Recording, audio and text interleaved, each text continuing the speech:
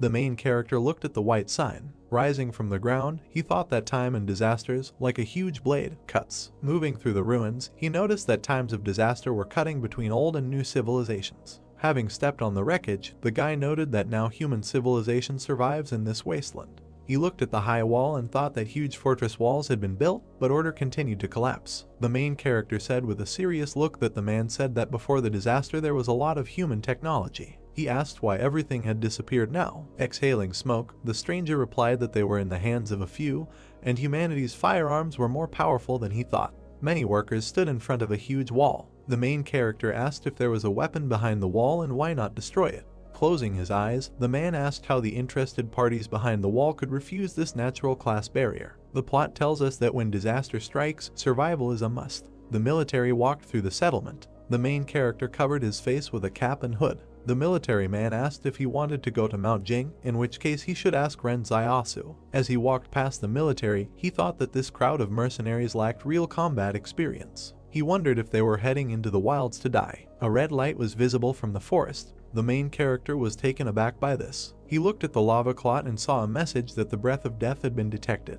The monster began to crawl out of the magma. A crowd of demons ran towards the main character. A huge spider appeared and an inscription said that the breath of death had been discovered. A blue aura emanated from the wolf. There were drops of blood on the ground. Frowning, the protagonist wondered what, for them outside the walls, is their first weapon in the face of danger. A crowd of monsters stood in front of him. A message appeared asking if he wished to unlock his bonds. The main character was furious. There was a powerful energy in the area. He cried out that he wanted to unlock the shackles. It was raining heavily. The rat's corpse lay under the trap. Sitting in the bushes, the main character thought that it was bad luck and acid rain began to fall before the arrival of the prey. He noted in his mind that if he didn't bring the loot today, Yuan and he would die of hunger. As he continued to lie down, he emphasized the fact that even a sparrow would do. He saw the wings of a bird in the sky. Watching her closely, the main character thought that this was great and that this was really a sparrow. He looked at the bird. Her eyes glowed red. He jumped up sharply. He dodged the huge bird. The main character reached for the frying pan. Grabbing it, he prepared for battle. The bird jumped up from the ground. She flew towards the main character. Frowning, he noted in his thoughts that he was fast. He hit the bird with a frying pan. The sparrow fell to the ground. The main character jumped on the bird. He grabbed her by the throat. He broke the bird's neck. Sighing, he said that after waiting all night, he finally got something. Throwing the loot onto his shoulder, he said that it was still early, so he would just go to Lao Wang's store to sell the bird and estimated that he could exchange it for a couple of days of rations. He was suddenly taken aback. Falling to the ground, he mentally asked why now. Closing his eyes, the main character thought that usually this happened at midnight, but this time earlier. A blue aura enveloped his body. He noted and thought that this had been happening regularly since the day he escaped from the wolves, and people in the city said that it was just a headache, but he knew that.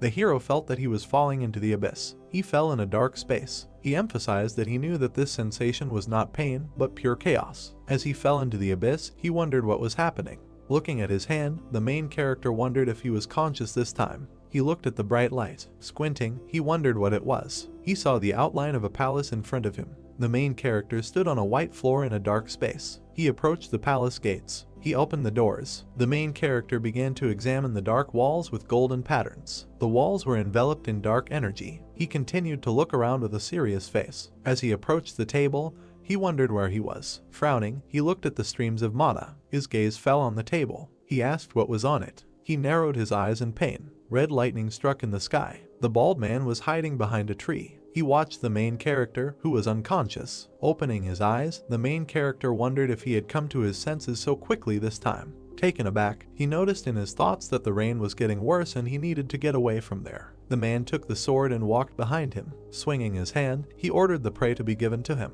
The main character looked back. He hit him in the face with a frying pan. Holding his face, the guy wondered how this happened and why he became a victim. He noticed that the main character is strong and his movements are very fast. Zio looked at the screen, on which he saw that his task was to transfer the loot to a stranger. He was dumbfounded by this. Turning around, he looked at the bald guy. The guy sat on the ground and cried. The main character stood over him. Holding the bird in his hands, Zio asked if the stranger needed the sparrow. The surprised guy started shouting that he wanted him. The main character gave him the sparrow. The man smiled at this. Zio looked at the screen and saw that the task was completed. A white sheet of paper was flying towards a table in a dark room. He was heading towards the printing machine on the table. A piece of paper flew into the car. The machine began to print on paper that the task was to transfer the loot to a stranger, and for completing the task, he was rewarded with a basic profile skill which allows him to study the abilities of other people. Closing his eyes, the protagonist thought about the skill acquisition profile and whether he could use this to learn other people's skills. The guy cried and said that Zio was a good person. The main character looked at him out of the corner of his eye. He snatched the sparrow and declared that he would never get it even if he wanted it. The guy looked after Zio as he ran away. The enraged stranger screamed that this world was definitely heading into the abyss. Sunlight was breaking through the clouds. Zio walked through the dense forest. The main character covered his head from the sun. Beads of sweat ran down his face. He approached the dark gate. Many birds flew over the fortress. Cloudy skies enveloped the settlement. The main character walked among a crowd of people. Many passers-by looked at him with dissatisfaction. They whispered that Zio was back with his prey. Zio looked at them with a dissatisfied face. He grabbed his sword. A man with an angry face walked towards him. The main character narrowed his eyes. A grin appeared on the man's face. The guy grabbed him by the shoulder. With a serious look, he asked the stranger not to contact the main character. They looked after Zio. The guys looked at him and said that he was completely sick. Steam was coming from the high wall. The main character was heading towards a high wall. He approached a small hut. Having placed the bird on the table, Zio asked how much they would give for it. The merchant extended his hand. With a dumbfounded look, he asked to be more careful. Taking the sparrow, he said that this glass was very expensive. The main character frowned at his words. He looked at the empty shelves. The merchant began to weigh the sparrow. Smiling, he said that everything was correct and he weighed 3 jin 6 liang. Zio watched intently as the merchant cleared accounts. He said with a serious face that market prices are good now and sparrows cost 200 per jin, so the total is 700. The main character said with an embittered look that this was too little. The salesman adjusted his glasses. Shifting the scores, he stated that the maximum was 800 and there really wasn't enough meat in the fence, but everything had a price and they had to live by the rules. Zio grabbed the abacus and declared that it was almost winter, and there were few sparrows these days and below 900 was out of the question. Crossing his arms, the merchant began to quickly shake his head. The main character grabbed the bird and began to leave. The seller asked where he was going. Zio replied that he would go to Old Lai and ask his price. The merchant stood in front of him with a smile on his face and offered to negotiate, asking how much he wanted to sell it for. The main character said that first he would find out the price and then they would return to this issue. Smiling, the seller asked if Zio wanted 900 and then agreed, adding that he did not want to delay payment for Yuan's tuition. He noted in his mind that today someone from the fence came to buy game and he couldn't let Old Lai take advantage of it. Zio, with a straight face, clarified what the merchant said at the end. He began to tremble and asked what the price of the main character was. Smiling, Zio replied that he wanted 1,200 for the sparrow. Veins appeared on the merchant's face. The main character asked whether he agreed or not, noting that if not, then he would go to Old Lee. The seller began counting out the bills. He continued to count them with a puzzled look. Having given the money, he said that this was all there was. Having taken the money, Zio said that there was nothing wrong with it and the merchant would return it tomorrow. The main character looked up. He pointed his finger at the jacket and asked him to take it out, noting that it would be just right for Yuan. The merchant reached for his jacket with his cane. Putting it on the counter, he asked if Zio would like to buy it for himself, noting that he knew the price. For him it would cost 490. He noticed that he doesn't carry jackets very often, so if he takes one jacket now, he might end up dead in the winter. The main character replied that he was not cold. Zio's gaze fell on the medicines and he asked why anti-inflammatory medicines. The seller replied that one capsule is 210. This medicine is taken for 3 days in a row and he will give 3 capsules for him for 620 and will also give a dose of iodine as a gift. Looking at the cut on his hands, the main character asked to forget about it, adding that in winter there is usually no inflammation. After giving the jacket, the merchant asked the next time Zio catches a sparrow not to kill it, noting that there are noble people behind the wall who want to keep it for fun. The main character replied that it is possible to live, but it will be more expensive. Zio headed towards the houses. He entered the hut. His brother was sitting at the table. He said with surprise that Zio had returned. Having sat down at the table, the main character asked how things were going with his homework. The brother replied that everything was fine. He just thinks that listening to a school teacher is not as useful as following the main character on a hunt. Looking at Zio, he asked when he could watch him hunt. Looking up, the main character replied that he could be killed at any moment while hunting. He asked if he would rather go to school and study physics and chemistry than hunt. He emphasized the fact that knowledge is the most important thing and in this market town, no matter what chaos happens, no one will bother the teaching staff. Having stood up, Zio thought that it was a pity that training was so expensive, otherwise he himself would have gladly gone to listen. Turning around, he said that he had saved some of the giblets before selling the sparrow so that they could be used to make soup. His brother saw the wound on his hand and reported it. After putting the offal into the cauldron, Zio replied that it was just a scratch. The boiler began to steam. He put the giblets on a plate. He handed the plate to his brother and asked him to eat these giblets. Pushing the plate away, he replied that he would not and that the main character should eat, noting that he needed to recover. Zio replied that he was not hungry. Yuen began to cry and said that he would not eat, adding that it was not some kind of scratch at all and he heard that 2 days ago someone died from an infection. Putting the plate on the table, the main character said that tears are useless and his brother understands that he cannot shed tears in this world, and this world has not believed in tears for a long time. He pointed his finger towards the street and asked Yuen to look at the people around them. He asked what would happen if someone came at night and stabbed them to death because Yuen didn't eat enough. Zio stated that he sent him to school because he had the ability for it, and if he studied well, he would not have to go into the wasteland early in the morning to earn a living like him. Yuen sat down at the table. He started eating the offal. The main character patted him on the head and said that usually when they go out, Yuen is damn smart and cunning, but as soon as they get home, he acts like a crybaby. Zio asked him to try on the new jacket when he finished eating. Looking at the main character, Yuen asked where his jacket was. Smiling, Zio said that he wanted to rest. The frying pan was empty. Lying on the bed, the main character thought about the palace that he saw today. He frowned. Zio suddenly opened his eyes. He began to look around. He saw the dark palace again. The main character noted in his thoughts that the palace had appeared again. He entered it. Zio began to examine the palace from the inside. He extended his hand towards the dark stream of mana. His hand began to sink into energy. He wondered if it was all in his head. The main character saw a typewriter on the table. He took a white sheet of paper. He read the sheet on which was written about the task he completed today. Zio looked at the car with interest. Looking at it, he noted in his thoughts that it was written about justice, decency, honesty, trust, friendship, and goodwill. Taken aback, he wondered if they were telling him that he needed to be a good person in a world where morality was a luxury. Looking at the table, he declared that nothing would come of it. A lonely girl walked through the settlement. She pulled back the curtain. The stranger entered the protagonist's hut. Yuen put the blade to her throat. Yuen pointed his blade at the frightened girl. Looking at her, he paused, then asked that she was Zioyu's sister. Zioyu smiled, tilted her head and replied that Yuen was still awake. He looked at her displeasedly and then stepped aside.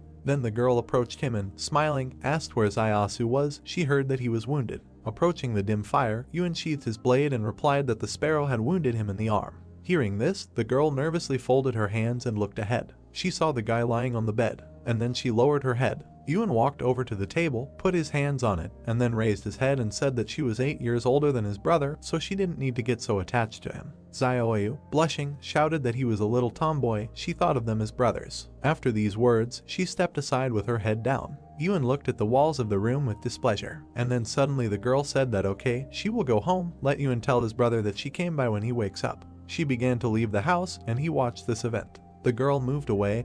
Gradually her silhouette began to blur, after which Yuen climbed over the bench, and then he left the house and sat on his knees. He took out his knife and looked around, and then suddenly he noticed something. Someone told him not to constantly bully his sister, it's not easy for her anyway. Turning around, Yuen saw the protagonist in front of him. When he saw him, he said that his sister was unclean. He saw her smoking the other day. Cigarettes are only given out in factories outside the walls, maybe she got them from some savage. He thinks that she became close to him because Zio could always hit his prey when hunting. Hearing this, the protagonist frowned with displeasure and looked at his brother, and then, lowering his head, he asked who was clean. Getting out of bed, he added that if someone wants to survive in this world, he will not be able to remain pure. All this is imposed by life, you just need to keep your distance from it and not bully. Yuen, looking at his older brother, replied that everything was clear to him now. The protagonist sat down next to him, and he continued to say why he couldn't sleep, couldn't he? With his hands on the floor, Zio replied that he had something to think about. Looking around, he added that perhaps he also has some abilities. Hearing this, his brother said what he wanted to tell him. Zio did not listen to Yuen and, interrupting him, replied that he was not quite sure yet, he needs to try it to be sure. After which he carefully examined the sky. He remembered how he was hiding with Yuen in the forest in green capes. He thought that in the city they say that some people have special abilities, but before he did not believe in it, and only after meeting Liu Yuen did he believe a little in this. That day, Yuen closed his eyes and crossed his arms and said that he hoped he could hit the prey. Seeing this, Zio thought that his ability was this. A second later, the bird began to fall from the sky and he thought it was luck. Looking at the dead crow, he continued to think that, however, making a wish would have the opposite effect, and there would always be some minor illnesses and disasters. Suddenly, Ewan extended his hand upward and pointed his finger at the sky, saying that there were falling stars. Many stars were falling from the sky. Zio frighteningly grabbed Ewan's hands and shouted that he should not make a wish because suddenly it would come true again. Zio was sitting with his hands behind his head when suddenly his brother asked what he thought, why shooting stars fly so fast, that if someone is late to make a wish, to which the protagonist replied that what should he think? They fly quickly because he doesn't want to hear any of their wishes. We are transported the next day to a small building. A man with glasses appears in front of us, with children sitting next to him. He says that they will talk about technology in the era of civilization. Opening the book, he adds that they know what the term technology means. Ewan, covering his mouth with his palm, yawns and replies that he doesn't know what the teacher is saying, so then he should be silent and listen carefully. Zio watches this process through the window, and the teacher continues to say that he will use this example to explain to them what technology is. After looking at the book, he turns to the board. Zio, standing on his toes, carefully looks out the window and listens to the teacher. How suddenly he closes the book. And, looking at the class, he says that they have had enough for today, they need to go home and eat. Afterwards, he narrows his eyes and looks to the side, his gaze is drawn to an empty small window. Suddenly the protagonist turned to the side, the teacher told him that from this day on he could. Zio entered the classroom and bowed, and the man in front of him added that he could stand and listen to the lesson at the door, but he was not allowed to enter the classroom, to which the protagonist responded well. He raised his head and, smiling widely, added that he was very grateful. A plate of soup appears in front of us, with steam coming out of it. The teacher brings it to his lips. Suddenly Zio appears in front of him, holding out a cigarette for him and shouting that he is grateful that he was allowed to stand at the door and listen to the lesson. The man, taking the cigarette in his hands, examined it carefully, and Zio, contentedly placing his hands on his belt, said that he allowed him to listen to the lesson at the door, so he had to show his gratitude, since he had not paid for the training. The teacher struck a match, and then he slowly brought it to the cigarette and set it on fire. Raising his head, he released a large cloud of steam. Looking at his student, he said that in their turbulent times, there were not many students who listened as intently as he did to why he enjoyed attending class so much. The protagonist, looking around, answered, placing his hand on his chin, that learning something new would never be a bad thing, and teachers also enjoy the greatest respect in this hectic world. Then he put his hand forward and pointed his finger at a small bed of vegetables and said that no one would dare steal, for example, the vegetables in their yard right here. He was right. Hearing this, the teacher began to cough, taking in bad smoke. Looking at this, Zio said that he had been worried about one question for a long time. The teacher looked to the side in surprise and told him to ask. Zio imagined a huge city under a purple dome in his head and said that the teacher said that before the disaster, many technologies were available to humanity. Squinting his eyes, he added that why did it all disappear? His interlocutor, releasing another cloud of smoke, replied that this was due to the lack of offspring. Looking ahead, he added that in the post-disaster period, humanity was lucky to survive. How could it worry about learning? Hearing this, Zio asked that it is always possible to retain some information, to which the teacher narrowed his eyes and answered yes. And then he looked at the high walls and added that only this information is in the hands of a few. Zio turned to the wall, looked at her dissatisfiedly, and then said that the information was behind her. After taking a few steps and clenching his fist, he asked that in that case, why don't they destroy the wall? Spreading his hands to the sides, he added that most animals are afraid to attack people while they live together. Even without this wall, wolves will not dare to take a step. Not to mention the fact that the destruction of the wall would allow a lot of technology to be released so that civilization could be restored. Hearing this, the teacher pressed himself tightly to the cigarette and inhaled the smoke. And then, exhaling, he said that as long as there is danger in the wasteland, the renegades will live near the wall of the shelter. He imagined in his head men working tirelessly, and added that there would be a lot of cheap labor at the wall, and the consortium behind the wall would not allow it to collapse. The bare-chested man looked at the wall and wiped the sweat from his face, at which time the teacher continued to talk about how the interested parties behind the wall could give up this single-class barrier. After a second, he put out the cigarette and thought that he should save half to smoke next time. Then, putting it in his pocket, he said that they should stop talking and go to class, after which he thought that this guy quickly turned away so that he could hide the cigarette. Then, walking forward, he added that he would go to change his clothes smelled of smoke, and it would be bad if the students smelled it. For his sake, he said that everything was fine, that he had just inhaled this smoke, and he didn't even tell him to step aside. Hearing this, the teacher looked in front of him with displeasure. Suddenly, the protagonist looked in front of him in surprise and saw a task that said that the pursuit of knowledge is never easy, but what he is taught is what he will teach in the future. We are taken to the classroom. The teacher slowly walks to the blackboard. Zio goes inside and stands at the entrance while the other students inspect him carefully. The teacher, closing his eyes and clearing his throat, said okay, today they will take survival lessons. He, looking ahead, continued to say that they should not think that danger is far away, now their parents are protecting them, but when they become adults, they will have to learn to protect themselves on their own. Hearing this, the students looked in front of them with excitement and began to listen carefully, and the teacher continued to say that next they would talk about what to do if they encountered a wolf pack in the wild. He pointed his finger forward and added to tell him what he should do when he encounters wolves in the wild.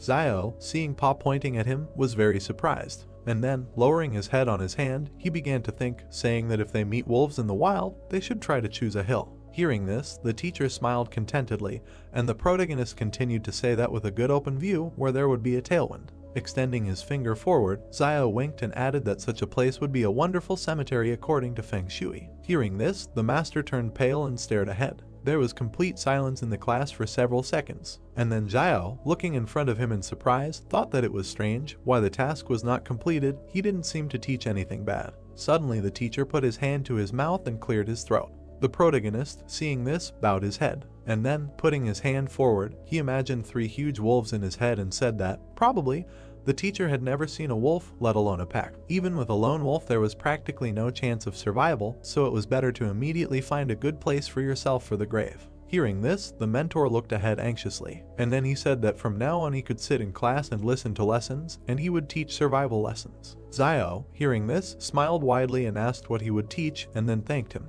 Suddenly, a system message appeared in front of his face with the message that the reward for completing the task of the first force appeared. Purple energy appeared around him and his clothes disappeared. Looking at his arms, he thought that he really felt an increase in muscle strength. Clenching his fist and furrowing his eyebrows, he continued to reflect that it seemed to him that the palace was not a figment of his imagination, it had a special power. Putting his hand to his chin, he squinted his eyes and imagined a muscular guy in his head, and then thought that if the strength value of an adult man is 3, before he had 2.5, but if he adds 1. Having looked menacingly in front of him, he continued to think that this is not more than that of an average adult. Smiling maliciously, he thought that in this way his chances of survival in the wild would become even higher. Suddenly, Yuan appeared behind him, and his voice scared the protagonist. Yuan, looking at his brother, said that what he meant was that the teacher allowed him to attend classes at school and invited him to be a teacher. Throwing his hands down, he added that maybe he wanted to make him a successor. Zio, smiling, raised his hand and said that he didn't think so, most likely he just didn't have enough cigarettes. Hearing this, Yuan turned pale and asked if he was serious, to which the protagonist went down to his younger brother and, with a wink, replied that it would be nice to be a teacher. When he gets old, he will transfer this position to him.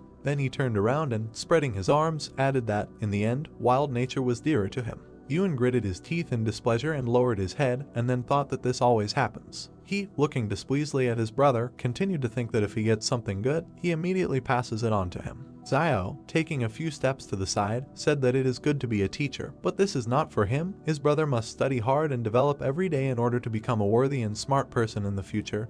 He understands this. Having not heard the answer, the protagonist and the task did not turn around, and then, extending his hand to his brother, he asked what he was doing, let him not lag behind, to which Yuan, running up, said that he was coming. Zio looked down and smiled. We are taken to the soldiers. They walk in an even column past the heroes. One of the fighters, with his hands behind his head, said that he just wanted to take a few days off, and now he was asked to go to Mount Sing. Zio, looking at the squad with displeasure, thought that these people were mercenaries. Passing by, another fighter looked at his comrade and said exactly what.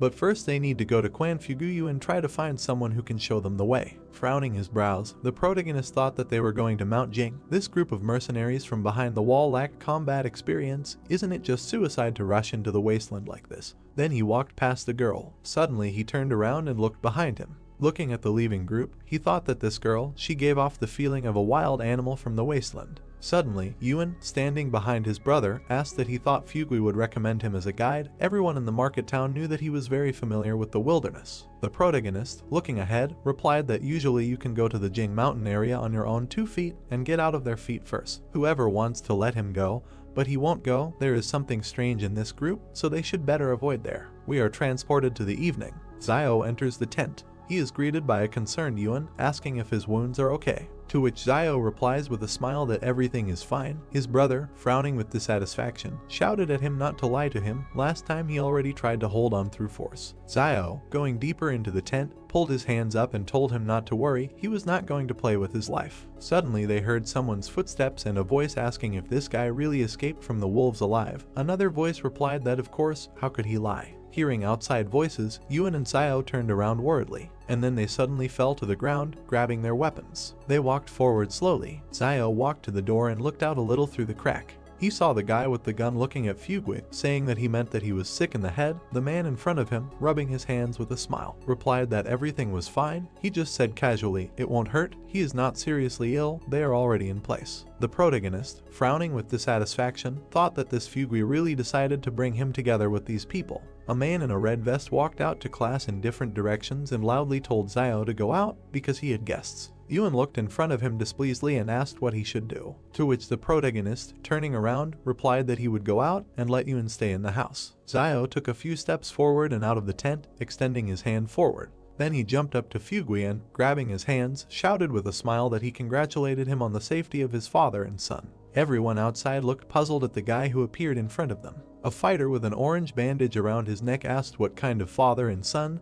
He meant capital and interest. A second later, he opened his mouth in displeasure and shouted that no, this schizo is definitely sick. What kind of nonsense is this? He grabbed Fugui by the collar and, pointing his finger at Zio, shouted that yes, he was definitely sick, and he told him that everything was fine. At least he knew what would happen to him because of his lies. Afterwards, the squad began to move away, and Fugui, stretching out his hands towards them, shouted that they would allow him to explain, because Zio may be sick, but this is not at all the case. Tears flowed from Fugui's eyes. He turned to the protagonist and asked him why he wanted him dead. And then he ran to the detachment, saying that they would allow him to explain. The detachment commander shouted that he was giving him time until dawn to find a suitable person for this job. Suddenly the girl with the sniper rifle stopped, and then, turning back, she looked at Zio for several seconds. After a while she turned around and continued on her way. The protagonist noticed this and frowned, and then a bundle of paper and a system message appeared in front of him, saying that the necessary skills would be learned in a random order. He, looking in front of him in surprise, thought what random study meant. A bundle of paper appeared in front of him, which began to open, and a system message that the target's firearm skill had been accidentally copied, whether it needed to be learned. Seeing this, Zio opened his eyes wide and thought that he should learn this. A huge number of system windows appeared in front of the protagonist. In one of them a download appeared in text stating that knowledge of firearms maintenance and care of firearms, regular maintenance to prevent mold, corrosion and rust, and to ensure for functionality, you need to check the magazine, chamber, external deformation, operability, accessories, and cartridges. Looking at the system messages, Zio thought that these were all firearms skills, which meant that he could really copy someone's abilities. After he closed his eyes, a system message appeared in front of him that he had achieved success in training. He had mastered advanced skill in using firearms. Opening his eyes, he looked in front of him in surprise, saying that unless what he received was a basic level scroll, why did he learn advanced firearms mastery? After that, he went to a large system message and, poking his finger at it, received information that there are two types of skill copy scrolls. A basic level scroll allows him to learn any skill up to an advanced level. A master scroll allows him to learn other people's master skills as soon as he will reach an advanced level in one of his own skills, and also has a chance to learn the target's supernatural abilities. After seeing this, he thought that he can even learn other people's supernatural abilities. This is generally normal. An image of a girl appeared in front of him in the system message, and he asked that he could find out the firearms proficiency level of that girl. He looked in front of him in surprise and thought that she was fluent in firearms, but why was she serving in a private army? Something is really wrong with this group. He then narrowed his eyes and scratched the back of his head in puzzlement. Suddenly he turned around, hearing his brother's screams. Yuan grabbed him by the cape and asked why he was looking at the back of this girl all this time. Suddenly someone came out of the tent and asked whose back it was. Turning around, they saw Zio coming towards them. Looking at her, Zio opened his mouth in shock and asked what she was doing here. The girl straightened her hair with a smile and said that she had swapped with a family of 3 who lived here before, and in the future she would move here and live next door to them. Hearing this, Yuan clung to his brother and asked in a whisper that he was still a virgin. Because Zio spent a lot of money on this, she used to live in a stone brick house. Hearing this, Zio annoyedly grabbed his younger brother by the hair and shouted that he was already old enough. So it's time for him to talk about this aspect of your education.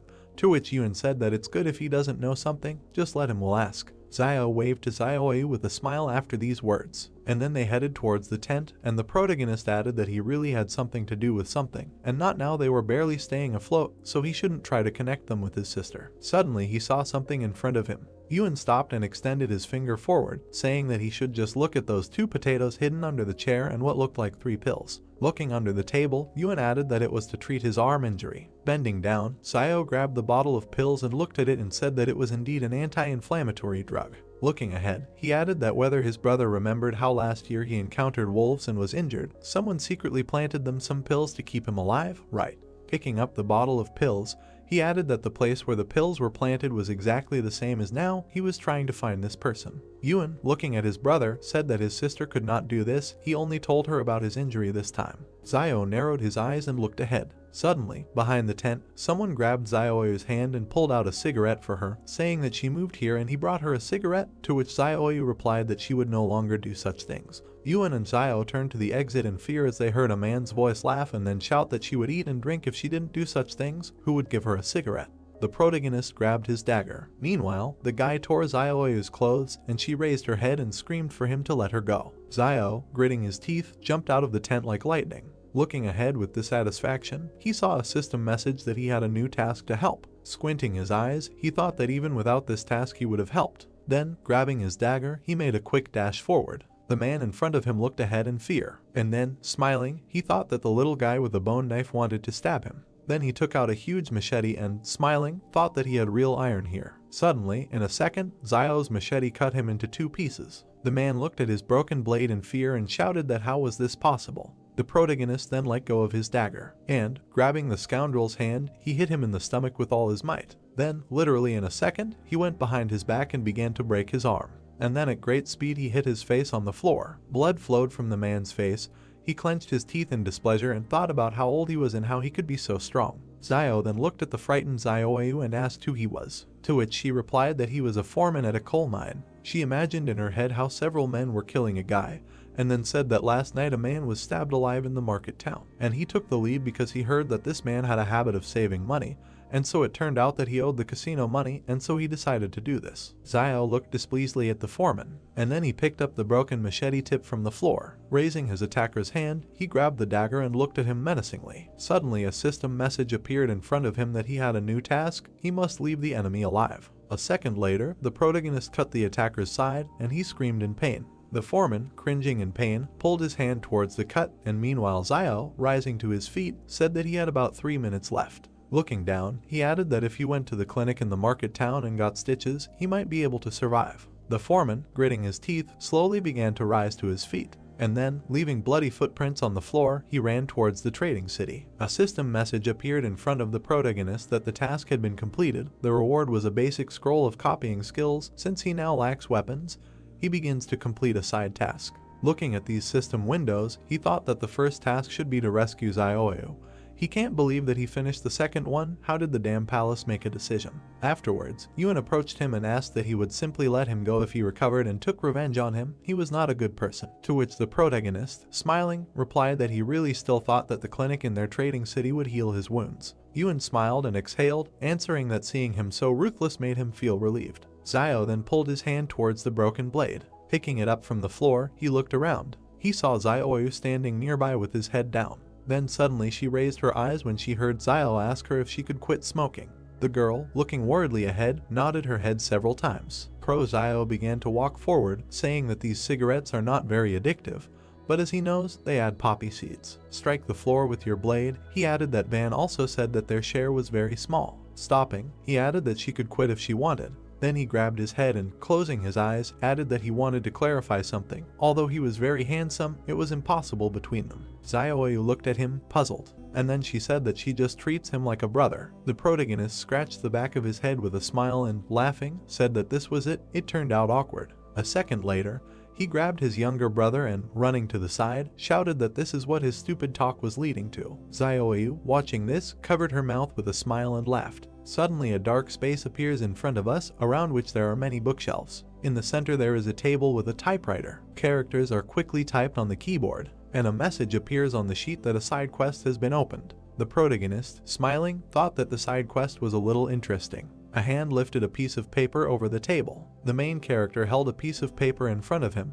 When he began to read the contents, he thought that the task was related to weapons and decided that it would be nice to get a new one. On the parchment it was written that since he lacked weapons, a side quest was opened, which was that he must receive 100 sincere thanks in order to unlock the weapon, and that also thanks could be used to exchange for items. Zio pursed his lips and looked down when he became indignant at the need to collect thanks, and sincere ones at that. The guy's attention was caught by another sheet of paper in the typewriter. It was written on the parchment that one thank you had been received from Zioyu, and that the unlocking of the weapon was 1/100th. Then the main character thought that the palace was quite accurate in its judgment, so he was glad that he saved not an insensitive person. The demon inside the guy rubbed his hands as he thought that it was a pity that instead of gratitude one couldn't collect negative emotions. Otherwise he would have tried so that in just a few minutes the whole city would be filled with negativity in his direction. Yuan was sitting at a table with a candle burning on it. Zio sat on the bed and asked the boy to thank him. Yuan opened his mouth slightly, sweat appeared on his face.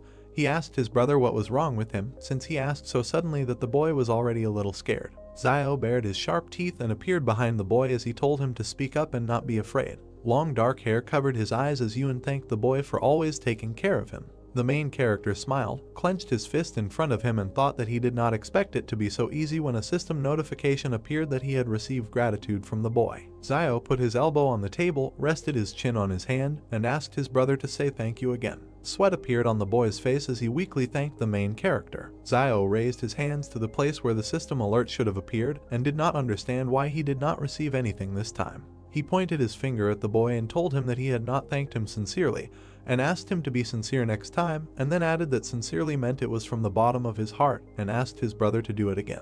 Yuan, sitting at the table, exclaimed words of gratitude, and Zio, standing next to him, told him that he was putting little feeling into it and ordered him to repeat it. The boy folded his palms in front of him and drawled out the word thank you. The main character crossed his arms over his chest, shook his head and replied that this was still wrong, and that first of all he should experience emotions. Suddenly Zio stretched his hand forward, smiled broadly and said that it worked this time and that he needed to do it again. Tears flowed down the boy's cheeks. He did not answer. A cartoon appeared with Zio and his brother with the caption that 2,000 years had passed. Yuan put his head on the table and asked the main character sitting on the floor if this was his ability, and then said that his abilities had a bad effect on his voice, and Zio at that moment was thinking that after half a night of work, he only got one sincere thanks. The guy grabbed his head with both hands and said that he needed to come up with something else. 2 coins fell onto the wooden table. The main character put his hands on the table and looked up. He took the coin in his hand and looked at it. It turned out that there was a heart on it. On the back was an inscription that she was grateful to him for being with her all her life and for giving her the courage to be who she was, and that she was grateful for what he shared with her as her destiny, and for the flowers that bloom and fall, and the promise that she will cherish them all. Zio raised his hand with the coin to his face as the melody enveloped him. The guy looked back, where there was some movement. He turned around and saw a large metal device behind him. The main character came up and began to examine it while he was thinking about what it was for. Zio saw 2 narrow holes. He looked down and thought about trying to throw a coin there. The guy raised his hand to the slot and placed a coin there. At the bottom of the device there was a shelf into which a black jar fell. The main character took it in his hand, looked at it and thought that it was medicine. That's what it said on the jar, and Zio continued to look at it and wonder if it was possible to tell what the medicine was for. Suddenly the guy opened his mouth and eyes wide. He found himself at home in front of the table at which Yuan was sitting. The boy opened his mouth wide and turned to his brother, asking what kind of magic he had done and why a small jar suddenly appeared in his hand. The main character was trying to open the medicine bottle while he was thinking that since there was only one word written on this medicine bottle, could it be a panacea? He used his fingers to remove the black contents from the jar and decided that it was worth a try anyway. Zio sat down, closed his eyes and brought his fingers with the ointment to the wound. He applied medicine to the cut.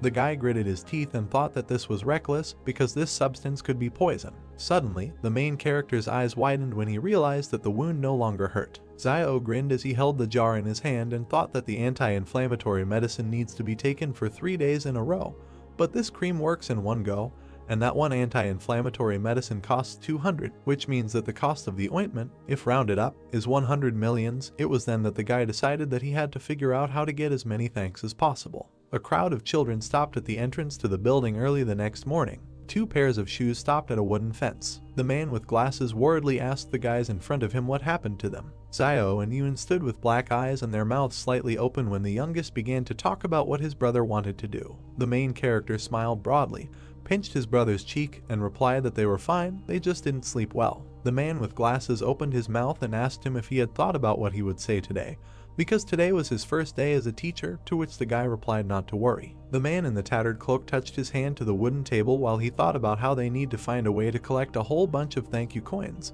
but he doesn't know how to do it. Zio spread his arms out to his sides as the crowd of children sitting in front of him greeted their new teacher. The main character came up with an incredible idea. His hand, wrapped in black tape, reached forward when the guy asked them about how they think it is difficult for teachers to give lessons. The guy closed his eyes and said that everyone can sit in the classroom, but the teacher stands all day. The children began to chatter when they were asked if they should thank the teacher and responded positively. The gray-haired man adjusted his glasses and nodded. In his heart, Zio smiled broadly when in reality he seriously said that from now on, instead of greeting, the children would thank the teacher, but he thought that he had cleverly come up with the idea that the students would thank him. The main character extended his hand in front of him when the children bowed their heads and told the students to try to do it all together because now is the beginning of the lesson. The guy looked up and thought about why nothing was happening and how none of these little brats sincerely thanked the teacher. He touched the back of his head with his hand, closed his eyes and agreed that 9 times out of 10 life doesn't go according to plan, so he decided to come up with something else. The stone wall near the treetops was shrouded in fog.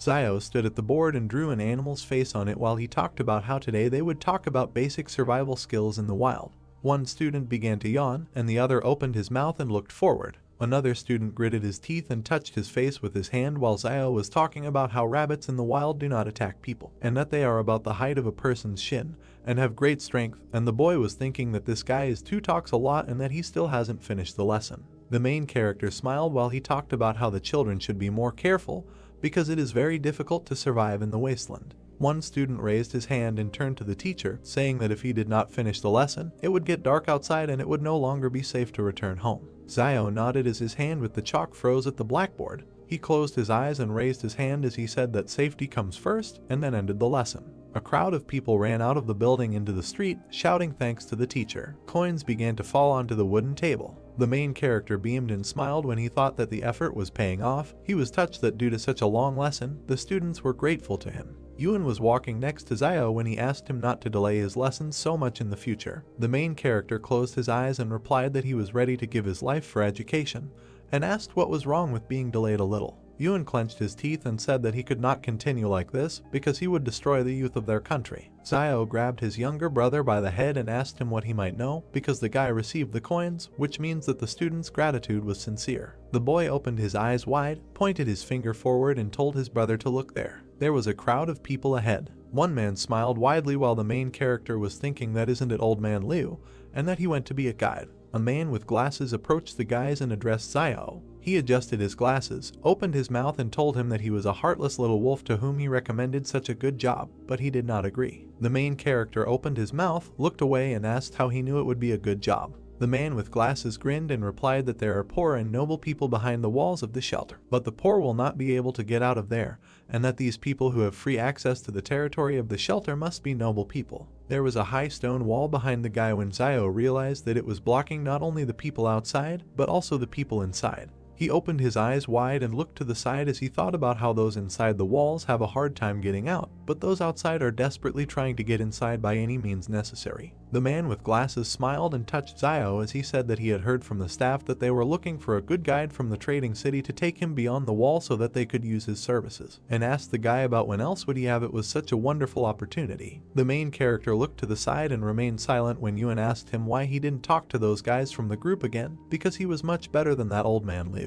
Zio turned his back to the bespectacled man and the boy and told him to get it over with and that it was time for them to go home. Near the door there was a wooden sign with hieroglyphs. Yuan pointed his finger to the side and tugged at his brother's cloak as he turned to him and asked if Sister Zioi was there. A girl with long hair spoke to a man through the window and said that her earrings were worth a lot of money, so could he give her more, and she was told that she didn't really need to sell things, because she could just become. At this point, he was interrupted by Zio, who put money in Zioi's hand and said that she didn't need to sell anything, because it was money for 3 anti-inflammatory pills. The girl's hand clenched the money as the guy replied that he was going to buy the medicine anyway, so she could take it, and that he didn't reject her kindness, but they shouldn't be so polite to each other in the future. The main character hit himself on the chest with his fist and said that if it weren't for the medicine that she gave them, he probably would have died, and that she didn't need to worry, because now, as long as he had meat, he would make sure that she had soup. Yuen touched his brother and told him in his ear that he had pronounced it wrong, because they usually eat meat together. But he said that while he eats meat, she will eat soup, and then the boy added that they don't have meat at home now. Standing behind him, Yuen nodded as Zio looked determinedly and asked to be allowed to say differently. The protagonist pointed his finger at Zio and exclaimed that in the future, if he has a full bowl of soup, then she will always have a bowl to wash it. The girl smiled, closed her eyes and replied that from now on she would wash the dishes and laundry for him. The man knelt down and began to beg the doctor to help his family. A man in a white coat stood next to the wounded guy while the man at his feet talked about how their family could not survive without him. The man looked down and asked what was the point of visiting a doctor if they couldn't afford it. Zio and Yuen stood and watched as the door slammed shut in front of the kneeling girl. The main character opened his mouth, turned to his brother and said that he should remember this, because in front of him is their reality. Drops of rain began to hit the roofs when a voice said that acid rain was coming and that they should go home quickly. The girl and two guys ran in different directions, trying to hide from the rain. Yuen turned his head to Zio and said that it is very easy for doctors to receive gratitude, because they all thanked the old doctor when he was still here. The main character lowered his hand when his brother said that it was a pity that he didn't know anything about medicine. The guy asked what kind of nonsense he was talking about. Zio's eyes widened when he thought that even if he didn't know how to heal, he could learn. A piece of paper appeared above the typewriter when the main character added that if he became a doctor, he would be able to earn money and receive gratitude, and thus solve two problems at once. The door that led into the building was illuminated by the sun. Zio sat against the wall of the house with a sign and thought that he didn't know what time the clinic usually opened, but it wouldn't hurt to come early. The clock struck 2 o'clock in the afternoon when the guy wondered if it was time for him to show up. The door opened slightly. The man in the robe came out, stretching and yawning. Suddenly, he opened his eyes wide and screamed. He stood on one leg next to the guy sitting on the ground and asked him what he was doing here, squatting, and Zio told him to mind his own business and not pay attention to him. The man in the robe touched the door and said that if he wanted to see a doctor, he had to bring money, and that without it he could sit here all day. A piece of paper appeared in front of the main character, and he laughed when a system notification appeared that the target's skill would be learned at random. The guy's hand squeezed the sheet. An alert popped up asking if he wanted to learn the target's skill called Deception, which was randomly selected. The paper disappeared from Zio's hand. He opened his eyes and mouth wide and thought that he was here to learn medicine, and that there was no point in learning Deception, and also that this random skill was too random. The main character turned his head and gritted his teeth as he thought about how this guy was so disgusting that he had a skill in Deception. The man in the robe was holding something in his hands when he turned his head and looked towards the guy. Sweat appeared on his face. He opened his eyes wide when he remembered that he knew Zio, and thought that it was not for nothing that he seemed familiar to him, and that he was a well-known cruel guy in the city. The man was scared when he did not understand what he wants from him, because he didn't contact him. The main character pointed his finger at the system window in front of him and wondered what level of medicine this doctor had. In response, a message came with the words that from the information about the target it is known that he does not have any medical skills. Zio clenched his fist and gritted his teeth as he protested that how could he be a doctor without medical skills. The guy threw a frying pan at the head of a man in a white coat and shouted at him that he had been making money from fraud all these years. The man began to cry and told the guy not to talk nonsense and that he was not deceiving anyone. Zio turned around and walked away from the man in the white coat, holding the frying pan and touching his face with his hand, thinking that he would have to think again about how he could become a doctor without studying medicine. He looked at his hand and realized that the wound was almost healed. The guy remembered the metal device and smiled when he realized that he could heal cuts. The main character entered the house and asked Sister Zio what she was doing here. The girl was sitting on the bed and holding a black thing in her hands when she said that she saw that the clothes he was wearing were torn, and therefore came to sew them up for him. Yuen was carrying a plate in his hands as he passed by Zio when he asked what he had in his hands, and he replied that it was Sister Zio who had prepared the porridge for them. The main character pinched his younger brother's neck and asked him if he had said thank you to the girl, to which Yuen replied that he had not said so yet. The boy bowed and thanked Zio, and the girl jumped up and told Zio not to hit his brother, to which the boy replied that he could be spoiled with him, but he couldn't be like that with others. The girl sat down by the fire and put food on a plate while she told the main character standing next to him that it was time to eat because they were still growing. The guy opened his eyes wide and beamed when he thought that they had never been told that they were still growing. The girl handed Zio the soup and told him to take the food and sit at the table. The guys bring the plates to their mouths with both hands. The main character looked at the sewn item and said that his sister knew how to sew very well, and then asked why she didn't come and help them when they opened a clinic for treating cuts. Things were lying on the table when a voice asked why he suddenly wanted to open such a clinic. The moon was shining above the house and the stars were shining when he replied that she would know about it when the time came. Zio lay next to his brother with his hands behind his head. He closed his eyes. The guy opened the door saying that it was time to look at what he had received over the past few days. There were 3 coins in his hand when he said that he had exchanged his gratitude coins for a bottle of black medicine yesterday, and that he now had 3 left. The main character sat down on the table, smiled, and said that 1 gratitude is equal to 1 jar of black medicine, and 1 jar is enough for 3 people, and then added that in this case 1 and 3 is the right decision. He held the bottle in his hand while he thought that the more black bottles he bought, the more gratitude coins he would receive, and that he might be able to unlock his weapon faster. He turned his face to the wall when he decided it was time to sleep. The boy stood next to the girl, waving to his brother and asking him to be careful. Zio smiled and thought that those who take risks will definitely get what they deserve. While the pick was breaking the ground, he thought that tall trees are always the first to be blown by a strong wind. The man who was dripping with sweat turned his head to the side when the main character was thinking about what needs to be done so that people don't think that he wants to deceive them. The man opened his mouth and asked Zio what he was doing here, and then assumed that he was cutting the grass here. The guy crouched down and tried to pull out the plant while he thought that since he already had the medicine, he should cut a few blades of grass. He turned his head and grinned as he explained that it was to give the appearance of being a herbalist and not to come under suspicion. Zio approached the man with the herb and said that it was not a weed, but a medicinal herb, and when he asked again, the guy replied that if you add the herbs in different proportions and boil them, they can be used to heal wounds, and then he asked the man what he thinks about how the main character recovered from his previous injuries. The man opened his eyes wide and assumed that the guy endured everything by willpower. Several people stood at the entrance to the house. Zio sat by the fire and looked at the crowd outside. He opened his mouth and smiled. Men on the street stood and discussed among themselves. Birds were flying over the roof of the house. The main character gritted his teeth and looked away irritably when he thought about why no one was asking anything. The guy went out into the street and pointed his finger at someone from the crowd. The man pointed to himself and asked again, to which he was told to come over. He turned to look at the crowd as Zio stood in front of him. The main character hugged the man and told him to ask him what he was doing. The man opened his mouth and asked him a question. Zio smiled sweetly. He pointed to the dishes on the fire and replied that he was making an herbal medicine that not only had anti-inflammatory and analgesic properties, but also quickly healed wounds, and that he had previously hidden this from everyone. There was grass in the water when the guy exclaimed that today he finally realized his mistake and decided to share it with them. The men began to discuss among themselves that everyone knew that he simply endured everything out of character, and that no one would believe that he could treat anyone. When Zio exclaimed that he was going to open a clinic for treating cuts and called them to his place if someone will get hurt. When people turned away and began to leave, the main character thought that this was not normal, that no one cared about him.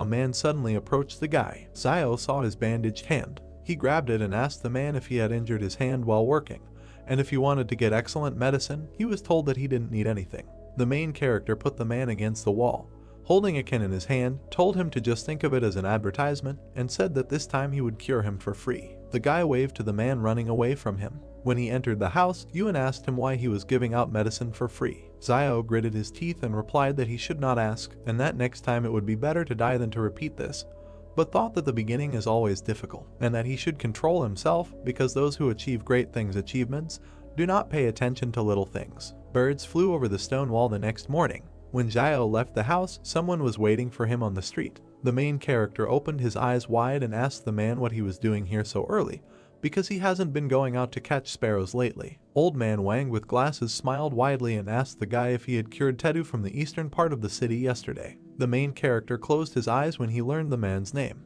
The guy crossed his arms and replied that he worked without intermediaries when Wang asked him if he still had the medicine and suggested that Zio give it to him and he would sell it. The man with glasses beamed, smiled widely and replied that he could sell him some then, and the guy said that he didn't seem to be injured. Wang raised his hand in front of him and said that yesterday Tedu felt that something was wrong and wanted to know what kind of ointment the main character gave him, and decided to taste it. At that moment sweat appeared on Zio's face and he asked if this black medicine could be taken orally. The man's glasses flashed when he said that Tedu took this black ointment and tumbled with his wife all night, and then asked the main character how much of this medicine he had and where he got it. Zio closed his eyes and replied that he inherited it. The guy looked at the man with glasses, grinned and asked why he, a bachelor, needed this ointment. Van smiled and replied that the guy should not worry about it, and the main character put his hand in front of him and said that the price of introduction was 600. They put money in his hand and thanked him when a system notification appeared that he had received gratitude from a man with glasses. Zio looked after the smiling man indifferently. There was fog at the gate to the building. Van held a black jar in his hands and smiled. He handed the medicine to the man in the black suit, saying that he had brought this thing. An overhead view of the wooden shacks, Zio standing in front of the sign on his house. On the sign in front of the hero there is an inscription that this is a clinic for the treatment of cuts. The hero looks at it with pleasure and is glad that it is finally opening. 3 pairs of male legs, blood dripping on the ground, someone complaining that he can't do it anymore and that he's in damn pain and can't run anymore. 3 wounded villagers, one is bleeding from his arm, another is holding his shoulder, and the third is holding his leg. The man in the center, in a purple shirt, says that they need to hurry. The hero notices men passing by who are heading towards the charlatan's clinic. A man in a white jacket happily notes that they are already near the clinic. Zio's eyes begin to shine when he realizes that these are his first clients. A task window appears that says that the hero needs to save 3 patients. Zio thinks that he did not expect the first patient so soon. Zio puts his hand on his head, sighing and asking for an apology. He runs up with a sharp jerk towards the men, who have not even had time to notice him yet, grabs them from behind, jumping on them. The hero throws the wounded near his hut, tying them up. A man in a purple shirt, lying on the ground, asks the hero what he wants. MC stands with a serious face against the sky and says that the doctor at the clinic they were going to see is a charlatan, and he is trying to save their lives. Zioyu leaves the house, looking at what is happening. The hero shouts to her that they have patients to treat. The lady approaches the lying men, asking what happened and whether they got involved in a group fight. A man in purple, holding his stomach, explains with pain in his voice that the boiler at the factory exploded and that they were lucky to escape with minor injuries and were able to run to them on their own, but someone died on the spot. An exploded boiler, mountains of corpses lying on the ground, smoke coming from everywhere. The hero thinks that in their times, if someone gets hurt, then no one will run to save someone for free. The gloomy face of the hero is close up. He continues his thought, thinking that most likely people will wait for your death and take away what belonged to you. The hero with a satisfied face holds the purple man and looks at his sister, telling her that she first needs to disinfect the needles and sew up the wounds of the men. The sister asks what it means to sew, to which the hero calmly replies that it is like sewing up clothes and it is not difficult. With worry on her face, Zioyu straightens her hair and says that she is ready to do it. The needle warms up in a woman's hand over a candle. The sister inserts a hot needle into the man's arm. The man screams in a frenzy of pain. His whole face is distorted. He turns to Zioyu and shouts that he can understand that she heated the needle to sterilize it, but couldn't she have waited for the needle to cool down before stitching? MC replies with a happy face that everyone makes mistakes sometime. Their nurse is not entirely familiar with the process on her first day and will get better with time. MC sticks his fingers into the medicine, about to take some from the jar, and says it's time for the medicine. The hero with a predatory face turns to the men, saying that his medicine is very valuable, but he will not charge them much and that it will cost them the same as in the clinic, namely 600. Zio hugs the man, holding his medicated fingers over his shoulder.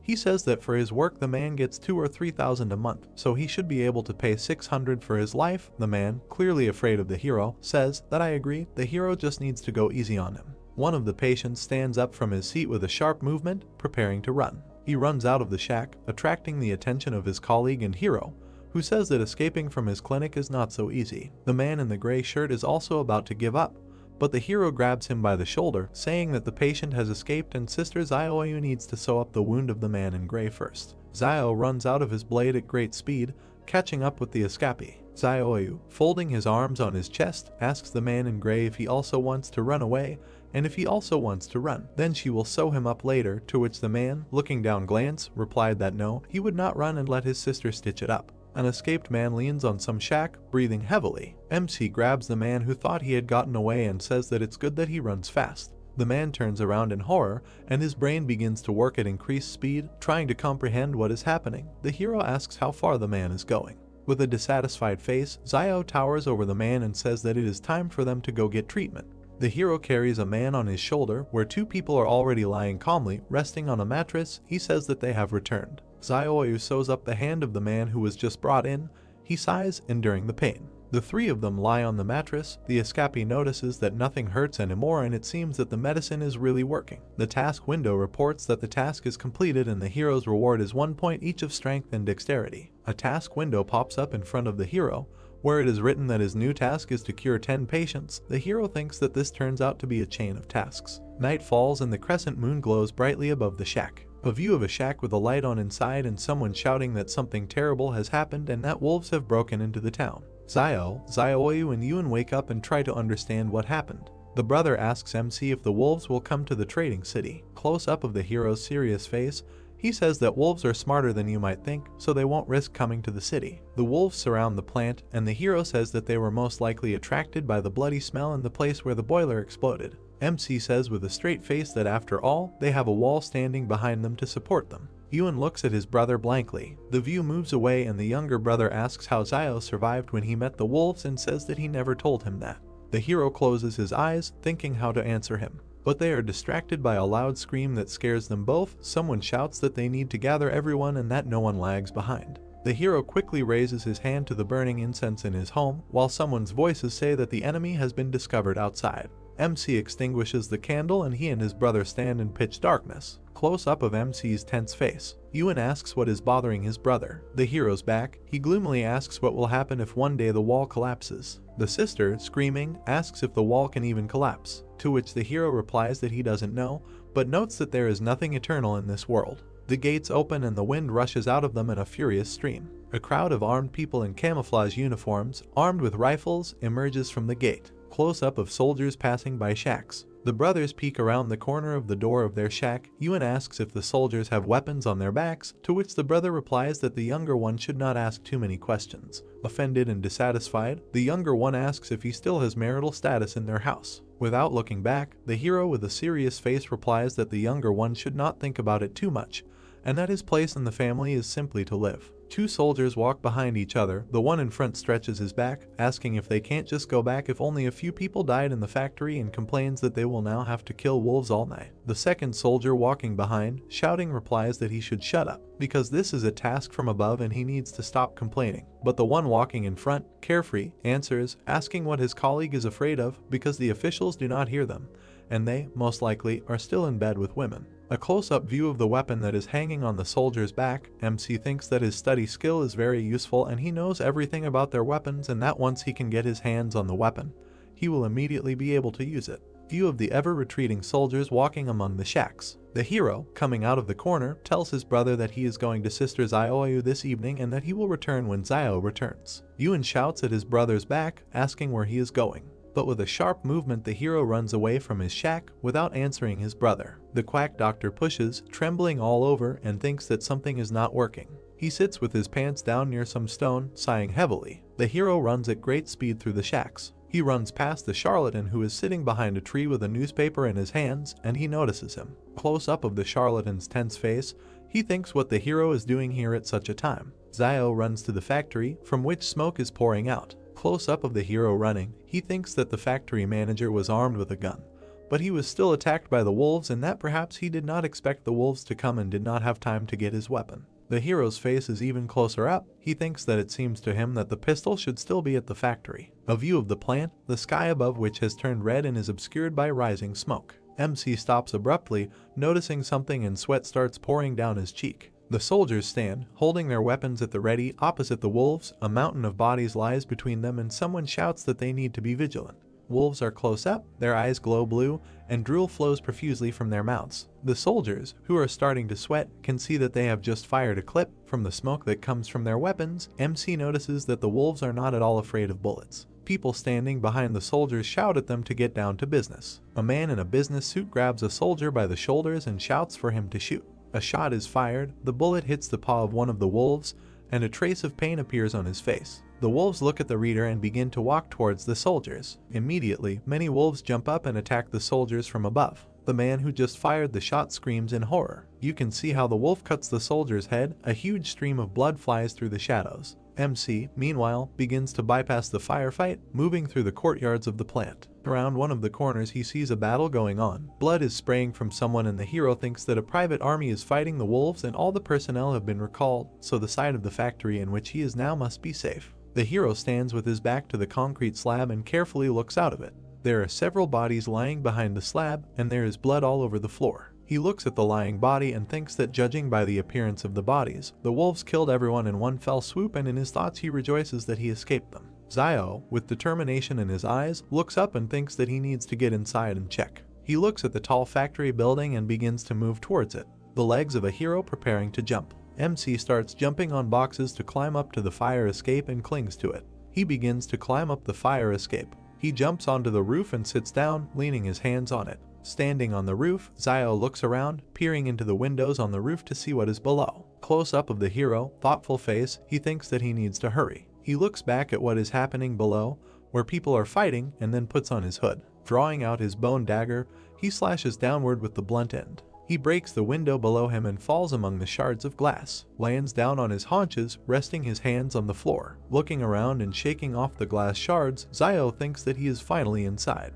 He calmly removes the hood from his head, standing among the dead bodies. The hero's back, he looks at the bodies lying on the floor here and there, and thinks that it looks like there was a battle here. But for some reason all the bodies are directed in one direction, and notices that in a critical situation, people run either to safe places or to places where weapons are stored. View of the stairs leading down, it is covered in blood. Zio goes down the stairs, walking around the corpses, and notices some red light from below. A close-up of his face, he thinks that this is most likely a shelter in case of emergencies. A stone door with 3 red lamps on top. Under the door of the shelter lie torn bodies, some of which are leaning against the door. Zio touches the door and, not understanding himself, asks if the door is locked. He knocks on the door with his hand. He leans against the door, trying to hear something. Someone presses a button with their hand and the door begins to open slightly, which MC notices, thinking that someone is opening the door. Rushing under the door, Zio notices a man in a business suit holding a gun in his hand. He asks if a man has come here to save him.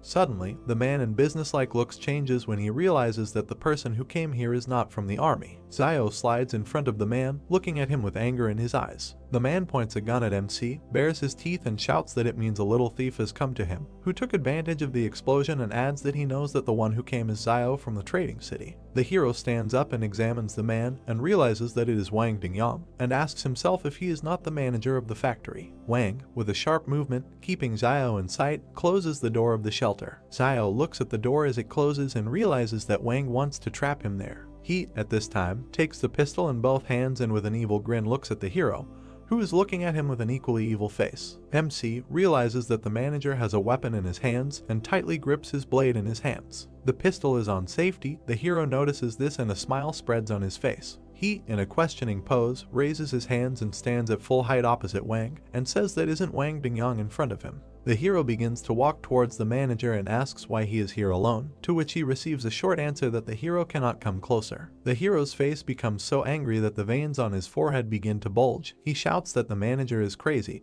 and that he was the first to run into the shelter, after which he closed the door, not letting the rest of the people in. Wang, holding the gun tightly, shouts that a poor man like Zio shouldn't be asked so many questions, and continues, shouting that Zio needs to take him back to the city so he can save his life. The hero, with an evil smile, asks if the manager wants to save his life, and continues, saying that he will be afraid that he will tell the truth about how he abandoned everyone in order to survive himself. The manager begins to have a drop of sweat running down his cheek, and he doesn't stop grinning, asking how the hero knows this. Zio, with a playful face, raises his finger up and declares that no one knows his son better than his father, to which Wang is lost, not understanding what the hero is leading to. Wang, no longer grinning, but just angry, shouting, doesn't the hero think that he doesn't dare to kill him? View from above, of Wang and Zio standing opposite each other. The manager shouts that he will shoot the hero and will continue to wait for the army to arrive, and that he is a man from behind the wall, and that means that the army must come to the rescue. The hero jumps and makes a dash towards the manager, and with a dissatisfied face asks if the manager doesn't know that his weapon is on safety. The manager frantically realizes the MC's words and looks back at his gun. The hero cuts the manager's hand with a sharp blow, and the other snatches the pistol from his hand. He sharply pushes the manager towards the wall with his blow, presents the blade of his blade to the area of the manager's heart. Blood begins to flow from the latter's mouth, and he stands, frantically looking at the blade, which is stained with his blood flowing down the blade. Van, with a look full of pleading, with blood flowing from his mouth, says that he asks the hero to let him go and that he can tell him where his property is hidden. The hero, with a serious face, says that Van must speak first and then he will let him go. Van, with one eye on the blade that is moving away from him, thinks that MC is still young and that he can deceive him by simply stalling for time until the private army comes to his aid. The hero holds the blade in front of Vaughn, asking if he wants to stall for time, and continues by saying that his lungs have long been pierced by the bone knife, and even if he returns, how long does he think he will last, and states that there is no reason for the hero did not make his fate easier. With a sharp blow, MC pierces the manager's chest, causing him to scream. He sharply removes the knife from the manager's chest, shaking it off from the blood. He sits down opposite the manager's body, searching it. 2 clips in Zio's hand. He thinks that the fact that the manager had 2 extra clips was just right for him. The hero passes by the bodies, heading towards the exit, and thinks that he must get out of there as soon as possible, and that perhaps the army to rescue Wang Dingyang is already on the way. Exhaling from fatigue, Xiao enters his shack. Yuan stands opposite his brother with his arms extended towards him and joyfully says that he has finally returned and asks if he is injured, to which Xiao replies that everything is fine and asks if anything happened in the city while he was gone and whether the military returned. Yuan grabs and examines his brother's hand, saying that some of them returned with some wounded, to which the brother is indignant, saying that he shouldn't be touched and that everything is really fine with him. Xiao sits down at the table and pours himself some water from the kettle. The younger one tells him that they also brought the corpses of their teammates and wild wolves and that the remaining people are said to have continued on their way to the factory. Xiao takes a sip from his glass, thinking that it seems that guns still have a deterrent effect on wolves and that against a private army with guns, the wolves' chances of winning are still too low. Soldiers enter the settlement in cars. They get out of the car, shouting that everyone needs to get out. People come out and look at the soldiers, wondering what is happening. The soldier shouts, holding a weapon in his hands, that everyone who says who left the city today will be given a big reward. Xiao and his brother look out of the shack, leaning on its door with their hand. Close up of Xiao's face, he thinks why the military came to them and that he disguised the wound before leaving as if the manager was injured by a wolf, and that an ordinary person would not be able to distinguish the wounds, and thinks that maybe the military found out that Wang's gun was missing, which means they suspected something. The hero's memories of how he leaves the factory, holding a pistol in his hand. The soldiers rudely question the people, and Xiao realizes that they are looking for a gun. Someone from the crowd raises his hand and shouts that he knows who came out in the middle of the night. The quack doctor shouts that it was Xiao and that he saw it with his own eyes. He turns and points his finger in the hero's direction, shouting that it is him. The hero's eyes are close up, sweat begins to flow down his cheeks. The soldier points in the hero's direction, instructing his subordinates to search Xiao. Old man Wang rushes out of his seat, waving his arms and shouting that Xiao is the same guy that Boss Luo asked to keep an eye on over the wall, and that they can't treat him like that. The head military man asks what Old Man Wang means, to which he replies that they can ask Boss Luo themselves why he is being looked after, but he has no right to speak. The military man remembers a man with a red shirt and rings on his fingers, realizing who Boss Luo is. He raises his head to look at Old Man Wang and shouts that even if Xiao is one of Boss Luo's men, then this is a serious matter and that the culprit must be found, after which he will personally go in the evening to make amends to Boss Luo and explain everything. The soldiers grab MC, they run their hands around, looking for something under his clothes, which displeases Xiao. The military tries to enter the brothers' shack and Yuan, clutching a knife, shouts that they cannot enter. But the older brother looks around, shouting to him that he needs to let the military through. The younger one has a confused face and is trembling. The charlatan smiles, looking at what is happening and grins. The soldiers enter the shack and begin to search for something in it.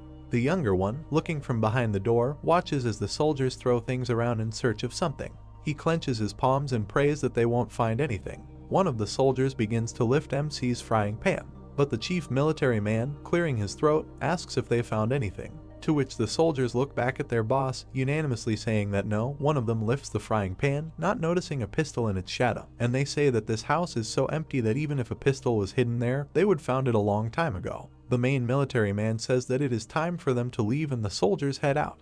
The view from under the frying pan, under which the pistol lies, of the departing soldiers. Yuan sighs, the tension and anxiety disappearing.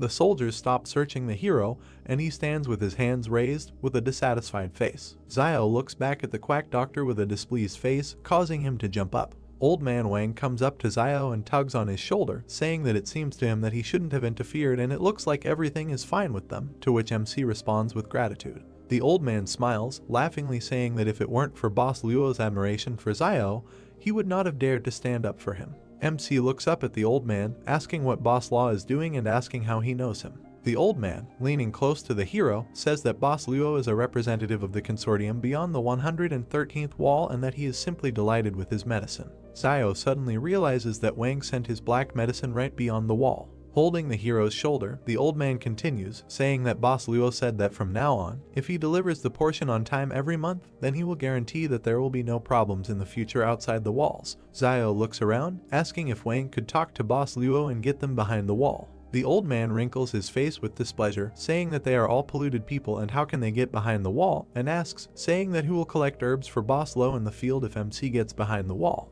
Wang sighs, saying that he also wants to get inside, and Xiao understands that if this Boss Luo still wants to benefit from him, then he would not let him go beyond the wall. Yuan, holding his head, approaches his brother, addressing him. He grabs him by the jacket with a trembling hand, sweat streaming down it. Xiao looks back at his brother, who has already simply fallen down. He looks down in horror and screams his brother's name, realizing what happened. The hero sits on the bed, touching his hand to his brother lying next to him. Xiao frowned and looked at him, telling him not to be so stupid.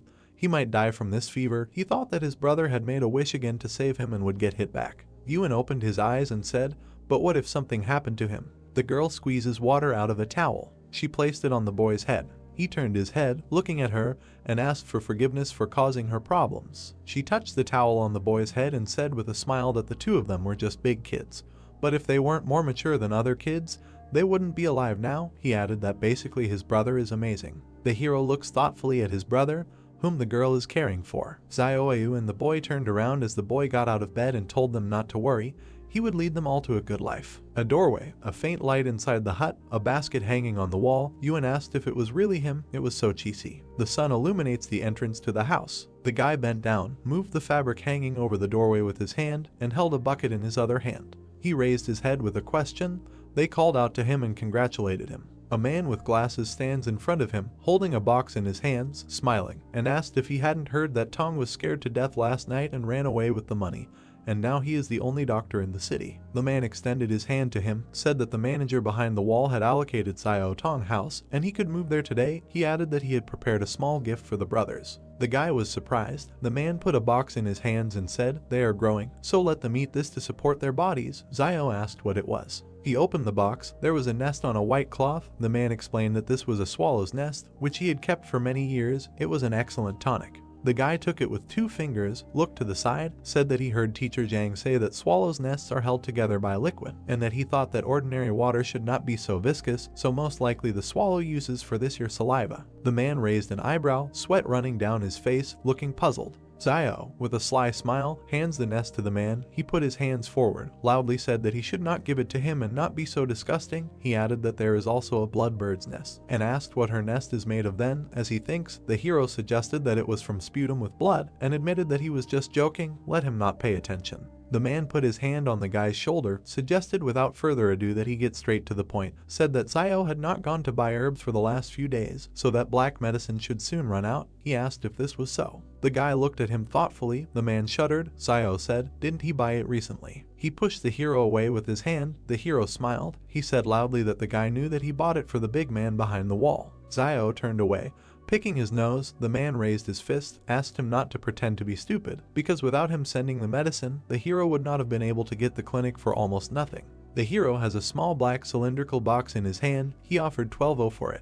The man snatched the box from his hand, putting money in another, shouted that it was sold, in a notification of gratitude from Wank. Van leaves, waves his hand at the guy. The hero thought that he was quite interesting and sincerely thanks him. The man advised him to pack his things and move. Many have already had their eyes on that brick house. The hero with his younger brother and girl approach a brick house. They stand in front of the door. On the left there is a wooden table with an inscription. They entered and looked at the wall where the red tapestry hung. The boy pointed his finger up and asked his brother to look at the banner hanging in the center. There is an inscription embroidered on the banner with golden threads. Xiao squinted and read, "Skillful hands bring it back to life." He frowned. A screen appeared with a quest chain and a question asking if he wanted to continue rescuing 10 patients.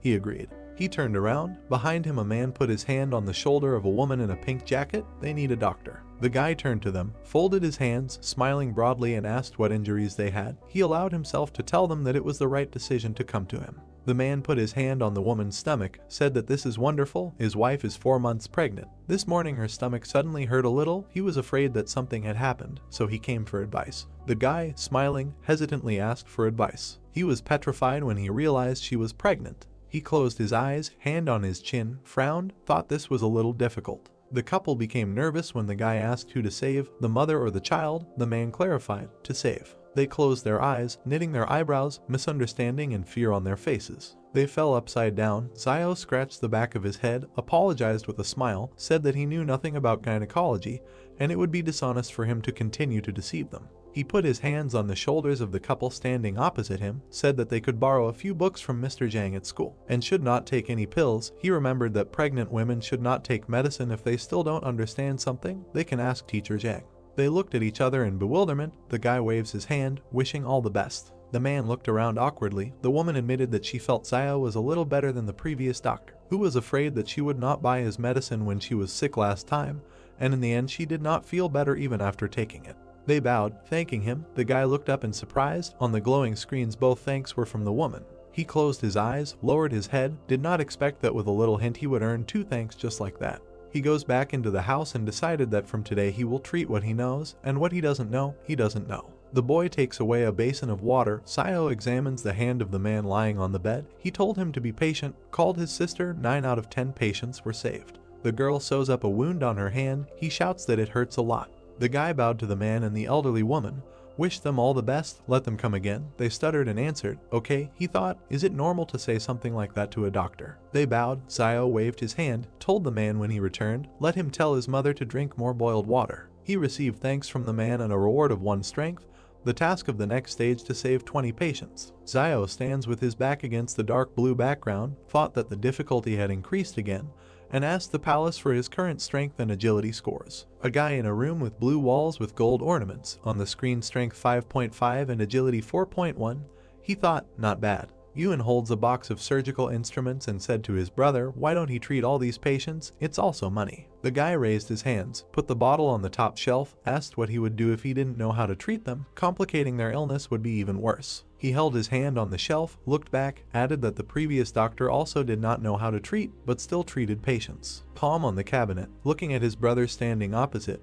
He said that they cannot follow his example. What happened to him now? No one helped him when he was in trouble, so it is important to have at least a drop of humanity. Ewan looked up, frowned, and objected that if something happened to them, then there would be no one to help them. Now many would only be glad if something happened to them. Zio put his hand on his shoulder. He bowed his head and tried to break free, but his brother held him tightly. Zio leaned towards the boy and said seriously, don't let the sadness of their age become his sadness. Ewan furrowed his eyebrows, a bead of sweat on his face, looking at him. A man looked out from behind the door. The hero turned his head, was surprised, and he turned to the doctor. A man in a blue jacket stands with his shoulders raised, timidly said that he seems to have a big problem, asked to look at it and leave everything a secret. The man began to sweat. Ewan looked displeasedly at his brother, who, barely holding back a smile, asked what was wrong with him and added that he would not treat him if his baby was no longer standing. He asked not to talk nonsense. He entered the room and closed the door behind him. He turned around, narrow eyes, a grin, said that he would demonstrate, just don't let them be scared. Menacing look of the guy, silent. The man raised his head, his cheeks puffed out. Zio covered his mouth with his hand, and the man standing opposite spat out something. There is a large glowing bubble in front of the hero. He was surprised, that's all. The bubble burst. A whirlwind of light. The guy covered his head with his hand. Ewan was scared. The flow of air knocked Ewan off her feet. Zio covered himself with his hands and resisted. The boy is sitting on the floor and calls out to his brother standing in front. The clouds of smoke dissipate. The man leaned over and put his hands forward to protect himself. Zio thought the power was not very strong, but it is definitely not something that can be done with an ordinary saliva bubble. He looked at him and said that he thought that he was not sick, but simply had some kind of supernatural powers. A drop of sweat on the man's cheek, leaned forward slightly, asked in surprise, is it the same as turning into a train out of thin air or something like that? Has unusual abilities awakened in him? Zio answered in the affirmative. He bowed low, thanked the doctor and said that he would return to his parents and tell them. The guy received thanks from him. Night, home of the hero. The brothers are lying on the bed. Zio is on his back. He puts his hands behind his head. He thinks that people with abilities are starting to appear in small trading cities. Will these times really change dramatically soon? He closed his eyes, smiled, thought, the world is becoming more and more dangerous. It's good that he has a palace. Today he has collected a lot more thanks. He hopes to unlock the weapon as soon as possible. Someone grabbed the stone fence with his hand. There was a rustling sound. The guy sat down on the bed and became wary. A group of men climbs over the fence. They jumped to the ground. A shadow fell on them and they looked up. In front of them, Zio with glowing red eyes crossed his arms over his chest and said hello. They were scared and screamed. The guy kicked the man below the belt. He fell to the ground. Others stand nearby, looking at the hero. The victim raised his head and shouted, why did they get up? Let them attack. They raised their fists and went at the hero. Zio looks at them with a stern look. A month in the sky, a house behind a stone fence. They fell to their knees in front of him, touching their heads to the ground, asking for mercy and to spare their lives. He raised his head, looked down, and asked who sent them here. Soldiers in camouflage with bulletproof vests and weapons. One of them knocks on the door with persistent requests to open it. Zio turned his head, gritted his teeth, and thought about who else was brought here, that everyone couldn't sleep in the middle of the night. The guy opened the door slightly. The man said that there was a search order. The soldiers are perplexed and silent. The guy asked what it was. Zio stands at the door with a banner around his neck, smiling, asking if he can find out why they are all gathered here so late. The soldiers laugh. They say he uses the banner for protection. He is crazy. The hero in profile, eyes closed, smiling, he thought that they would not continue the search after seeing the banner. The man pointed his finger forward and ordered a search. He pushed the hero aside. Soldiers entered the house. Zio asked if they didn't conduct a search last time. He shouted back that the last time was the last time, and this time was this time. The hero looks at his back with irritation. Men are sitting against the wall, trying to get into the house. The soldier unties their hands. The main one shouts, "What a bunch of losers." They were sent here to look for weapons, and not only did they not find it, they were also captured. He looked back at Zio, who turned his head to the side, humming a song. The man said with a serious face that his name was Wang Qinjiang, and if Zio wanted to express his dissatisfaction through Boss Luo, let him say his name. The guy smiled nervously and said, "Oh well, did they do anything?" He wondered if this person might have something to do with Wang Dingyang. The soldiers leave the house. No firearms were found. The guy thought, and if this is so, will he let him go so easily? There were soldiers lined up behind Qinjiang. He looked at Zio and said, "Until they catch the one who stole the firearms, he will continue to check," then warned him to be careful, gave the order to leave. The man put his hand on the hero's shoulder and said that if he had been born behind the wall. The guy looked around. Songyang removed his hand and, leaving, said, then he would become an excellent soldier, not like this heap of garbage. The car's headlights are on. The soldiers are leaving. Zio is standing outside the house, thinking that fortunately he hid his gun on the mountain when he was collecting herbs 2 days ago. He closed his eyes and exhaled. This murder had really caused him a lot of trouble. The hero's stone house, early the next morning. The brothers were in bed, opened their eyes, woke up from exclamations. Everyone looked. The group returned. They left the house. Yuan asked if they weren't only away for a week. Why did they come back so soon? Zio guessed a week or so. People are getting out of a military SUV. In front is a soldier with a bandaged hand. The boy said they were all clean and healthy before leaving. Now, one is dirtier than the other. Zio thought that in such a time they would not have reached the foot of Jing Mountain. The only danger that could stand in their way was wolves. The wounded are passing by the hero. He thought that the wolves came here just at the time of their departure. What did they encounter then? He looked to the side and noticed that, judging by the extent of the damage, only his clothes. Among the soldiers, there was a girl with long dark hair and a cap and hood, her hands in the pockets of her jacket. He thought she was completely comfortable with weapons and seemed to really be much better than the rest. Yuan, standing next to the guy, looked to the side and asked if they were going to Old Man Wang. The jeep is at the fruit stand, he replied, most likely, after all. His recommended guide seemed to have returned back. Something must have happened to him along the way. A girl with long white hair with braids and dark glasses, a short top and a skirt and a robe, took off her hood, indignantly said what kind of guide he found for them. They drove around for 3 days and didn't even find the right direction. Van asked in fear, and then what? Where is he now? The guy watches their conversation from afar. She replied that she doesn't know. Something bit him in the river. When they found him, he was already cold. Zio thought the river is outside the city. He had never heard of anything like that. The girl pursed her lips and looked at Wang, who said that he told her right away that if she wanted to get to the mountain, she had to find Zio. And she didn't believe him then. But now the guy doesn't have time to work as her guide. He still has to work for Boss Luo. She asked if he had a relationship with Boss Luo. She frowned. There were wavy lines from her head, and asked if he was talking about that boy who was not okay with his head. The man replied that yes, it was him. The heroes are standing opposite each other. She asked, only he can transport people across the mountain. Van answered, right. The man waves his hand at her. The girl and the soldier get into the car. She shouted, we need to go back behind the wall. Van thought with relief, finally leaves. He turned his head and noticed Zio. The guy goes into the house. The man puts his hand forward, runs after him, saying that this time he helped him get rid of the group, and they should thank him for that.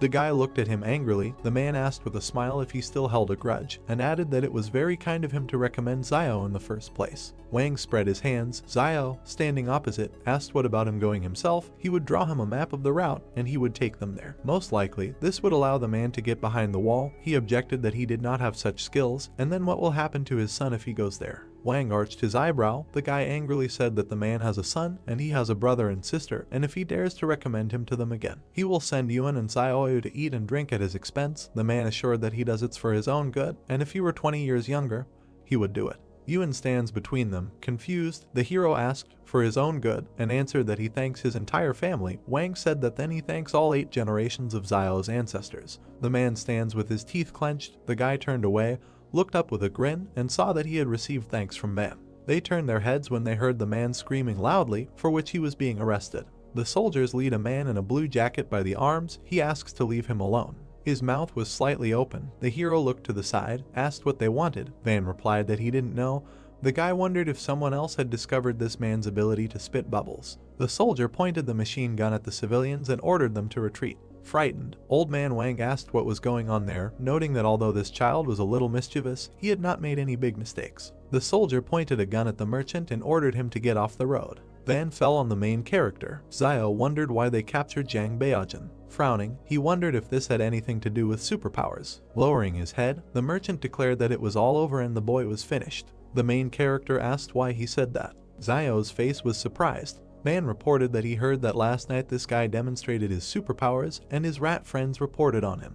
He noticed that everyone behind the walls was checking people with superpowers, fearing that they might pose a threat. He looked at Xiao and asked him to ask what he would do if someone was a threat to him. Frowning, the main character replied that he would kill this man. Turning around, Van noted that everything is not as simple as he thinks, and he heard that a mental hospital for people with superpowers was organized inside. He imagined doctors standing over a man in an operating room. Wang emphasized that they use various tools to study them. He approached the main character and said that if he or Yuan had any superpowers, he should not let outsiders know about them. Looking at the merchant's back, Xiao accepted his words. The main character turned sharply at the cries that someone was being killed. The guy was chopping people with an axe, shouting that they had betrayed Beijing with their cheap tongues. Holding an axe in his hands, the man asked why he should feel sorry for them. The guy stabbed him in the back. The stranger, with the last of his strength, stabbed the axe into the guy's head. The woman watched the bloody battle. She lay down on her husband's corpse and began to cry. She asked how she could continue to live if Beijing and he were not in this world.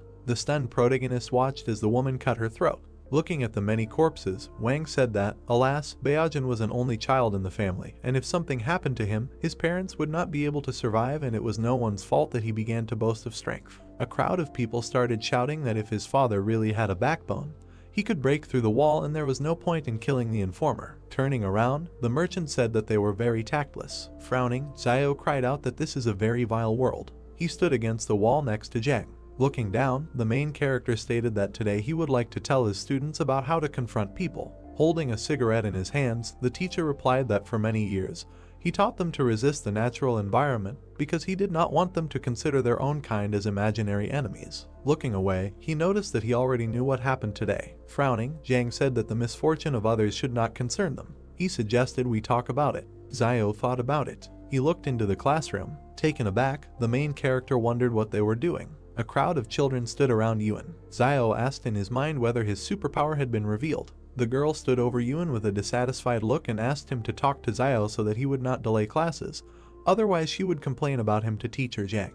The protagonist's brother replied that if his word decided anything, he would have stopped stalling a long time ago. The children asked if Xiao was obsessed with learning and if he wanted to take control of this school. Taken aback, the main character thought that he thought they liked long classes, but they really didn't like his long classes. Rising from the table, Yuan cried out that his brother taught him everything he needed to save his life, and she was generally ungrateful. Yuan asked how dare she even say that. The girl replied that if he didn't want to talk about it, he could just forget about it. The guy looked at the enraged Yuan with interest. Looking at the guy, he asked why he was looking at him all the time. The guy replied that he could see that he was a little upset and asked him to tell him something. He said that yesterday he had a dream that his father found him a stepmother, but she treated him badly. Yuan replied with a serious look that this is normal and dreams are usually the complete opposite of reality. The guy replied that he knew this and asked Yuan not to be upset, noting that he did not think that the students did this on purpose. Placing his hand on the guy's shoulder, Brother Xiao said that it was possible that his father could find him a stepfather. Taken aback, the main character began to think that they were of the same breed. Raising his fist to his mouth, he told the children that classes were starting. Standing opposite them, he asked if they knew which parts of the human body were most vulnerable. He said with interest that he would then start with what they were most familiar with, the neck. Xiao noticed that there are about 20 cartilages in a person's neck, located next to the trachea, and damage to any of them can instantly incapacitate an opponent. He said that time was up and everyone could go. Children ran out of the school shouting gratitude. Sighing, the main character thought that these little brats really cannot understand his good intentions, and he hopes that they will never have to use this knowledge in their lives. Someone called out to Xiao. He frowned at this. Van looked into the office and ordered him to pack his things. He revealed that someone had just sent him a handwritten message saying that Boss Law had agreed to let him accompany the group. He suggested that this time the main character would have to make a foray into the Jing Mountains. Xiao was taken aback by this, then walked towards him with his arm outstretched and told him to get ready, noting that the group was leaving soon. Looking away, the protagonist asked in his thoughts whether this group was able to defeat Boss Luo. He wondered if Boss Luo received enough benefits in return or if he was originally associated with this Jing Mountain. He suggested that in any case, this group seemed to have very important and hidden plans for this trip. Xiao started to walk away from there. The merchant asked where he was going. He replied that he was going to see Teacher Zhang to discuss something. He reflected that it seemed like he had no choice but to go with them. The main character came up behind the school and said that he needed to go to Mount Jing. Sitting at the table, the teacher asked if he had to leave. Xiao replied that it was so. Frowning, he said that Zhang had seen the end of Beijing, adding that his life and the teacher's life were in the hands of this group of people from behind the walls. The main character emphasized the fact that if he refuses now, he is afraid that in the future it will be difficult for him to live in a trading city. Looking at Xiao, the teacher said that during his absence, Yuan would live at the school. The main character bowed and thanked Teacher Zhang. Looking after Xiao, he asked to take care of himself. The bright sky enveloped his hut. Yuan asked if the protagonist could not go to Mount Jing. While packing his things, he asked him not to worry, noting that he would return. Yuan's face was sad. Xiao handed the money to Xiaoyu and asked her to take it and remember to buy some cigarettes for the teacher during his stay. Closing his eyes, he thought about what if Sister Xiaoyu had any thoughts about money. She could just take them and leave, at least without hurting Yuan. He noted with an angry face in his mind that it was a little unpleasant to think about, but it was probably the right choice at the moment. He noticed that in the end, in this wasteland, even relatives can turn against each other for the sake of profit. Smiling, Xiaoyu replied that she understood what he meant, noting that she would take care of the rest and Xiao could go in peace and return healthy. The main character looked at the door to the exit. A blue projection appeared in front of him with the task of refusing to go with his peers to Jing Mountain. Taken aback, he asked in his thoughts what was the matter and whether the palace wanted him to go there. He wondered if it would really be that dangerous. He left the hut. Crossing her arms, Xinyu stated that he should already know who they are, so he should get ready, after which they will leave. Xiao began to pretend to be sick and said that Dad's father's name was grandfather and Dad's mother's name was grandmother. Taken aback, Xinyu asked if this man was really that sick in the head. Smirking, the soldier asked to stop pretending, noting that they had already dealt with each other. Frowning, Xiao asked in his mind if it was Wang Qinjiang. He guessed that this time pretending wouldn't work, and as long as this guy was around, he was afraid that he would have to go even if he didn't want to. Crossing his arms and turning his head away, the protagonist declared that he would not go. A white stream of energy flew through the palace. A message appeared that the task was completed, and the reward was a basic skill copy scroll that learns the abilities of others. The joyful protagonist asked in his thoughts whether the task was completed. Embittered, Qinjiang asked why he decided that. Xiao walked past him, saying that he was coming. Approaching Xinyu, he stated that he could go, but he had several conditions. He noted that he wanted 30,000 as a reward. Xinyu replied that this was impossible and offered 10,000. Fingering his fingers, the main character agreed and asked to add 10 bags of salt, 10 packs of cigarettes, 100 kilograms of rice, etc. After interrupting him, Xinyu agreed to 30,000. Pointing his finger at Qinjiang, Xiao noticed that he had one more condition, that if he went, Qinjiang would not be able to go. He grinned and said that the main character was funny. Xiao thought that this guy had searched him twice because of Wang Dingyang's matter, and if he went to the mountain with them, he might get into trouble. Xinyu looked at Yang, who nodded. Standing in front of them, Xinyu agreed. Bet Songyang is not going with them. She asked if they could go now. Smiling, he asked to wait, noting that now they were all members of the team, and he still didn't know everyone's names. Xinyu replied that they were not teammates with the refugees, and he was just a guide and should not be too overconfident. All team members looked at him and introduced themselves. The girl with a serious face said that her name was Yang Xiaojin. They asked if he was ready now. Smiling, the main character replied that he was now ready. He waved from the truck to his brother and Xiaoyu. Yuan folded his palms, and Xiaoyu asked him not to worry with a smile, noting that he would return safe and sound. A convoy of cars moved through the wasteland. The main character thought about what Teacher Zhang said earlier, that the remaining traces of asphalt on the roads were left before the disaster. Looking around, he thought about what the roads were like in those days. His face was filled with interest. The main character noticed in his thoughts that, nevertheless, recently all the vegetation has noticeably blossomed and even the cabbage in Teacher Zhang's house has become taller than ever. Looking at the dense forest, he noted that this was not bad and that perhaps soon one potato would be enough to feed a family of 3. With his hand on his stomach, Xiao said that for some reason this group doesn't say anything about snack breaks. He was suddenly surprised. Moving aside a piece of cloth, he saw boxes of cookies. The main character began to drool. The evening sky enveloped the area. The cars continued to drive through the night forest. The guy climbed out of the window and started waving his hand. He suggested setting up camp there, resting and refreshing himself. He called people with him to share food and water for everyone. They walked to the back of the truck. They were dumbfounded. They saw Xiao eating cookies. Spreading his hands, the soldier asked what the main character was doing. Holding his stomach, he replied that he did nothing. Yang and Xinyu watched from the car window. The guy asked what kind of pig Xiao was and how he was able to eat 5 packs of cookies. Yang watched him with a serious look. People began to carry him away, and the main character shouted for them to let him go and leave him with the cookies. Pointing his finger, the guy asked Xinyu to go back and get another guide. Xinyu looked at the guy and stated that Wang Fugri said that only he could lead them through Jing Mountain.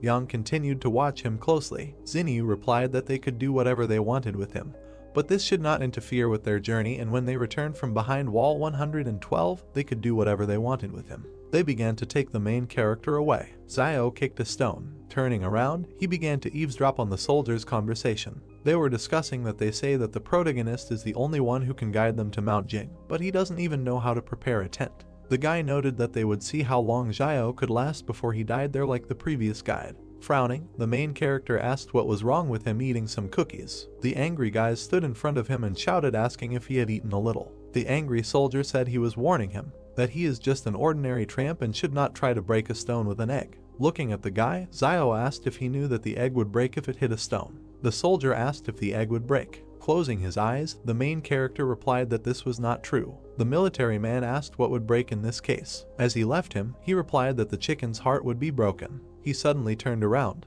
Looking at Yang in the car, Xiao wondered if she was just looking at him. Yang adjusted her cap with her hand, a slight smile on her face. The stranger began to shout that he had found traces of the beast. The soldiers near the fire were surprised by what they heard. The guy fell to the ground. Stunned, Xiao noted in his thoughts that usually few animals could survive on the outskirts of the forest. He asked about what kind of animal could be there. Examining the tracks, the soldier asked if he had seen any tracks the last time he passed there. The main character pushed the soldier away. The guy asked what he was looking at. Examining the tracks, Xiao wondered if the tracks of a deer spooked them. Turning around, he saw traces of the fire. Looking around, Xiao noticed in his thoughts that in nature, not cleaning up food waste is a bad habit. Passing through the crowd, he asked to be allowed to look. Putting his finger to his chin, he said that these were the paw prints of a bear, which was attracted by the food scraps they left last time. The angry stranger asked who Xiao was fooling and whether he thought he had never seen what a bear's claws looked like. The main character replied that it could be a wild boar. He began to move forward. The frightened soldiers asked if he was going into the forest. Turning around, he replied that they were not giving him cookies, so he would go and find something to eat himself. The guy said that he could tell that their last guide died somewhere there, so he shouldn't die like him and not waste their time. Walking into the forest, Xiao replied that then he would just go and see how he died there. Moving through the forest, the main character noticed in his thoughts that from what he heard, the previous guide simply went down to the river to wash himself. As a result, something in the river bit him on the face and he died instantly. He began sharpening the stick and emphasized the fact that he had to be careful in his actions. He began to examine his spear. Putting his sword behind his back, Xiao reasoned that there was usually a source of water near the habitats of large animals, and the tracks of a large deer should lead him to the river where the guide had previously been bitten. He approached the river bank. He began to scan the shore. The main character with a calm face thought that if you only look at the water, there is nothing special in it, and the guide must have been attacked by some fish hiding under the water. He noted that he fears that he, like most city residents, does not know that there are many freshwater fish that are carnivores. Turning around, he saw an anthill. He assumed he could catch a fish. He started walking towards him. Xiao stabbed the pile of dirt multiple times with his knife. He picked up a piece of earth with a stick. The main character grabbed a big ant. Approaching the river, he noticed in his thoughts that the queen of white ants was an excellent bait that should be used to advantage. He threw an ant with a piece of dirt into the water. Xiao prepared to strike with his spear. A huge fish began to swim around the bait. He was taken aback by this. The huge fish began to swallow the queen ant. Xiao pierced the fish with a spear. He began to pull her by the rope. He wrapped it around his hand. The main character pulled the catch ashore. He was surprised by this. Standing in front of the fish, he became wary. Running into the forest, Xiao thought about getting out of there and the smell of blood brought something creepy. The soldiers smelled a pleasant smell. Frowning, the guy asked them to stop, noting that it was just a fish. The entire camp watched Xiao fry the fish. He saw a window about the task that he needed to share his joy with others. Looking up, he was surprised. He looked back with a dissatisfied face. The main character approached the guys with the fish. They said they didn't mind him treating them. Leaving them, Zio asked what he was talking about, noting that he just decided to show her off and share his joy with them. The main character saw a message that the task was completed and he received a unit of agility. The stunned soldier looked at him. Turning around, he said that he could, however, share half the fish with them for 3 bottles of water. A crowd of soldiers rushed at the fish. Yang looked after him. She sat down next to the main character. Looking at him, she began to talk about fish. Zio frowned at this. She pointed the gun at the main character. A notification appeared in front of him with the characteristics of the pistol. Taken aback, he thought that if she wanted to eat, she could just tell him, adding that she had perfect skill with weapons, and because of this, he began to get nervous. He stated that he would only give 2 pieces to eat. Standing up with Xinyu, Yang noted that he should give 2 pieces each. Xinyu handed over a bar of chocolate and said that she was not going to eat his food just like that and he could eat a couple of pieces too. Zio stuffed a whole chocolate bar into his mouth. Stretching out his hand, he declared that she owed him another piece. Stunned, Xinyu asked him to wait, noting that she would bring it to him. Yang began to pepper the fish. Zio looked at her and wondered if all the girls behind the wall were as beautiful as her. Yang started stuffing the fish into her mouth. The stunned main character screamed that this was his fish and she should be restrained because she was a girl. Forest, sun over the mountains. The hero opened his eyes and woke up. Near the tent, he sat down and adjusted his hood. He looked to the side. A man is sleeping in a tent. The soldier sitting on the bench with a weapon yawned. The guy frowned and looked thoughtfully towards the forest. I approached a certain place, there was nothing on the ground. I was very surprised. In the background, the hero is standing in front of the fish bones. He crouched down and pulled out a bone from behind his back. The guy thought that last night he had thrown the remains of fish bones here, and now they had all disappeared. He looked up and thought maybe they were dragged away by ants. After all, mutant ants are the size of a finger. If there is a nest nearby, they can easily drag all these bones. The guy returns from the forest. The soldier puts the box down. The rest collect their things. The man with the beard turned around and noticed the guy. He pointed his finger to the side and told Zio that he would go in the first car and show the right road. The guy looks at him and asked him to tell everyone to stay as far away from the river as possible. Zio turned away from the man. He gritted his teeth and asked gloomily, "They are far from this river and there are only a few fish in it. Why should they be afraid?" The man at the truck waves to the hero walking forward. Everyone back to their cars. You can go. Wheels of a military vehicle. The guy looks out of the car window. The driver shouted in fear, ahead. The car convoy stopped. Zio frowned. Surprised, there was a deer in front of the jeep. He wondered where this huge deer came from here. Malxian takes aim. Jun jumped out of the car. The soldiers pointed their weapons at the deer standing in front of them. Zhu shouted into the radio not to shoot, no sudden movements, no need to provoke him. Cheng lowered the gun and told the guy in the black glasses not to worry so much. He was a herbivore and not to be scared, there were no large predators here. The deer lowered its antlers. He rushed forward furiously. The driver screamed in fright and turned the steering wheel. I pressed the gas pedal. One of the cars drove off to the side. The soldiers were lying on the ground and a deer hit another car. The guy opened his mouth, looks at the deer striking the jeep. The animal threw the car up. The jeep flies to the ground, the deer runs away, and the soldiers shoot at it. They run to the man by the truck. The hero gets out of the jeep. The guy looks to the side thoughtfully. It's strange to him that Jan didn't shoot. She always looks like she's staying away. The girl looks ahead thoughtfully, her hands in her sweater pockets, behind Jun with a gun by the car. The soldiers help the guy at the overturned car. The man in the robe calls Zio. Isn't he a doctor from the trading city? Let him help. The hero goes to the victim. A man with a bruise on his forehead raised his hand to his ear and clenched his teeth. The guy looks down and thought, it's just a scratch, no big deal. He closed his eyes, put one palm on top of the other, raising one finger, and said that the pain would go away, get better faster, get better sooner. The man with the beard raised his fist and was indignant. Who even treats like that? What kind of doctor is he? Confusion on the faces of the men. The guy folded his palms and answered, a healer. The man in the robe pushed Zio away and shouted at him to leave. He was only in the way. The guy turned his head and heard the man ask if the car could still be repaired. A guy with a black bandage on his head is following Zhu. The junior lieutenant replied that it is broken to such an extent that it can hardly be repaired, but there may still be people sitting in the back of the remaining cars. He added that this guy, Zia and Cheng will sit in the back of the car. They will have to be patient a little. Zia and the guy with the headband nervously replied, okay. Smoke from a damaged jeep. People are walking towards the truck. Everyone is in their car, moving on. Zia jumps into the back of the truck. The guy standing next to him complained why they didn't tell this tramp to ride around in the back of the car, all because he's a conductor. Zia screamed, clutching his throat and rolling his eyes. He fell next to the car. The soldiers ran towards them, asking what was the matter. Zhu inspects the body with a pistol and said loudly that there is nothing unusual there. He sat up and checked the guy's neck for a pulse. He froze in surprise and said that he was no longer breathing. Zio frowned, a drop of sweat on his cheek, looking ahead. A man in a black robe runs towards the truck and asks what happened and how he died. The guy with the black bandage on his head said in fear that he didn't know. He had just climbed into the car when he screamed behind him and fell dead. He didn't see anything. Trees with a green crown. Someone paid attention to the trees, shouted, "It seems that there is someone in the forest." They look around tensely. Zhu looked back. The man with the beard was begging him to come back. It was too strange. Zhu looks to the side, gritted his teeth, said sternly, "No way."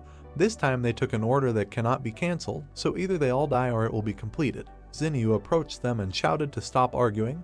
They needed to get out of here immediately. She looked to the side and said that Zio would lift Xia into the back and ride in it himself. The hero raised Xia's head, pulled back his hood, and there was a bee sting on his neck. The man with a beard pointed his finger into the back of the car and told the guy sitting there to get into the front car. Zio examined the wound, wondering if bee venom could kill an adult in a few seconds. He looked back gloomily. The man asked what he was waiting for. He needed to load the body into the back. The guy replied. Now, he thought that this wilderness was becoming more and more dangerous. A black bag with a body in the back. Zio took a bite of the cookie and asked what he couldn't do at home. He needed it all. He sits in front of the bag, eats cookies, takes a new pack out of the box, said that in the end, he lost his life, and because of his death he was forced to sit back in the back, added that if he doesn't finish all the cookies in the car today, they won't call Zio. The men in the car looked back with displeasure. A guy with a beard asked who this guy was talking to. Another suggested that he was really sick in the head. He pulled back the collar of his sweater and asked displeasedly, "It's almost winter now, so why is it getting hotter as we move north?" The hero is eating cookies, turned his head, thought, the temperature rises even at such a great distance. Cars are driving towards volcanoes. He thought that there are several active volcanoes in the vicinity of Mount Jing, and they are very active. Radiator grill on a jeep.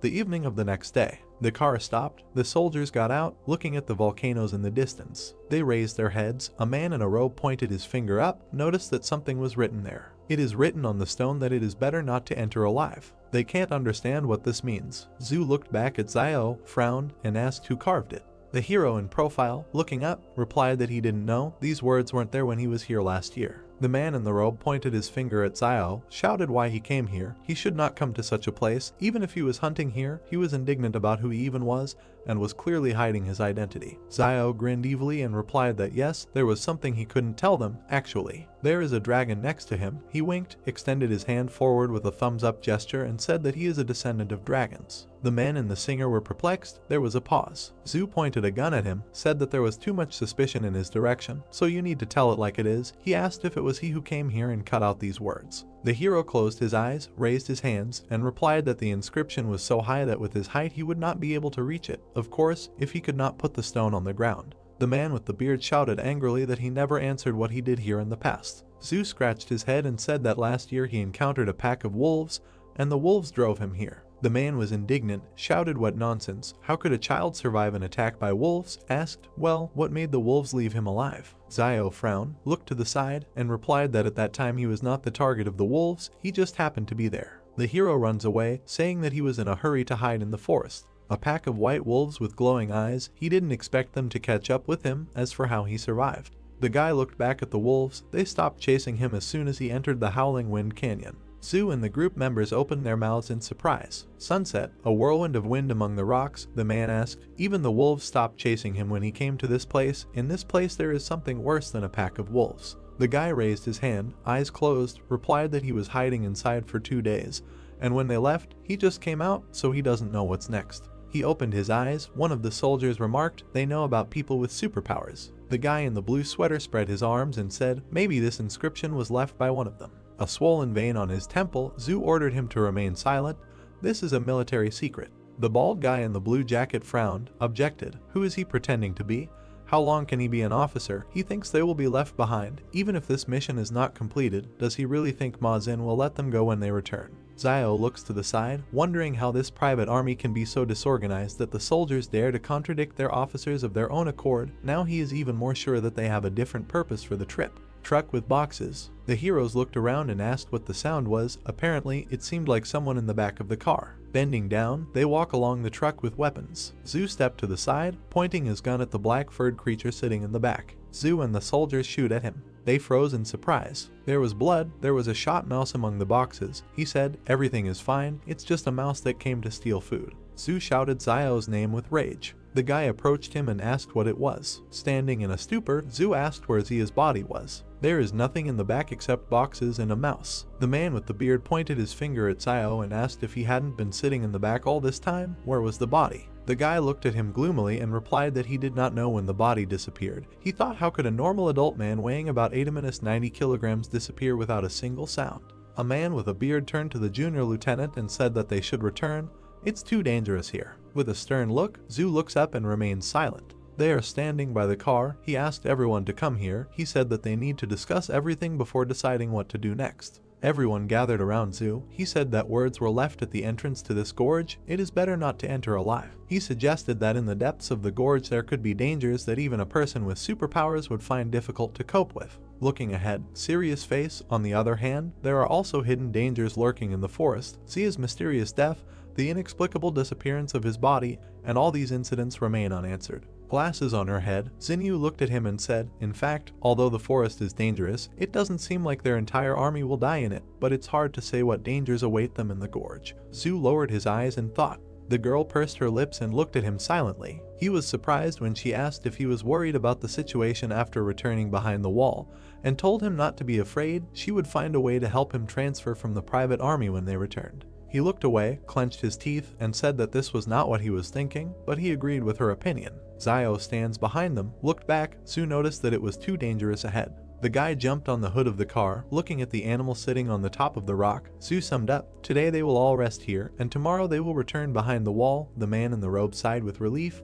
This is great. Zio frowned and opened his mouth in amazement. A white wolf with glowing eyes bared his teeth. The guy turned and shouted, there are wolves here, quickly into the gorge. Xinyu looks up in surprise. The guy in the robe shouted, has he gone crazy, wants to die. Zio jumped into the back of the truck. He looked back and angrily shouted at them to run into the gorge or die right now. He grabbed the dead mouse. A pack of wolves is heading towards the gorge. The wolf attacked one of the soldiers, the others ran away. The predator jumped into the back. The hero with the mouse in his hands looked back. The guy jumped down, the wolf behind him. A man in a robe points his finger forward, pushing away a guy who is trying to get into the car, shouting to let them go quickly. Zio bent down, his hand on the wheel of the truck. The wolf pounced on the soldier by the jeep. The wolf eats its prey. The hero looked at them and ran past. The car overtook him and turns around. The jeep drove up to the hero. The car stopped next to him. Jan opened the door, extended her hand, and asked her to climb in. The girl's pistol is pointed at the driver's seat. The hero looks at her. He thought, she didn't seem to be around. Maybe she was leaving to reconnoiter the situation, and in order to save him, she actually threatens the driver with a pistol. Frowning, he wondered how a car could outrun a wolf on this terrible road in this wilderness. Yang pulled out another gun and pointed it at him.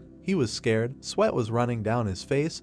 The girl screamed for him to get into the car. The wheels of the cars hit the gas. They leave the pack in cars. Wolves in blood, glowing eyes. The predators turned and went into the forest. The soldiers got out of the cars, looking back in surprise. They really weren't trying to enter the gorge. They were saved. The man with the beard, embarrassed, looked to the side and said that it seemed that the tramp had not lied to them earlier. The guy was holding a rat by the tail.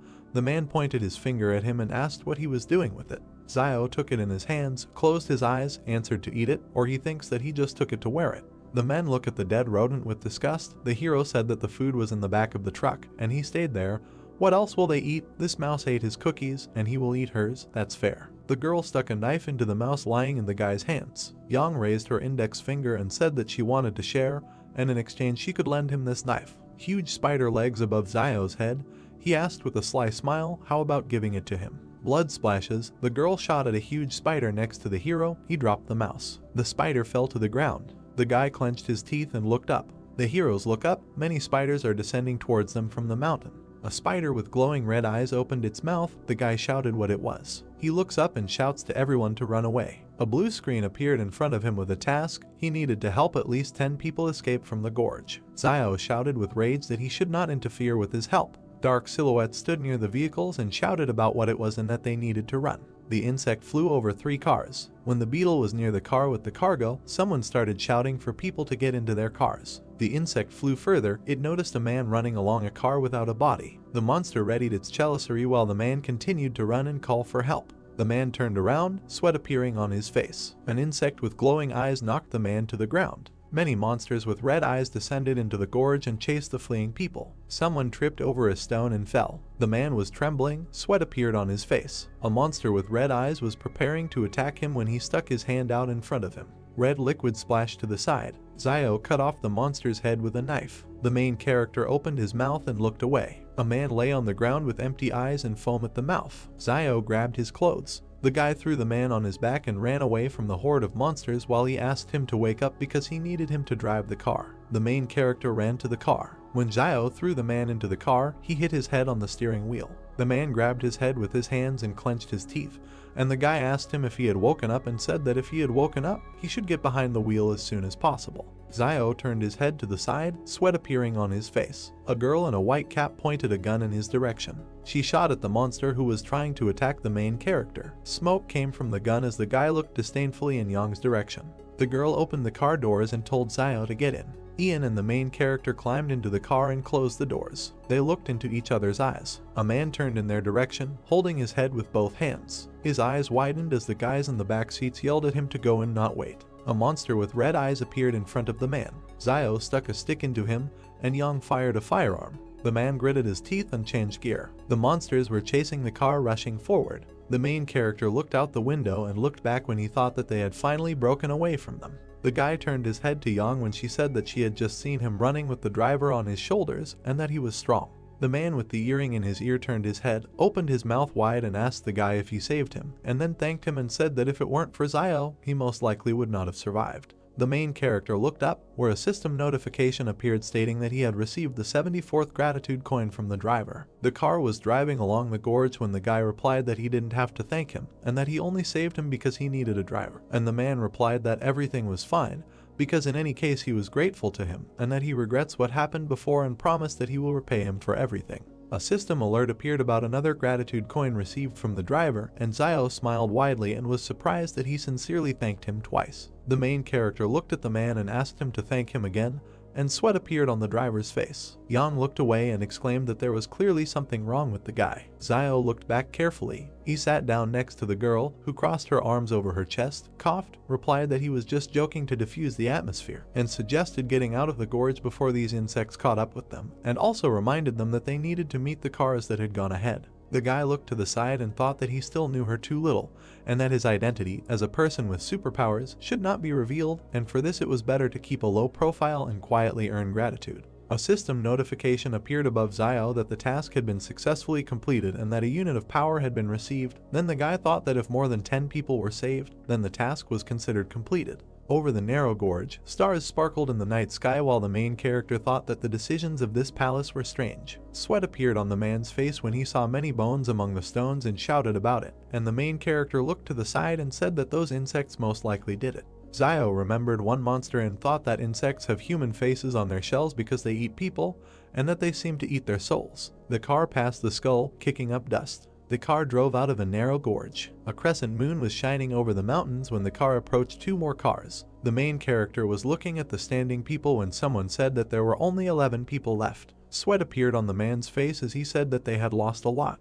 The man opened his mouth wide and began to shout that he said that they needed to turn back, but they still went into the gorge, and that it was not for nothing that it was written on that stone that it was better not to enter alive. The man wondered why they didn't listen right away. People stood opposite each other and did not understand what was the point of talking about this now, and that if someone wanted to return, then let them leave, because the wolves were probably already waiting for them. Someone said that they had no choice but to go into the gorge and that they were lucky to survive. The man covered his face with his gloved hand, clenched his teeth and muttered that they were taking a break, and that it was useless to argue, because now the most important thing was to work together and get out alive. The girl with glasses on her head opened her mouth and asked him what kind of mission he came to these mountains with. The main character stood and looked decisively forward. Zhu opened his eyes and sweat appeared on his face. The man clenched his fist in front of him, looked at the lieutenant and asked him what the purpose of his visit to the mountain was. Behind the lieutenant stood Zio as he asked the man who asked the question who they were so that he could tell them his purpose and reminded them not to forget that they were just strangers in the company. The main character sat on the hood of the car and thought that he had heard that the group was just trying to get to the other wall and decided to go along with these privateers, and that it was not unusual that ordinary soldiers did not want to talk about it. The man in the cap looked to the side and asked how to be one. People turned towards the lieutenant and began to tell him to tell them what their mission was, because so many of their brothers had already died along this path. Zio looked at Zinnia and decided that she was also not simple, since one word of hers provoked a conflict between ordinary soldiers. A girl in a black jacket approached the guy. Young stood in front of Zio and said that she was hungry, and the main character gritted his teeth and asked her why she was telling him this, because she was not his girlfriend. She extended her hand to the guy and asked that in this case he would return her knife to her. Young pointed a gun at the guy, and he sat her on a stone and said with a smile that he would bring her something to eat, and then asked if there was something she didn't eat, to which the girl answered in the negative. She remembered opening the car doors, said that she had thrown the previous mouse into the trunk, and told Zio to use it for cooking. Sweat appeared on the protagonist's face, and he, smiling, thought that the mouse that he threw away to escape the swarm was actually picked up by Young. That is, she stole food from the swarm of insects, and out loud he agreed with the girl's proposal. Over the fire, a hand held a stick with an animal leg. Cheng opened his mouth wide and told the man opposite that now they were all in the same boat, and that if he did not tell them, then perhaps they would all die because of this, to which Zhu replied that he had told them everything that knows. The man's nose smelled some kind of aroma. People stood in a semicircle near a piece of meat that was being cooked over a fire. Zio stood holding a rat in his hand, from which a piece had been cut off, and thought that everything else was useless. The main character swung his hand and threw the remains into the sky when a man shouted at him asking why he threw it away. Zio turned to him and asked if he was going to eat it, and then said that if he wanted, he should go and get it, to which the man bared his sharp teeth and shouted that he was not going to eat something so disgusting. Zio was shown in profile as he added that it was because he had not eaten anything even more disgusting, and that he had heard it said before that many rich people behind the wall like to eat birds' nests, and also that he did not know where does the swallow have so much saliva. Perhaps it has tuberculosis. Sweat appeared on the man's face because he did not understand anything. Zio added that it is not surprising that there is an idiom about a sick swallow circling in circles, which describes swallows that spit. The men covered their mouths and opened their eyes wide as they listened intently to Zio. There were many sticks lying in the burning fire. The main character looked at Young and thought that he still had a basic skill copy scroll that he did not use when he completed the quest to refuse a trip to the mountains. He closed his eyes and decided that the girl must have other excellent skills besides firearms. The guy found himself in the palace and asked him to give him a list of all Young's skills when a system notification popped up saying that there was no display permission. Zio looked up, opened his mouth slightly, and said that he had studied her skill before and that he should have permission to view others. Once again, the notification that there was no display permission appeared, and the guy thought that this palace had become more legible, and that he could not believe that there was no loophole left. The main character, standing with his back, put his hand on his belt and asked about the level of her combat skills, to which he was told that it was advanced. When Zio asked about his fighting skills and whether they were stronger, a system notification popped up stating that he was at a medium or normal level. This realization knocked the guy face down to the ground. He grabbed his head with his hand, clenched his teeth and cursed that he was not as good as Young. Zio turned his head to the side, looked at the girl and decided that it was because his fighting skills were a reflection of his accumulated life experience gained from fighting people, rather than the result of professional training, and that based on his intuition, she should have powerful fighting skills. The protagonist clenched his fist as he thought about the fact that she couldn't defeat him in a real fight, and that advanced fighting skills were useful anyway, so it was worth learning them first. The guy pursed his lips and looked to the side as he decided to use the skill copy scroll. A system notification appeared congratulating the target for randomly selecting the advanced skill of jumping rope and asking if he would like to learn the skill. Zio raised his hands to the notification window, showed his sharp teeth and shouted about why this particular skill was chosen, and why this skill was even considered an advanced skill, and how it worked. For example, would he be able to do a backflip while he was jump rope? Young opened her mouth slightly and looked to the side when she asked when the meat would be ready, and then added that if the meat was overcooked, it would not taste good. The main character handed the girl the meat on a stick, laughed and said that it was already ready, and that in the wasteland food needs to be fried longer and water needs to be boiled for more than 10 minutes before drinking. The men's stomachs began to growl. Zhu spread his arms out to his sides and opened his palms, asking the people around him if anyone on their team had any food left, to which he was answered in the negative. The guy took a bite of the piece of meat he was holding in his hand and thought that now they were all silent, and none of them admitted that they were hiding food, and then added that he did not understand how you could share something that saves a person's life with just anyone, and decided that there was nothing wrong with it. Lieutenant Zhu, with Cheng and Jun standing behind him, pointed his finger at the main character and said that no one knew more about survival in the wild than him, so he could help everyone find food and cook it. Zio looked ahead seriously as a system alert popped up telling him that he had a new task, which was to help his team find food. The guy stood up with a piece of meat in his hand. He pointed his finger at the man in the cap and said that he saw him steal food from the truck before entering the gorge, and that it should be in his bag. At that moment, a system notification appeared saying that the task was completed and that the reward is a basic skill copy scroll. Zio smiled and looked away as he thought about how it was said to find food anyway, but there was no mention of where to look, so everything was fair, and then he added that he liked the way the palace graded tasks more and more. Zhu extended his hand in front of him with his palm open and ordered the man in the cap to take out the food. Cheng opened his eyes and mouth wide and screamed, asking what they were doing when he went for food, and then he himself answered that they went for clothes, a tent, and the star went for his cosmetic bag, after which the man asked again about that. Why should he share food with them now? Zhu frowned and exclaimed that he was doing this for the benefit of the entire team.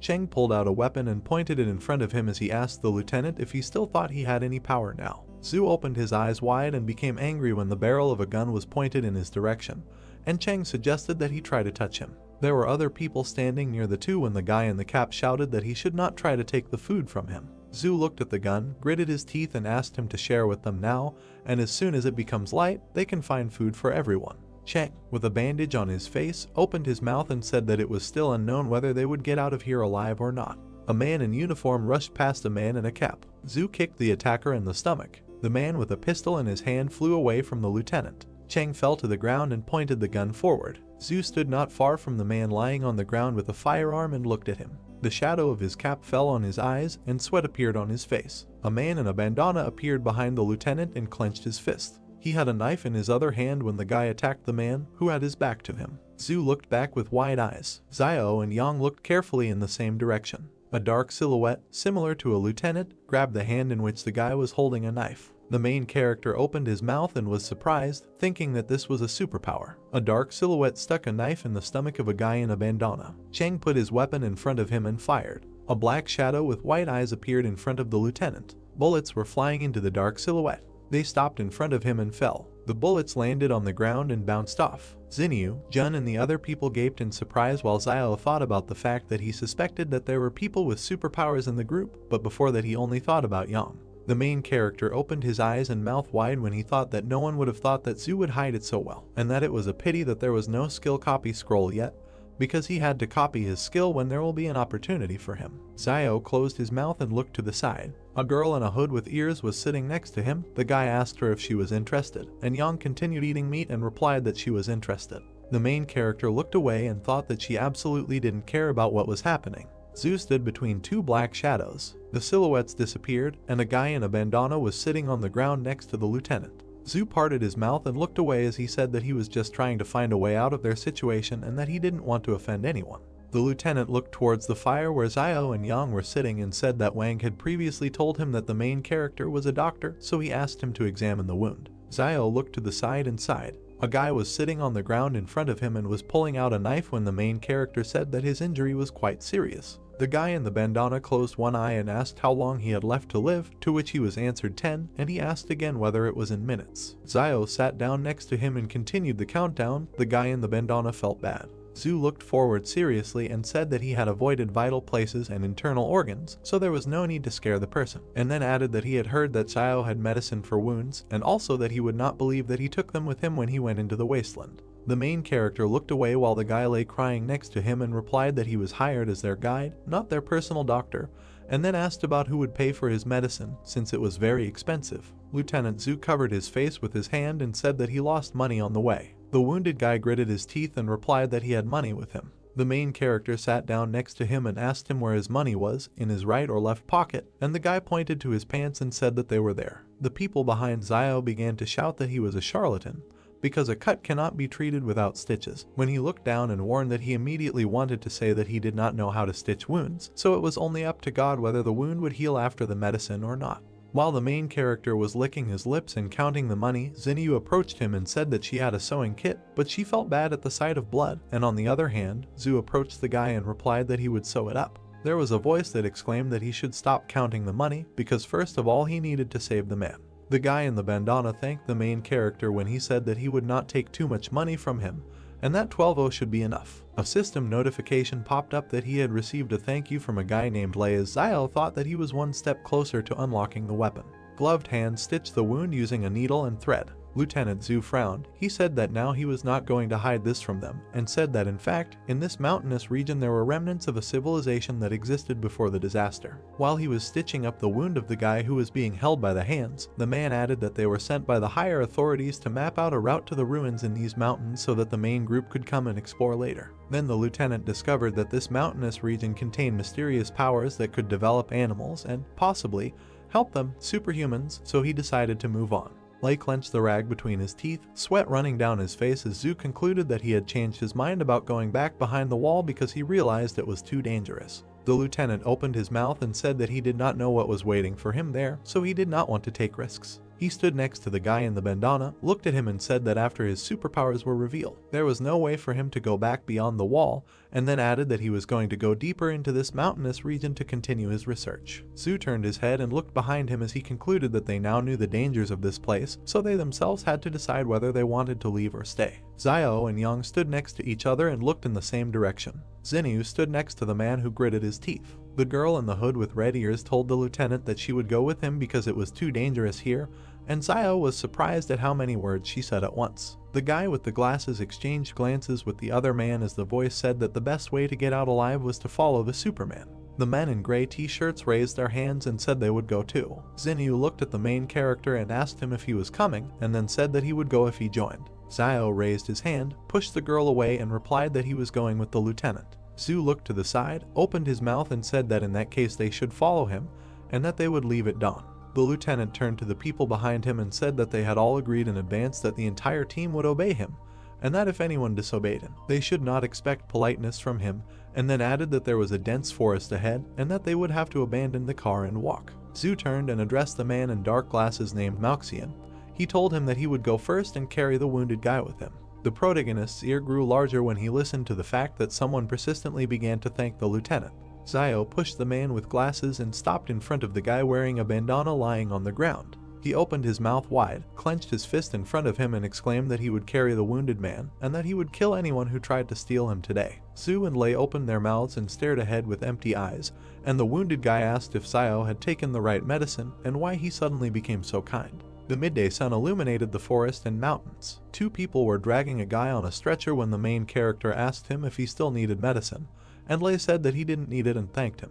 A system notification appeared indicating that he had received a coin for thank you. The lieutenant looked carefully at the smiling guy in front and thought that he was clearly one of those people who didn't care about anyone, but why was he suddenly so worried about others? Sweat appeared on the face of the guy in the bandana when he was asked if he was hungry and thirsty, and Lei replied that he was not hungry yet and thanked the guy when an alert appeared that Xiao received another coin for thanking him. Zhu thought about what he was really after. The main character smiled widely and looked at the wounded guy while he thought that Lei was very useful in collecting gratitude coins. A crowd of people moved through the dense forest. Xiao looked to the side and opened his mouth slightly when he thought that the last time he was here was a year ago, and that since then the trees had become much taller and more luxuriant. He decided that this was strange. The guy's profile didn't change when he heard someone asking why he kept touching her. In front of Xinyu stood a guy who smiled while he talked about what was wrong with touching her, especially since he wanted even more. This guy narrowed his eyes, laughed disgustingly and asked what she thought about tonight.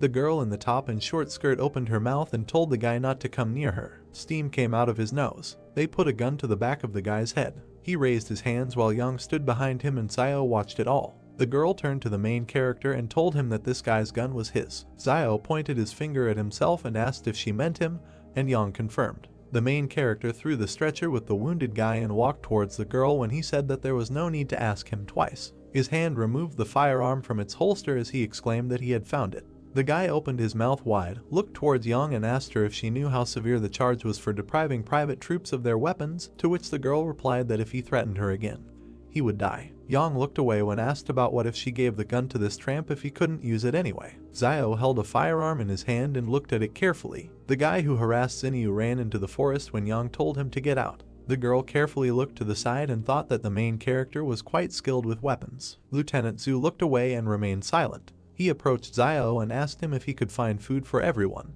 The guy closed his eyes, raised his hand and replied that he was not God or their father, so he could not say that he would find food for all of them, and then asked if Zhu thought that if he now wanted a wild boar to crash into a tree, then it will take it and crash. At that moment, someone crashed into the tree trunk. Zio, Zhu and Cheng opened their mouths and stared in one direction when the main character thought that this could not be true. A large boar was lying near a trunk under the treetops when people began to come up to it and say that it was really a wild boar, and that Zio was just a magician, and also that he had a magic mouth because everything he said would appear. Zio turned away from them and thought that the stupid child Yuan made another wish. The main character remembered the little boy who folded his palms in front of him and closed his eyes.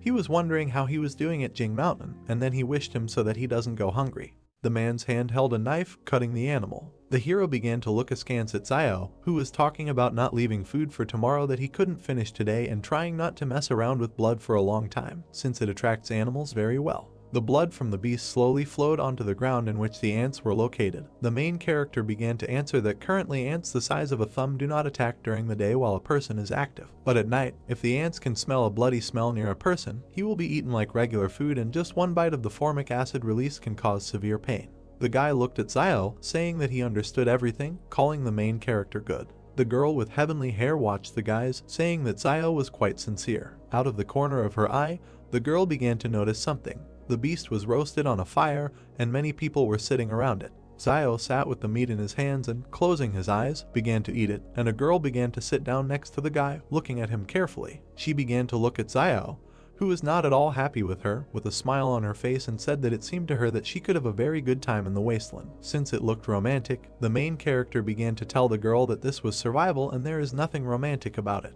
The girl began to make eyes at the main character, saying that he was very handsome and charming. The guy did not understand what the girl wanted from him. Zio began to look carefully at the girl, thinking that she could not get anything from Zhu Xianchu, so she came to him. Zhu waved away the girl who was running after him. Before, Zio had often seen the girl go to Zhu Xianchu to talk to him, but every time she was met with rebuff, since Zhu was an adult with a strong character who knows what he wants. Zio looked at the girl out of the corner of his eye, realizing that for her he was just a brainless teenager. So perhaps she decided that the main character would go through fire and water for her if he showed sympathy. Zio understood that in the end he had a weapon and he could well protect the girl. The main character began to look at his frightened sister with anger and tell her not to come closer. The girl began to look at Zio with a playful smile and say that perhaps they had some kind of misunderstanding earlier, but in reality she is not like that. The girl began to stroke the main character's cheek, who was very surprised by this act. The sister began to tell the guy that she liked him. The guy began to shout angrily at the girl and tell her to shut up. Next to Zio and the girl there was another person who looked at them in surprise. The main character began to look in surprise at the man sitting next to him, and the girl was equally surprised. Xinyu began to leave Zio, saying that he was completely sick and the guy deserved to be alone. Since Zio learned to hunt, he has seen too many women like this, just looking for someone to rely on in this broken world, or someone to use as a tool. The main character looked at Xinyu with disbelief, eating chicken and telling himself that he didn't need such a woman for nothing to waste food on her. One of the guys began to grit his teeth. The hero began to look at Zhu, saying that they had run out of bottled water and food. Since they initially took too little water, the guy began to ask her where they could get more water. Zhu began to approach the sitting Zio, asking him where he could get more water. The system window began to show the hero to tell his teammates how to find water. Zio began to look to the side, lost in thought. The main character stood in the middle of the crowd, confidently telling all the people that to find water in the wild, you can rely on rivers or collect resources from leaves. The main character began to look away, telling people that they were lucky because there were several pine trees nearby that had pine juice that could quench their thirst. The system window began to tell the guy that he had completed the task and received part of the power. Zio clenched his fist, looking at him angrily. The main character's foot began to move on the ground. Zio climbed the tree from different sides with quick and deft movements. The guy's hand began to reach for one leaf that was on the tree. People looked at Zio in surprise, not understanding what he was doing.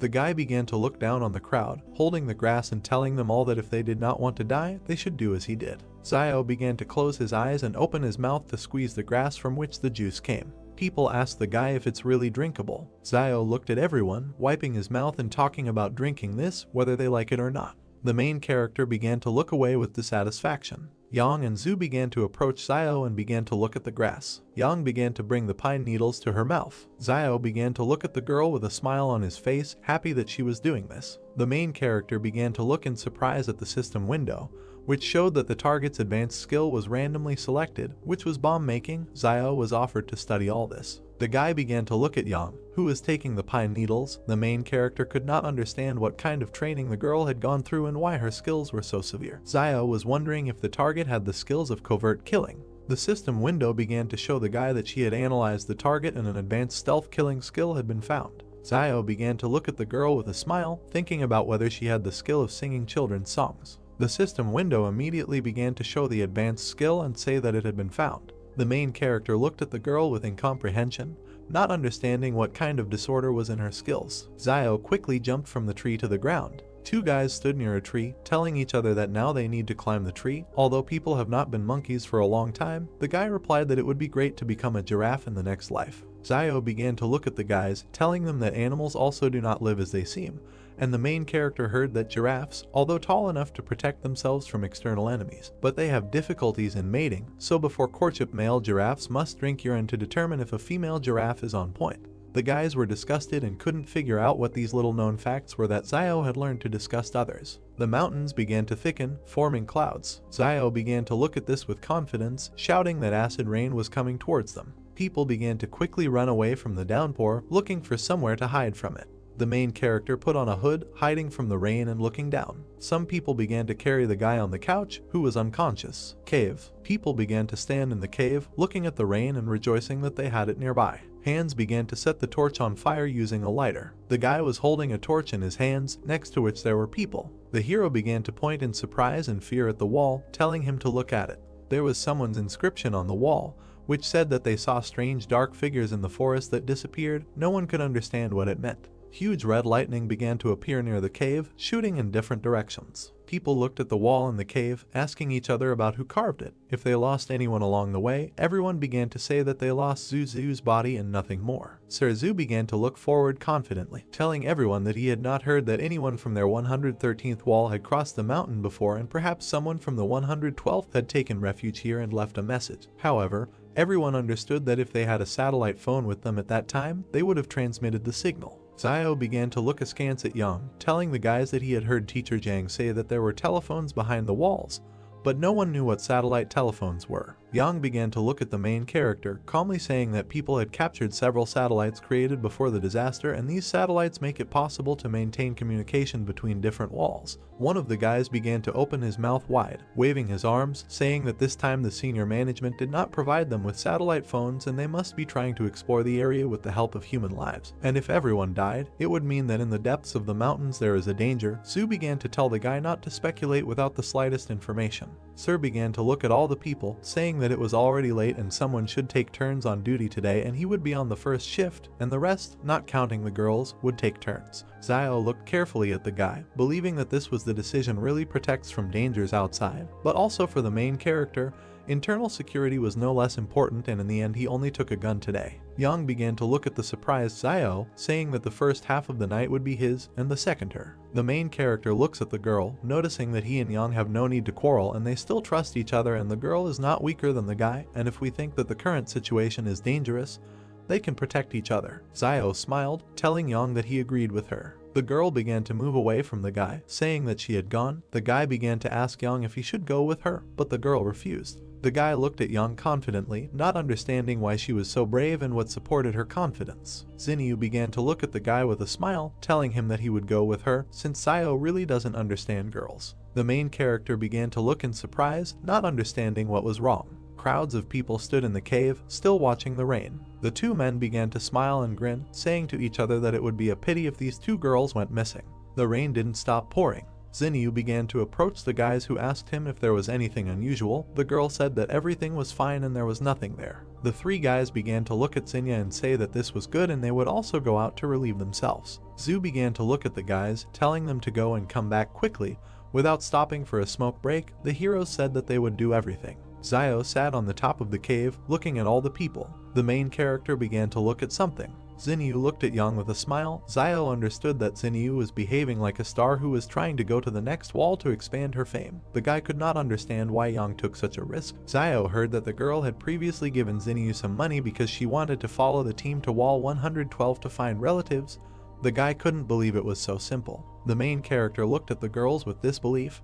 He understood that Xinyu and Yang demonstrated a particularly close relationship throughout the journey, and the previous joint eating of fish and helping Yang and Xin created the impression that their relationship was much more than just a worker and an employer. Zio looked at the two heroines, wondering what they were talking about. Xinyu looked at Yang with a smile, telling the girl that they could leave Jing Mountain together in a couple of days. Xiao began to understand that the girl understood that he had an alliance with Yang, and after the girl could not come to an agreement with the guy, Xiai went to recruit Yang. Xinyu's hand began to offer Yang a wad of money, saying that it was gratitude for the fact that the girl had helped her earlier. Yang began to take the money, and Xinyu asked her if she would continue to help. Yang began to tell the girl that she did not want to help leave the mountain, but she could make sure that Xinyu died with dignity. Xiao began to look slyly at the girls, realizing that these manipulations were causing deja vu in the guy. A fire began to be lit in the cave. The guys looked at the exit, not understanding why they left and never returned. Yang began to look at the time, saying that almost 10 minutes had passed.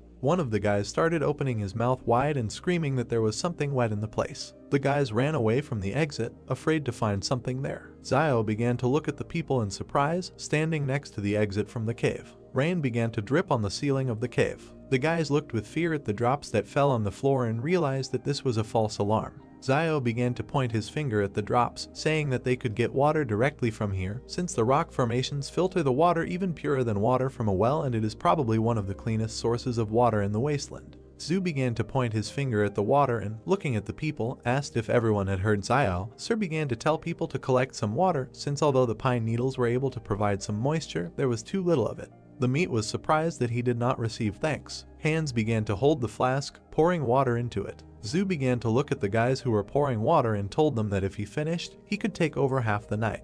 The guys began to tell Sir to do just that, but first they had to smoke a couple of cigarettes. Everyone was asleep except Zhu, who was watching everyone. Two guys were sitting on the rocks with their backs to Zhu. The heroes held a cigarette in their mouths and glanced slyly at Sir. The guy's feet began to remove the cigarette. One of the guys began to stand near Xiao and the second near Yang, waving a knife and trying to kill them. The guy's face was confident and crazy. The guy screamed for them all to go to hell. A man wearing gloves with both hands swings a knife at someone. The girl Yang shoots the man in silence. The main character grabs with one hand both hands of a man holding a knife. He instantly turns him onto his back. The junior lieutenant and his comrade pay attention to the noise, asking what is happening and what is the matter. They see Yang and Xiao attacking unknown men.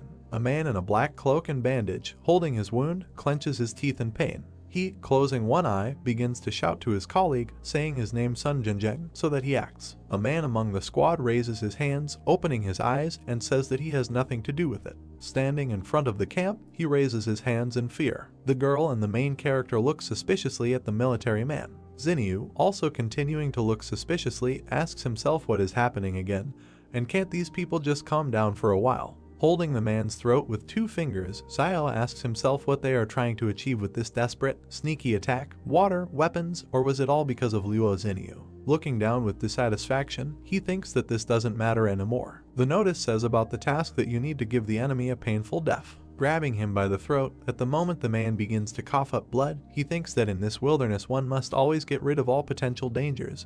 This is the law of survival. Sun, covered in sweat, looks at the characters with fear. He looks at the squad, shouting at them that for the record, he had nothing to do with it, and he was part of their plan for a dastardly attack. Ian, looking from under his cap at the man, asks the guy what it means that this is what is happening, and so he was in collusion with them and knew about the vile attack. She, standing next to everyone from the squad, sharply shoots at Sun Junjin. Looking after him, she says that covering up a crime is tantamount to the crime itself. The main character looks towards the girl with a blank face, thinking that it is better not to mess with this girl again.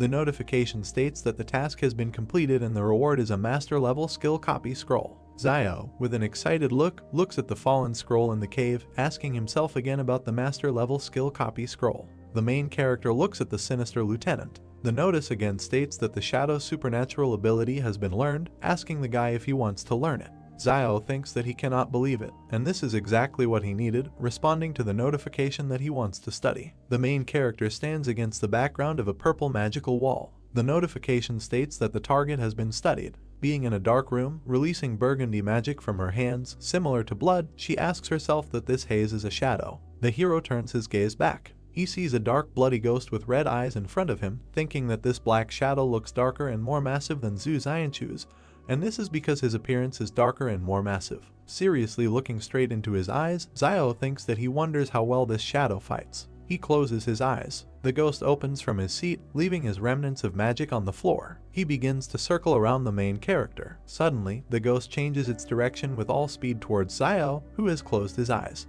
He immediately grabs it with his hand, shattering its magic piece by piece. Holding his fist up, smashing the magic, he notes in his head that this is not bad, and this shadow is at least twice as strong and faster than his own body. He looks forward with interest, continuing to think that the density is also very high, so it is not surprising that Zhu Xianchu was able to use his shadow to deflect the shots. Poking his finger at the notification system, he thinks that according to the palace's prompts, the shadow cannot die and the use time is based on spiritual power. Seriously looking at the system and pointing his finger at it, his thoughts suggest that he can continue to use it as long as his spiritual energy is strong. But how can one calculate something as vague as spiritual power? Looking at the notice, he asks the palace what his spiritual power is. The notice states that the guy does not have access to information. He looks at him with an emotionless face, remaining silent. Against the backdrop of a dark room, he says in his head that he will not cooperate with this palace. Looking at his hand, from which burgundy energy is coming out, he asks himself that this is really strange, and why strength and agility are displayed in numbers, but spiritual strength is not, telling himself that he would rather not think about it now, while there is time, and it would be better for him to gain strength, because by training his body, he can improve his strength and agility. Clenching the magic in his fist, making a small smile, Xiao confidently looks forward, telling himself that now with his shadow abilities, he is a real person with superpowers. The lieutenant, looking at the corpses of the men and the guy and girl standing next to them, says that they themselves are to blame for sneaking up on them and being killed in response. Xianchu, tensely, tells them that Sun Zhenjiang was not involved, so he did not deserve to die. Turning away from them, he says with anger against their background that, however, it is too late to talk about anything, adding that in this wilderness there is no right and wrong at all. Yang and Xiao look at the lieutenant with hostility, remaining silent. The girl turns to the hero, asking him that he just pretended to be asleep. The main character, looking thoughtfully at the girl, thinks about it. That life in the trading city has given him the habit of being constantly alert, even when he is sleeping, and not losing his vigilance. And this young Xiaojin was clearly pretending to be asleep herself, but decided to ask him, and he does not understand her. Walking away from Yang, Xiao asks if she figured it out, to which the girl says that she is bored. Two burning volcanoes smoke in the blue sky. The main character looks at the bodies lying in a line in the middle of the cave. He looks emotionlessly at the bloody body on the ground, thinking that he cannot understand how Zuxia's body disappeared earlier. Pursing his lips, he continues to look down, telling himself that these three bodies are lying here and nothing happened, and this is at least strange. The lieutenant and the hero stand at the exit from the cave, looking into the cave, informing them that it is already dawn, and let them prepare to hit the road, although they do not know what dangers lie ahead for them, but they cannot remain in place. Looking ahead, the lieutenant explains that they must find their next campsite before dark. His gaze suddenly shifts to the side, and Xianchu reveals that the two guys who went outside to relieve themselves last night haven't returned, so they're probably going to have something going on. Looking at the military, Xian, Yang, and the protagonist, he says that he hopes that next time they will not go alone, and after all, they have seen what happens to such people. The man in the bandana, looking uncertainly to the side, apologizes to everyone, asking if someone could kindly help him up. Xiao appears in front of the man, to whom he reacted by opening his eyes. He grabs him by the bandages on his stomach. The man begins to scream at the top of his lungs that he is being killed. Hitting him with his hand, the hero asks why he is shouting and let him get up and walk, because the wounds have already healed. Lifting his jacket and exposing his stomach, he touches it, asking again that they have indeed already healed. The man sits, turning to Xiao, who has turned to him that this black medicine of his works very well, thanking the guy, to which he replies that this is an inheritance from his ancestors. The notice reads thanks from Wang Lei. The lieutenant sternly addresses the nodding protagonist, asking if he still has the medicine. Xiao passes by the military man, saying that he is no more, to which the man says that he will pay for it from his own pocket and offers double the price. The guy turns around with a crazy face, asking what he just said, changing his mind, and now saying that then there is still a little medicine left. The main character looks suspiciously at the lieutenant, holding his hand on his chin, asking him what he didn't say earlier that he had no money, to which the man replies that the three they killed had it, so he borrowed from them. In a funny way, clutching his heart, the main character thinks that he seems to be too inexperienced and did not search the corpses. How could he make such a stupid mistake, and his heart bleeds? Xiao, spreading his hands to the sides in front of the lieutenant, tells him that this is not his money, but the main character's money, and let him give him at least half, to which the man says that he is not interested in money, and he will give him all 8,000 or about what he has on him if he gives him the medicine. The characters' hands pass medicine and money to each other. Xiao begins to stare at the man while holding the money in his hands. The lieutenant, irritated, puts his hands on his hips, telling the main character not to look, and he really isn't lying, because that's all that happened. The history notice states that it has been discovered that there are 20,000 on the media, and he can purchase them on the initial personal storage. Zio thinks about how he needs to buy it, repeating it several times. Dark magic is creeping towards the door. The notice states that this is a successful initial personal storage purchase. The main character gradually approaches the dark door, thinking that it hurts so much, and he would like to see what storage space he paid 20,000 for. Zio grabbed the door handle. Opening it, he sees a brick wall with a hole in it. Closing the door with all his might, the guy, angry, asks what it is, saying that he paid 20,000 per cubic meter, asking what are the prices for housing in commercial areas. Thinking about the crappy palace that he decided to throw it at money and ruin his youth, adding that when he is refined to the intermediate and advanced level, he thinks that the palace will become a real home. Walking away, attracting the girl's attention, the main character thinks that his heart hurts so much, and he gave 20,000, noting that it was so painful to part with them. The squad is walking through the forest when suddenly someone asks that there is a city in front of them. The main character turns to the lieutenant, walking with his back to the entire squad. That earlier he said that this is the remnant of the civilization that existed before the disaster, and the secrets remaining there can help them, superhumans. Seriously looking away, Zio asks what the secret is. Chu, imagining images of dark heroes in the background, says that he is not sure, but only knows that legends say that supermen have existed for a very long time. But only recently they began to appear more often, and there is even an organization of supermen that kills and controls behind the walls, called thugs. The guy, pursing his lips, looks at the man with suspicion, thinking about the organization, understanding. Zio is surprised by Zoo's answer because he thought that ruins would be waiting for them in the mountains and not a whole city. Both walk slightly ahead of the rest of the group. Zio clarifies what Zoo told him earlier about the remnant of the civilization that existed before the disaster. Zoo looks around at the rest of the group. Zio wonders whether the secrets left in that very city can really help other people. He looks ahead thoughtfully and continues to ponder what the secret is. In response, Zoo tells a legend about superhumans who existed a long time ago, but in the near future they began to appear much more often. He also added that there is an organization of superhumans that kills managers behind the walls. Members of the organization call themselves thugs.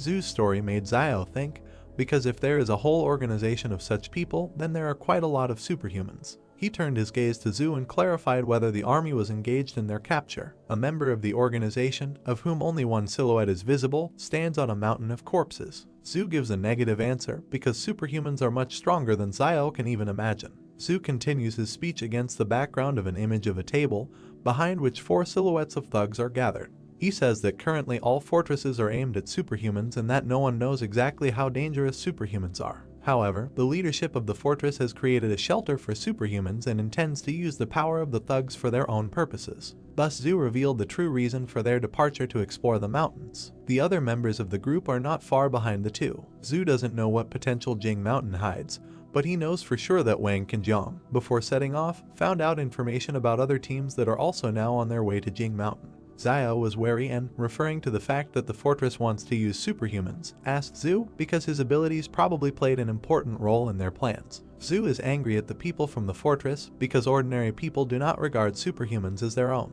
He crushed the ant and told Zio that he couldn't even imagine what a person is capable of in relation to someone whom he does not consider one of his own. Baring his teeth, he ended up saying that he would never return. Liu Bu overheard their dialogue and insisted that they would not reveal Zoo's secrets. Both turned to look at Liu Bu. Zoo clarified that out of the entire group, he is most worried about Liu Bu. Zio pointedly pointed out that if the main cause of Zoo's worries did not return, then he could calmly return back. Liu Bu became wary and looked at the guy angrily. Zoo also did not remain indifferent and asked if Zio was also a Superman. The guy got nervous and asked again. In fact, Zoo did not suspect anything, but pointedly noticed that Zio had awakened a special ability to irritate people. Zio feels very uncomfortable and smiles nervously. At the same time, he asks the palace whether he has a perfect level skill. Smiling mischievously, he reasons that the skill he perfected at a young age, however, it will not be able to compare with Yang's skills. He stopped abruptly. Zio turned around and, pointing his finger at Yahello, advised the group to beware of puddles, because stumbling upon a leech at this time of year is deadly. Sunlight shines through the foliage of the trees. Zoo noticed something ahead and asked everyone to look ahead.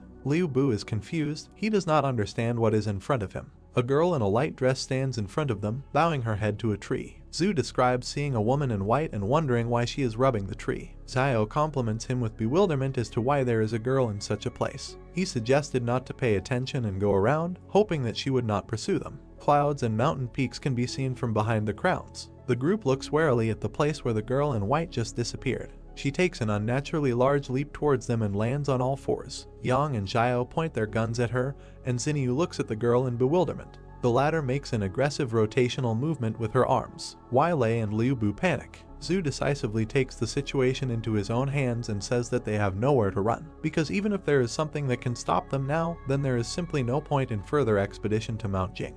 He gives the command to follow him. Zhu and Yang warily prepare to flee. Xiao wonders why he suddenly felt so hot. Xiao shouted to Zhu to use his shadow on the girl if something happened and let him and Yang shoot her. They both went to belay Zhu. Zhu agreed and went on the attack. His palm began to exude black mist. He sent his shadow to attack. The shadow runs straight towards the girl in white. She is moments away from capturing the mysterious girl. The shadow grabs the stranger by the throat and presses her into the ground. All that was left of the girl was a white haze, and Xiao, seeing this, decides that Zhu's ability is quite enough. The whole group approaches the girl, who is still hanging by the throat from the hand of Zhu's shadow. The girl with a scary face is perplexed and assumes that the group was sent by the fortress. Zhu says he hasn't seen anything like this outside the walls, but the girl looks shabby. Xiao looks in surprise towards the shabby wood. Near the roots, the tree bark has been stripped off. Xiao notices something under the tree and tells his comrades about it.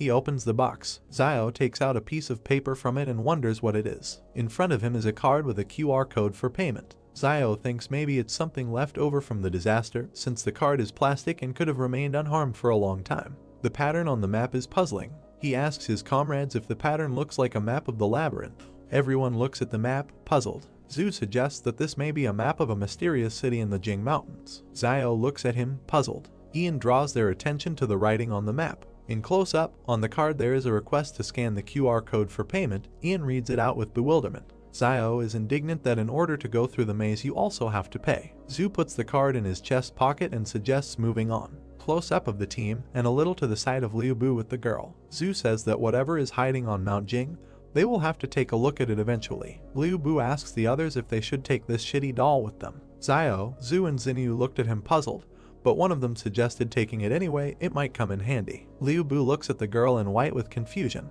A beautiful sunset can be seen from behind the mountain peaks. The group decides to stop in an angular cave for the night. Zhu looks ahead and notices that there is a pine tree growing nearby, and if anyone is hungry, let him pick up some pine cones for a snack. Xiao cuts the tree trunk with a knife and green liquid oozes out. Zhu is puzzled. He approaches Xiao and asks if he can drink it. Xiao looks at him. They were joined by Liu Bu and Xinyu. Liu Bu asks what it is and if it can be drunk. Xiao raises the knife with a cheerful expression and gives a negative answer. He does this to put some poison on his knife. Liu Bu is extremely surprised. He doesn't understand what kind of person Xiao is, that he even puts poison on his knife. Zhu and Xinyu refuse to comment on the situation and stand stone-faced. Liu Bu climbed a tree and left a girl in white sitting near the next one. He tries to reach the bumps. His foot slips off the bark and he screams. Liu Bu falls from the tree screaming. He lands on his butt and wonders why he is doing all this. There is also a girl sitting in the background. Liu Bu gives into emotions and desperately shouts that at the very beginning they had already decided to return to the fortress,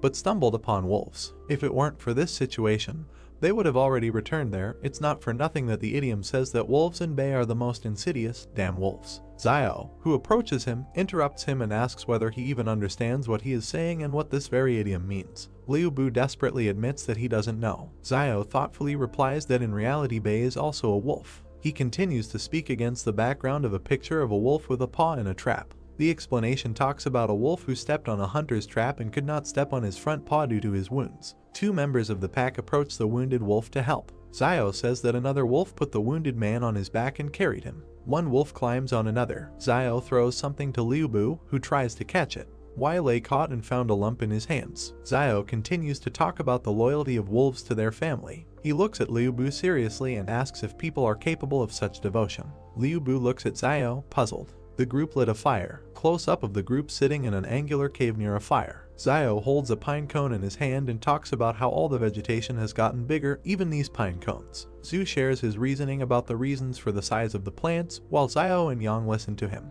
He assumes that it's all about the high oxygen content and notices that despite physical fatigue they are still full of energy, which refers him to thoughts about a constant flow of oxygen. Zio is surprised and thinks that the phenomenon is quite reasonable and has a scientific basis. Yang, Zio, and Zhu are sitting next to the fire. Zio asks about the presence of places like Mount Jing near other fortresses. Zhu looked at him gloomily and answered positively, only there is a note that such objects are controlled by a company called Flame Source. Zio also gloomily asks for the name. He then wonders why he hasn't heard of such a company and whether it belongs to some kind of union. Zhu looks thoughtfully at the fire and, against the background of the emblem of this company, answers Zio, calling the company an independent consortium that controls up to 20 fortresses. He finds it remarkable that they are relatively far from their 113 fortress. Zio justifiably does not know about such a company. Zio responds by asking about knowledge of living conditions in the place controlled by this company. Zhu closes her eyes and waves her naked face negatively. Yang joins the dialogue, commenting on the mystery of the territory controlled by the source of the flame.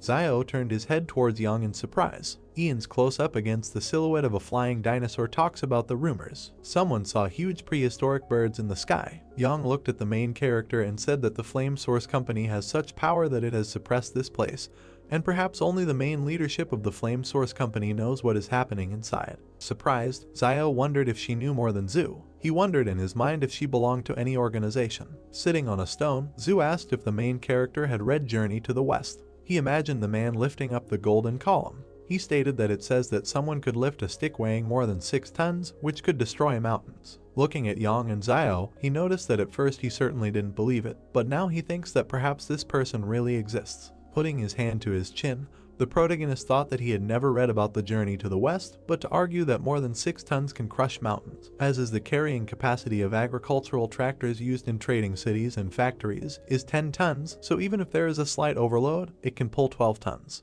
The guy started coughing when he tried to eat the cone. He looked at Zio with an angry look. He approached him with a smile and asked him to make another wish or something like that, so that another animal would fall before their feet. Frowning, the main character replied that last time it was an accident. He asked if the guy really thought the main character was capable of this. He noted that if he needs to, then he should speak. The enraged guy cried out that if his wishes were fulfilled, he would have long ago wished that an animal would now appear on his doorstep to eat. There was a noise on the street. Zio and Yang prepared to shoot. They looked at the exit from the cave. Dark streams of mana hovered before them. Many wild animals were walking towards the cave. Holding the gun in front of him, he asked Liu if it was his order. He replied that he just said it in passing. Zio grabbed his hand and asked him to order the animals that they eat vegetarian food today and let them leave. Liu asked if Zio thought it would really work. He ordered him to speak, assuming that it would suddenly work out. The animals looked at him with stone faces. Liu tearfully asked them to leave. Many animals immediately ran away from there. Taken aback, Liu asked if it worked. The stunned protagonist asked how this was even possible. Frowning, Zio suggested that Liu had awakened his luck like Yuan. The night sky was surrounded by forests. Looking at the sky, at the many birds, the main character emphasized that this was not so and that something led the animals there. Surprised, he assumed that the animals were moving together in one direction and did not dare to attack them because they were being pursued by something more terrible. Streams of wind came from the forest. There was a chain on the ground. She suddenly began to rise. The beast was chained. He continued to move through the forest. He walked through thick grass. A powerful wind came from the dark forest. People stood at the exit of the cave. An enraged Zio asked what those sounds were. He continued to stare into the darkness. Looking at the frightened Liu, he asked if the sound had disappeared. The guy suggested hiding somewhere else for a while. Frowning, Zio asked him to wait, noting that animals have a much stronger instinct for danger than humans, and these animals were clearly trying to hide in their shelter, so this cave should be relatively safe. Kneeling down, the main character asked what exactly they were hiding from, and what that sound of chains was. Yang replied that there must be something in the forest that would frighten even them. The main character with a serious face asked if they noticed that. He remembered the many human bones along the rocks. Zio said that they saw human skeletons in the gorge when they passed through it, but it was unusual not to see animal skeletons in the forest. Frowning, he stated that any living creature could die from attack, disease, and old age. He asked how they didn't see a single skeleton. He remembered how the fish bones disappeared in the forest. The main character noticed that, to make sure, he deliberately threw out fish bones in the forest. As a result, they disappeared the next day, and there were no traces left around. Turning around, he said that there is also Zuzia's body, which disappeared without a trace, and all these missing people have one thing in common: they all disappeared into the forest. Frightened, Liu wondered if it was possible that after animals evolved, plants also evolved. Xiao replied that it was unclear. Zhu said with a serious face that there was no need to be too nervous and it was good that they realized this earlier, at least they could take precautions in advance. The frightened Lei noticed that there was no danger as long as they stayed away from the forest. Zhu presented their route and reported that it lay in relatively sparsely wooded parts of the ridge and hills. The main character, with a puzzled look, wondered if everything would be so simple. He began to hear powerful gusts of wind in the forest. Xiao was dumbfounded by this. A monster with red eyes looked at them. There were chains on his hands. Steam was coming out of his mouth. Yang, with a serious face, began to aim at the beast. Her face was serious. He took the pistol off the safety. They, together with the main character, were preparing to shoot. Zhu screamed loudly so that as soon as he appeared, they would start shooting at him, and he would order his shadow to go around him. The chain flew up above the ground. Frightened, Xiao reported that he was approaching. A powerful aura emanated from the forest. Taken aback, the main character assumed that judging by the sound, he was getting further away from them. Standing in the cave, they wondered what was happening. Frowning, Xiao noted that this monster was afraid to leave the forest, and the cave is located about 10 meters from the forest and it looks like the animals were hiding there before. Turning around, Xiao stated that there was something wrong with the forest, but they were lucky to escape it. Stretching out his hand, Sui said that the danger had passed, so they should rest and he would be the first on duty today, and after midnight the main character and Yang would replace him. They looked at each other. Standing next to Xiao, Sui said that he couldn't help it if they didn't trust him, but he was on duty first anyway. Light smoke came from the extinguished fire. The main character and Ian were sitting near a rock. The afternoon sun illuminated the forest. There was an explosion. Xiao and Yang suddenly woke up. Coming out of the cave, they asked what was happening. Looking at the smoke in the sky, Xiao guessed that the Jing Mountain volcano was erupting. Stunned, Sui suggested that it seemed that the other teams infiltrating Mount Jing had made their move. With a serious face, he suggested that they speed up, noting that they needed to do it before they learned the secret. The main character looked at Suya and asked if he was tired of living. He emphasized the fact that it is unknown what dangers lie ahead for them, apart from this explosion. Frowning, Sui replied that they were already there and there was no turning back, so the only thing they could do was to find the secret of Jing Mountain as early as possible. Smiling, Xiao noted that this is true and since they have already taken it, they need to bring it to the end. Yang watched him silently. Black smoke rose from the volcano. The group ran across the field. Lei wiped the sweat from his face and said that it was very hot. They saw a huge beetle. Moving further, Xinyu asked why they thought the animals became bigger but the people did not. Looking at Xiao, she noticed that instead, people received superpowers. Turning around, Sui said that from ancient times to the present, human evolution has always been associated with mental abilities. After looking at him, the main character said that Teacher Zhang said that there is a gene in the human body that limits muscle development. He introduced the human body and the progress of evolution. He noted that this is because smart people are more attuned to their environment, causing the brain to require more energy, so muscle development must be limited to avoid competition with the brain for resources. Xiao emphasized the fact that only humans have genes that limit muscle development, but this is the price they gave for the sake of intelligence. Taken aback, Yang stated that she saw a Superman with a developed physique. She asked what he would say to this. Putting his hand to his chin, the main character suggested that his ancestors had something to do with wild animals. The group was taken aback by this response. Looking at the main character, Xinyu said that Teacher Zhang at their school in the trading city is very smart and he must know a lot. Moving towards the mountains, Xiao replied that this is true, he knows a lot of things, but he starts making up stupid things in class if he comes across something he doesn't know. He noticed that usually the teacher reads books and so on when he is free. There are such people behind the walls of the fortress, and they are all amazing.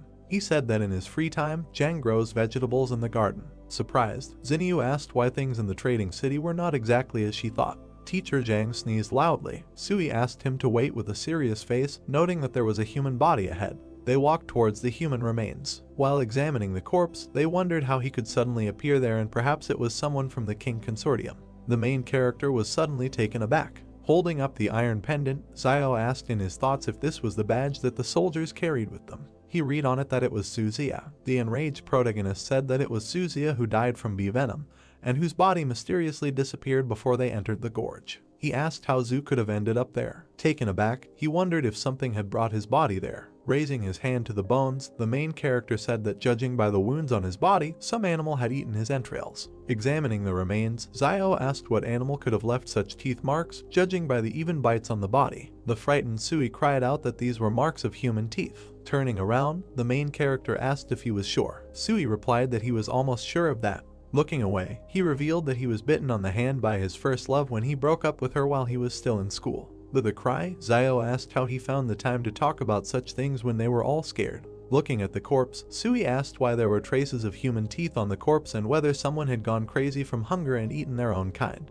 Frowning, Zio asked what the guys thought, whether it was possible that what was dragging the chain last night was a person. The group was scared by this theory. Grabbing her gun, Young yelled that they were getting out of there and using a 3-man tactical formation in case something sneaked up on them. Turning around, Zio asked what a tactical formation was. Young asked if his teacher taught him this, noting that she thought he knew everything. Pointing her finger at the floor, she asked him to go to her left, adding that everyone controls their own sector of vision and should shoot directly at any strange creature approaching. Smiling, the main character replied that he understood everything. Moving along the gorge, the main character thought that Yang seemed to have taken command. As a matter of course, and no one said anything else. He assumed that everyone understood that Yang is not so simple. She is not only ruthless and not afraid of the changes taking place, but also knows details about the source of Flame Company. The sounds of gunfire were heard from the volcano. Looking up, Sui reported that the firefight was becoming more active, and it seemed that they were getting closer to the secrets of Mount Jing. Looking at the floor, Zio asked what was there. Sui picked up the shell casing from the floor. Examining it, he said that it was from a bullet fired by the King Consortium.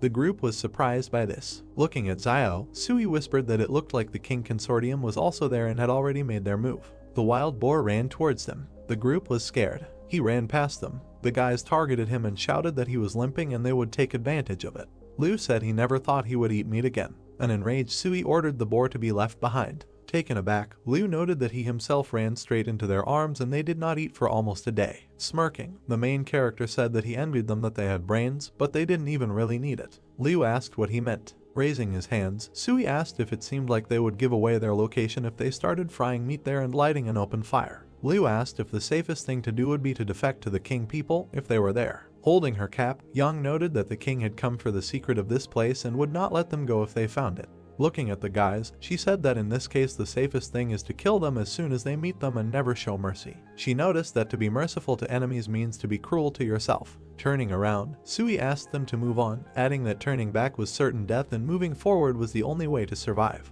Lei and Liu walked past Yang. Sui said that they further avoid meeting the King Consortium fighters based on where the shooting is coming from. Lei stated that he thought they would starve to death before allowing the Kingmen to catch them. Yang looked after them. Smoke rose from the volcano. Looking into the dark forest, Sui said that perhaps in an hour they will know what is hidden in this Jing mountain. He suggested that there was much less shooting. Looking at the main character, he whispered that if they had to fight guerrilla warfare in the future, they would have to abandon the other 3, who would not be able to keep up with the 3 of them. Turning around, Zio looked at the tired group members and agreed with Sui. Turning around sharply, Sui asked where Yang was. Standing in the forest, Liu asked where she was and when she disappeared. Stunned, Zio thought that with Yang's power, it was impossible to disappear without warning unless she herself wanted to leave. They looked at each other and nodded. The sounds of chains were heard in the forest. The frightened members of the group screamed that they heard this sound again. Looking into the forest, Liu screamed that this monster couldn't take Yang away. He saw that the people in front of him had disappeared. Frightened, Liu started screaming loudly and asked where the 2 were. Standing in the forest, he asked why the 2 had disappeared. Lei looked back and said that the sound was getting closer. Liu began to run away from there. He closed his eyes in fear. Lei overtook him. Running after him, he shouted that Lei had just been injured and was already running so fast, and Xinyu was a big star and was running very fast. Liu frowned. He tripped Leia. While escaping from there, Liu asked for forgiveness, noting that someone must be sacrificed in order to survive. The monster rushed at Lei. Stunned, Liu turned around. Blood began to flow from Lei. The monster was sitting on him. Liu and Xinyu continued to run. Closing his eyes, he screamed that he just wanted to come back alive, and there was nothing wrong with that. He looked at Xinyu with an angry look. He extended his hand to her and said that in order to survive, you need to sacrifice something. He couldn't reach her. The soldiers pointed their guns at them and asked who they were. Pointing his finger back, Liu said that a monster was running after them. The military surrounded them and ordered them to sit on their knees and put their hands on their heads. Raising his hand to the headphones, the soldier said that an escaped test subject had been found and he was requesting support. The soldiers began to advance into the forest. The monster rushed at them. The military started shooting at him. The animal avoided being hit by bullets. The soldiers tied their hands with a collar. They picked them up. The soldiers found a girl's doll under Liu's cloak. They began to examine her. The monster continues to advance through the forest. As Zio walked up the mountain, he thought that when Yang was still around, the group held each other back, forming a short stable team, and now that Yang suddenly disappeared, the team instantly collapsed. Frowning, he noted that he and Sui had unspokenly decided to go it alone, and after all, they couldn't trust each other yet. Looking at the mountainous area, the main character began to think that he was wondering what the secret was for which all the forces were fighting. He mentally noted that he was not going to return empty-handed, so he would go in and look around. The soldiers moved through the forest. As he walked up the mountain, Zio noted in his mind that people were following him. Looking at their backs, he wondered if they were King Consortium people. They shouted that the experimental object had been found and they were asking for support. Hiding, the main character thought about the experimental object. He wondered if there were still people in these wild places conducting experiments. He wondered if so many people couldn't kill one monster,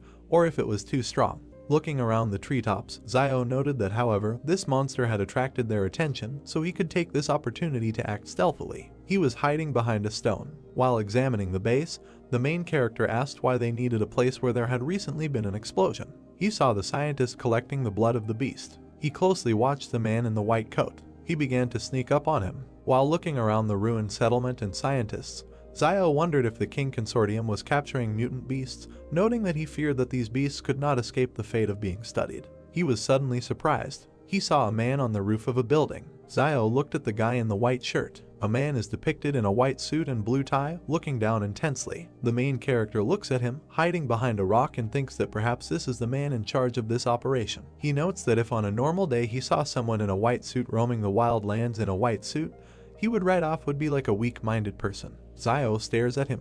We see how the main character looks at the roof of a building, on which a man in a white suit points with his finger and says something. The main character thinks that this man now standing on top of the building, on the contrary, does not feel out of place, perhaps because that he is a leader and does not need to go into battle. We see fighters with weapons, an excavator and doctors in masks who are preparing syringes.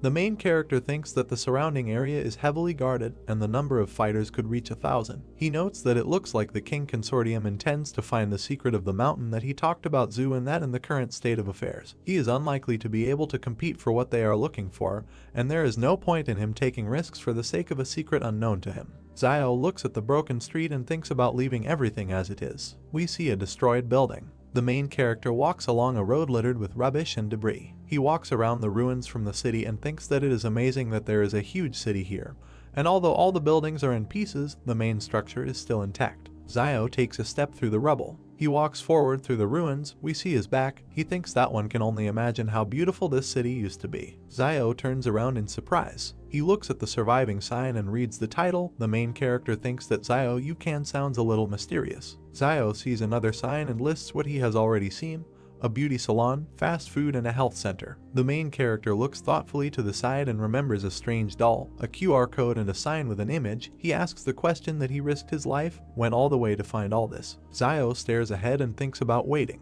He descends sharply down the rubble. The main character looks at a sign with famous tobacco and alcohol products.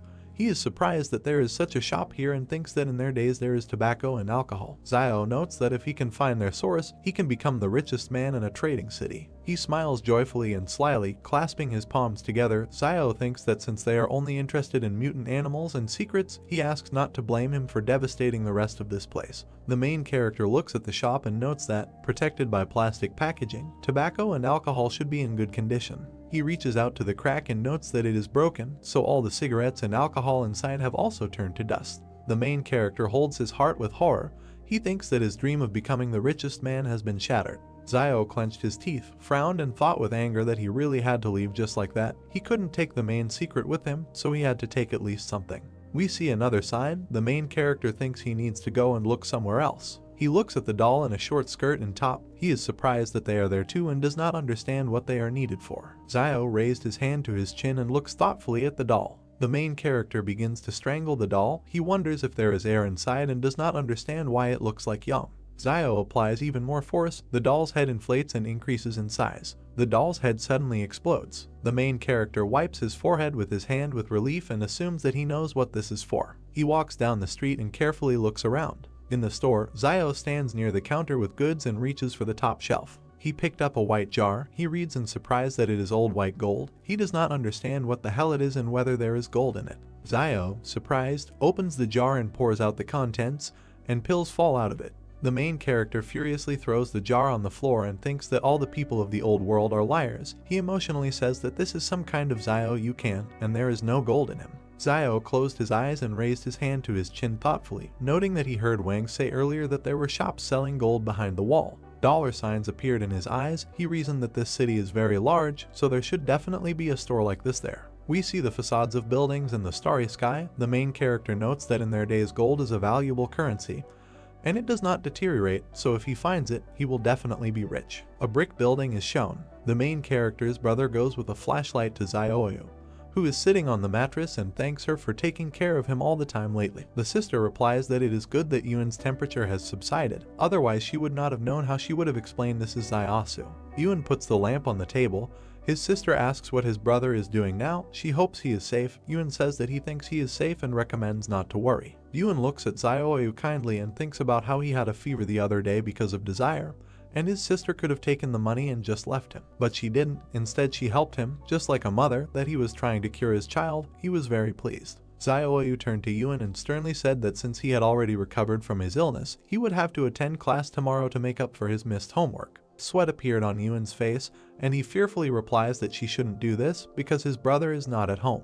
Zio smiles sweetly and says that in any case, she doesn't care because he will do what he is told. We see a brick house against the background of the starry sky. A bright moon is depicted. People are sneaking around in the darkness inside a high fence. Yuan and Zio stood up in fear. The sister notes that there is someone outside. Yuan will nervously add that there is more than one person there. Zio fearfully takes up the weapon and orders Yuan to stay put while she goes out and takes a look. She trembles, nervously holds the knife in her hands and walks forward. Yuan watches her leave the house. A bald man kicks in the door, and another one stands nearby. They attack the stunned Zio. She screams and points the knife at them with her eyes closed. A man with an angry face tries to snatch it. He calls Zio names furiously. Two men force her to the ground and hold her by the neck. In fear, she orders them to let go and leave her behind. The third one attacks Yuan with a knife. He swings and hits the bed. Yuan falls to the ground. He lands in a fighting stance. The man, dumbfounded, notes that he is a smart guy. Yuan remembers them and thinks that these three were usually messing around in the market town, but he didn't expect that they would actually attack this house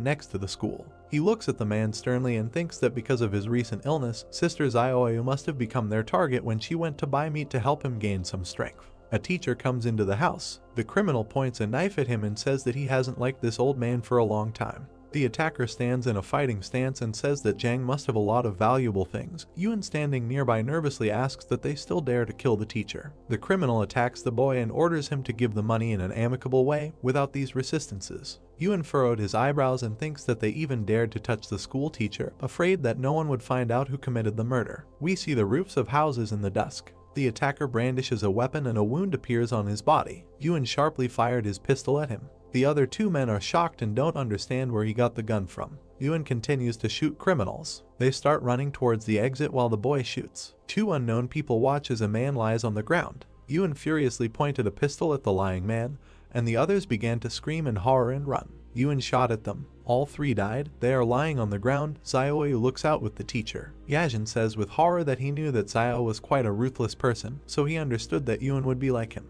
He looks at the boy in surprise and says that he couldn't even think that at 13 Yuan would dare to shoot someone. Yuan holds the gun with trembling hands. He is shaking all over in shock. Zio holds him by the shoulders in horror and screams his name. She hugs the boy and tells him not to be afraid and that everything will be fine because everything is already over. Jaeon watches his sister hug the boy and asks if Zio left this for him. Sister and Yuan look at the gun. The teacher asks if this is why Yuan went alone into the wilderness to make sure no one found him.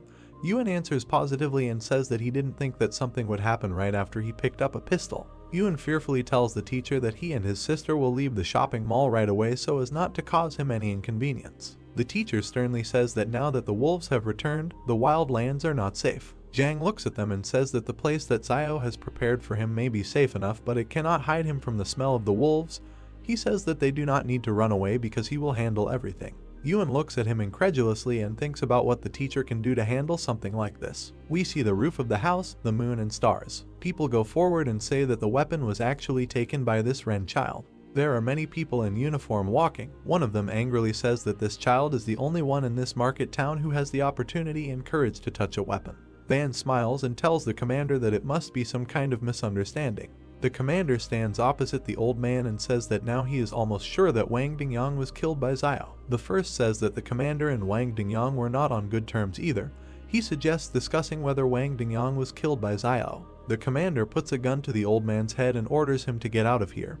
He asks if he thinks that he is as corrupt as the rest of the inhabitants behind the wall. The commander points his finger and orders everyone to be arrested. He wants to see how Xiao will justify himself when he returns. The teacher stood in the aisle and ordered them to stop. He holds out a piece of paper and asks him to take it to the fortress and tell Fat Man Lo to come to him. Jiang stood in front of the two soldiers and said that he had to give this to him and he would understand, and this was no longer something he could handle. One of the soldiers said with a confused look that this school teacher just called Boss Luo fat. Another soldier put a gun directly to the head of the frightened old man Wang and asked what he was waiting for. Zhuo stood still, holding out a piece of paper while the same soldier said that he thought some kind of card would help him get rid of them. Then he snatched the card from the teacher's hands with an arrogant look. The soldier looked forward with a menacing gaze and simply remained silent. Teacher Jiang stared back straight ahead with a serious look. Then the soldier, looking at Jiang Jinglin's card, thought with great surprise that he was from the 178th fortress. The soldier immediately pointed his finger at the teacher and the people behind him, saying that they should watch them, and the other soldiers obeyed the order. Suddenly the soldier got into the car and with a frightened look pulled the gear lever. The car began to move forward at great speed, leaving only dust behind. Several soldiers approached Yuan and Xiaoyu, and one of them ordered that they need to be searched, while the other said that no one should move. One of the soldiers searched the boy and asked where the gun was hidden, while the other pointed his weapon at him, telling him what he should say. Yuan looked forward sharply with an angry gaze. The two soldiers, greatly frightened, trembled and looked forward. Xiaoyu turned to Mr. Jiang, asking if everything would be okay, and he turned back and said that there was no need to worry and everything would be fine and they wouldn't dare to do anything to them yet. Yuan said that he apologized for the trouble they caused him, and Jiang, turning in his direction, said that they were not to blame, this world was wrong, and he should thank him for saving him recently. Yuan asked him what he did before teaching, and Jiang, standing sideways, said that he was a military man, while he asked why he stopped being a military man. Jiang answered the question that because war cannot save humanity. He then abruptly turned to the side and continued to say that he originally chose Xiaosu as a replacement teacher because he was preparing for his departure from this city, and he plans to return to Sabei. Yuan asked about Sabei and that this was the same northwestern part of the country that was mentioned earlier in the lesson, and received a positive answer from Jiang, who imagined beautiful mountains in his head over which birds flew. He continued to imagine in his head a huge number of mountains over which birds were flying, and said that in the northern part of the country the snow and ice had not yet melted, and among the sand and yellow earth not a trace of greenery was visible. Jiang continued to say that Sabei has endless white spaces, which makes people there seem very lonely, and imagined in his head a small stone structure standing right in the middle of the mountains. Yuan, looking ahead, asked why he suddenly wanted to return to Sabei. Jiang, looking to the side, replied that because the world was starting to change, and he needed to be with those who were waiting for him. Yuan looked at him with great surprise and asked about the people who were waiting for him, and he simply smiled. Jiang leaned forward, holding Yuan by the shoulders, and said that he should not be afraid, and they would not dare to do anything to him. The most they could do was send him back to the 178th fortress. Immediately after this, the narrative of the story moves to a camp with a huge number of tents, in one of which the doe with a cigar in his mouth was looking at the card. Lan sharply asked where this Jiang Jinglin was and said that he should take him there while the soldiers standing next to him obeyed his order. The soldiers, stepping on the ground with their boots, walked forward, and one of them said that they needed to open the door quickly. The car, accompanied by soldiers, approached the huge metal gates, which slowly swung open. Lan was driving in the car, smoking a cigar, and said on the phone that Jiang Jinglin was here, and they asked him if he was sure. The doe, continuing to smoke a cigar, said on the phone that he was not entirely sure yet, but if it was true, should he kill him and why should this old man hide with him? A man in a white coat spoke on the phone and asked about his murders, while he was told that yes, and such an opportunity comes once in a lifetime. The man in the white robe looked to the side, continuing to talk on the phone, asking that if he kills him now, do those fighters from the 178th fortress think to leave him alone? The doe, holding the phone near his ear, said that he could do it, but it would be a little scrit.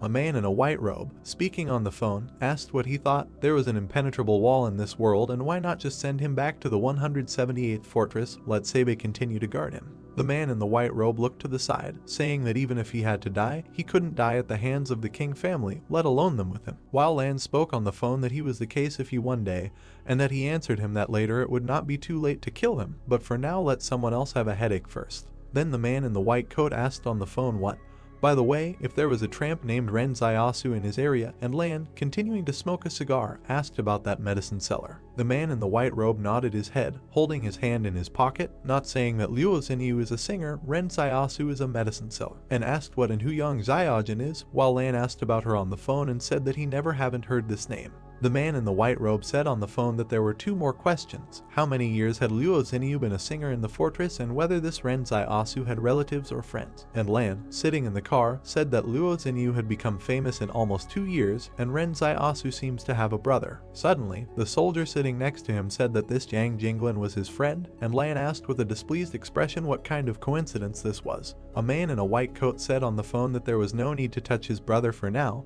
and let him deal with the rest as best he knew, while Lan and the soldier were sitting in the car. The soldier looked away with a dissatisfied expression, clenched his teeth, and simply remained silent.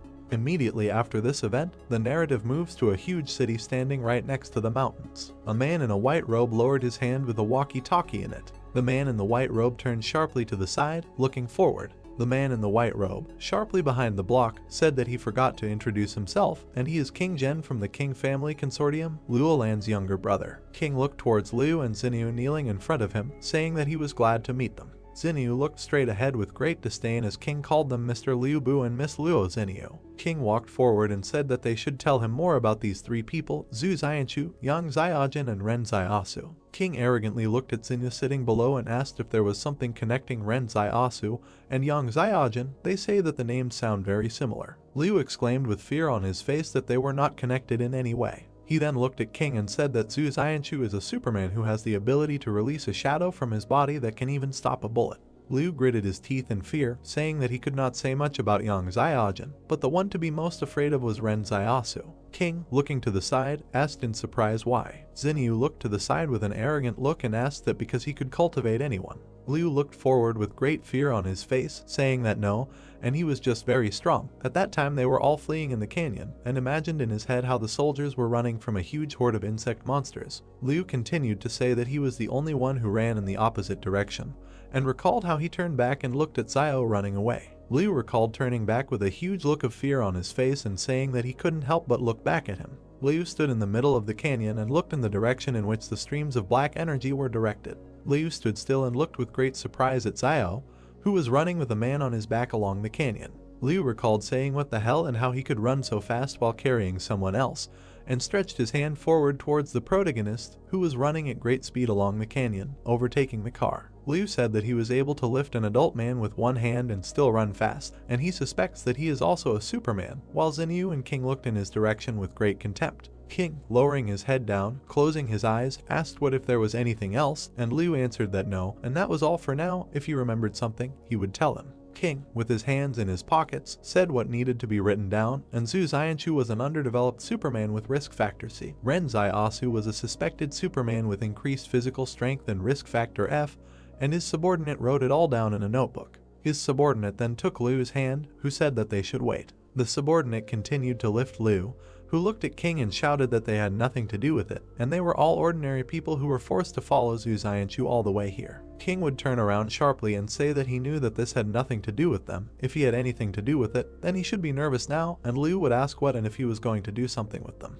King closed his eyes and said that they would go with him and should try not to be too surprised while his subordinates lifted Liu and Xinyu from the ground. At the same moment, a crescent moon shone in the night sky, surrounded by a huge number of stars. Immediately after this, the narrative of the story moves to a huge building, near which people were standing. King walked along with the soldiers and spoke to Zuman, saying that he should lead a group to find Zaiasu, Yang Xiaojin, and Zhu Xianchu, and they should return by 12 o'clock at night, and he would take the order. King stopped near a group of people and said that teams 2, 3, and 4 should follow him, and they immediately followed his order. Liu, looking at King with great fear on his face, asked where they were going. King stood in the middle of the city street and said that now they themselves will soon find out. The narrative of the story then shifts to several soldiers standing near a huge cage. King raised one of his hands up, holding the other in his pocket. Liu stood next to Xinyu and was surrounded by soldiers, saying what the same. In that same cage, with a chain on his arm, lay a gray, scary monster. Liu asked that the teeth marks on Zhu's body were not the same, while everyone else was standing right next to the monster's cage. King would quickly turn around and say that they seemed to know a little about him and had seen the bodies he had bitten. Xinyu looked forward with great fear and asked what this was all about. King, standing right in front of this monster, said that they were a product of the pre-catastrophe period, and they had only recently learned of their existence, and they should be called test subjects. Zinyu looked straight at King and asked about the test subjects, and he said that he must have recently escaped from the walls of some laboratory. King, with his head down, continued to say that they were all surprised how they survived to their days, because this is a living example. Zinyu, looking in his direction, said that this means that they came here for this sample and to find the laboratory that once held these experimental subjects captive. Suddenly, King turned his serious gaze to the side. King, standing still, says he doesn't know if they know that multicellular organisms like humans use cell division as the basis for growth and reproduction.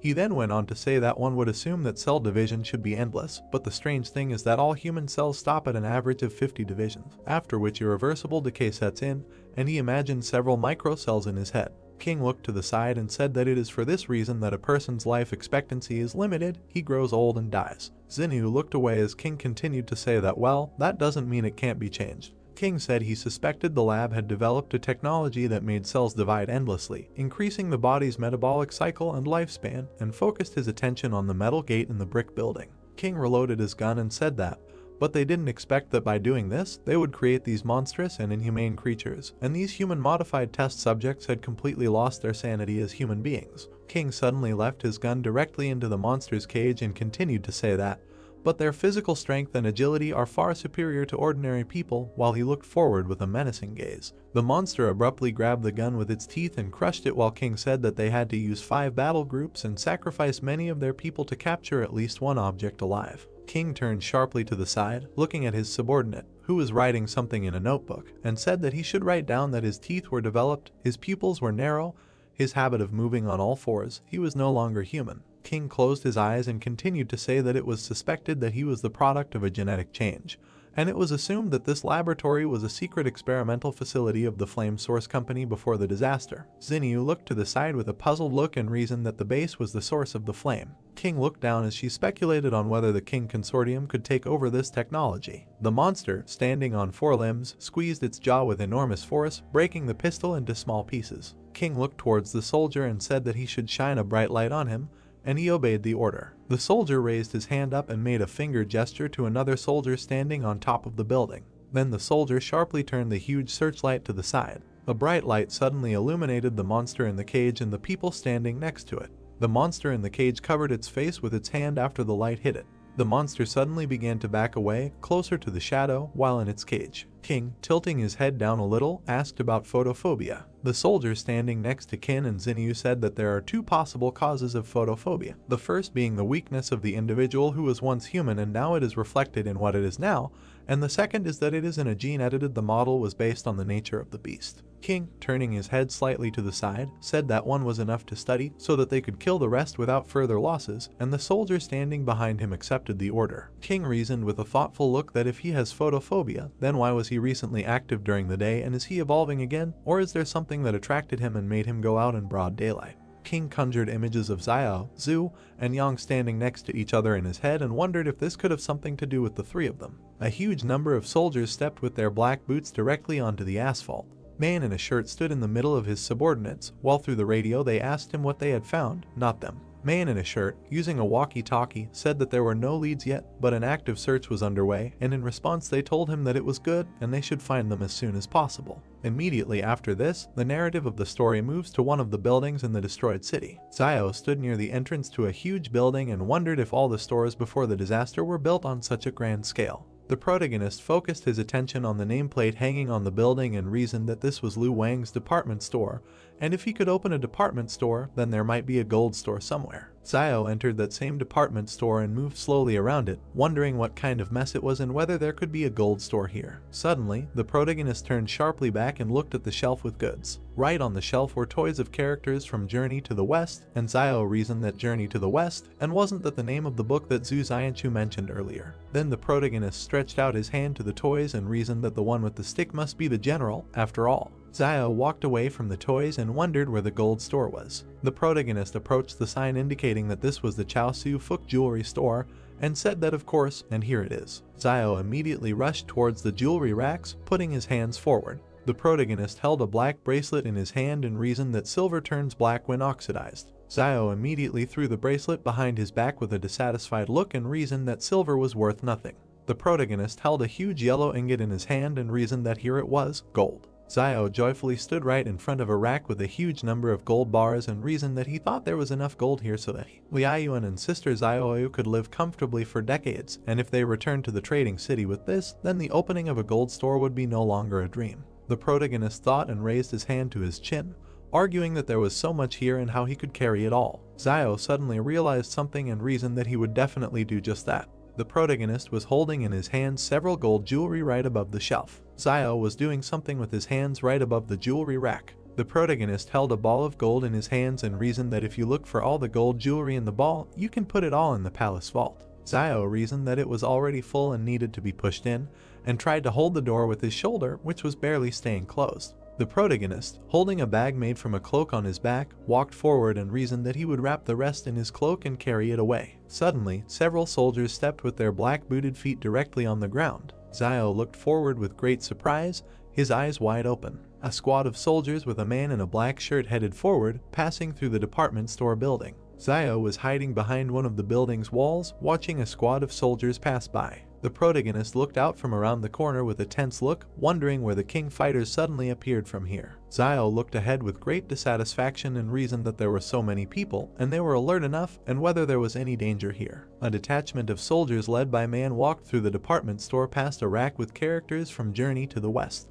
Man looked sharply to the side and was very surprised by what he saw. Man opened his eyes wide in surprise and simply silently looked to the side. The protagonist, peeking around the corner, nodded his head and wondered if they had left. The entrance to the department store building was surrounded by complete silence. Man looked around the corner, looking at the entrance to the department store building, showing the soldier. The soldier asked Manny in a whisper if something had happened. Man, recalling the figures of characters from Journey to the West, said in a whisper that he had already searched this building and its contents were now in places that were not in the right places, as he remembered, and reasoned that he remembered that it was the monk who was riding on a white horse, and next to it stood a monkey. Man looked out from around the corner, standing next to the soldier, and said in a whisper that it looked like someone had been here, and perhaps even still inside, and reinforcements needed to be called to immediately surround the area. Man suddenly made a gesture with his hand, sending the soldiers forward. At the same moment, soldiers lined up on both sides of the entrance to the department store building. The protagonist looked forward with great surprise,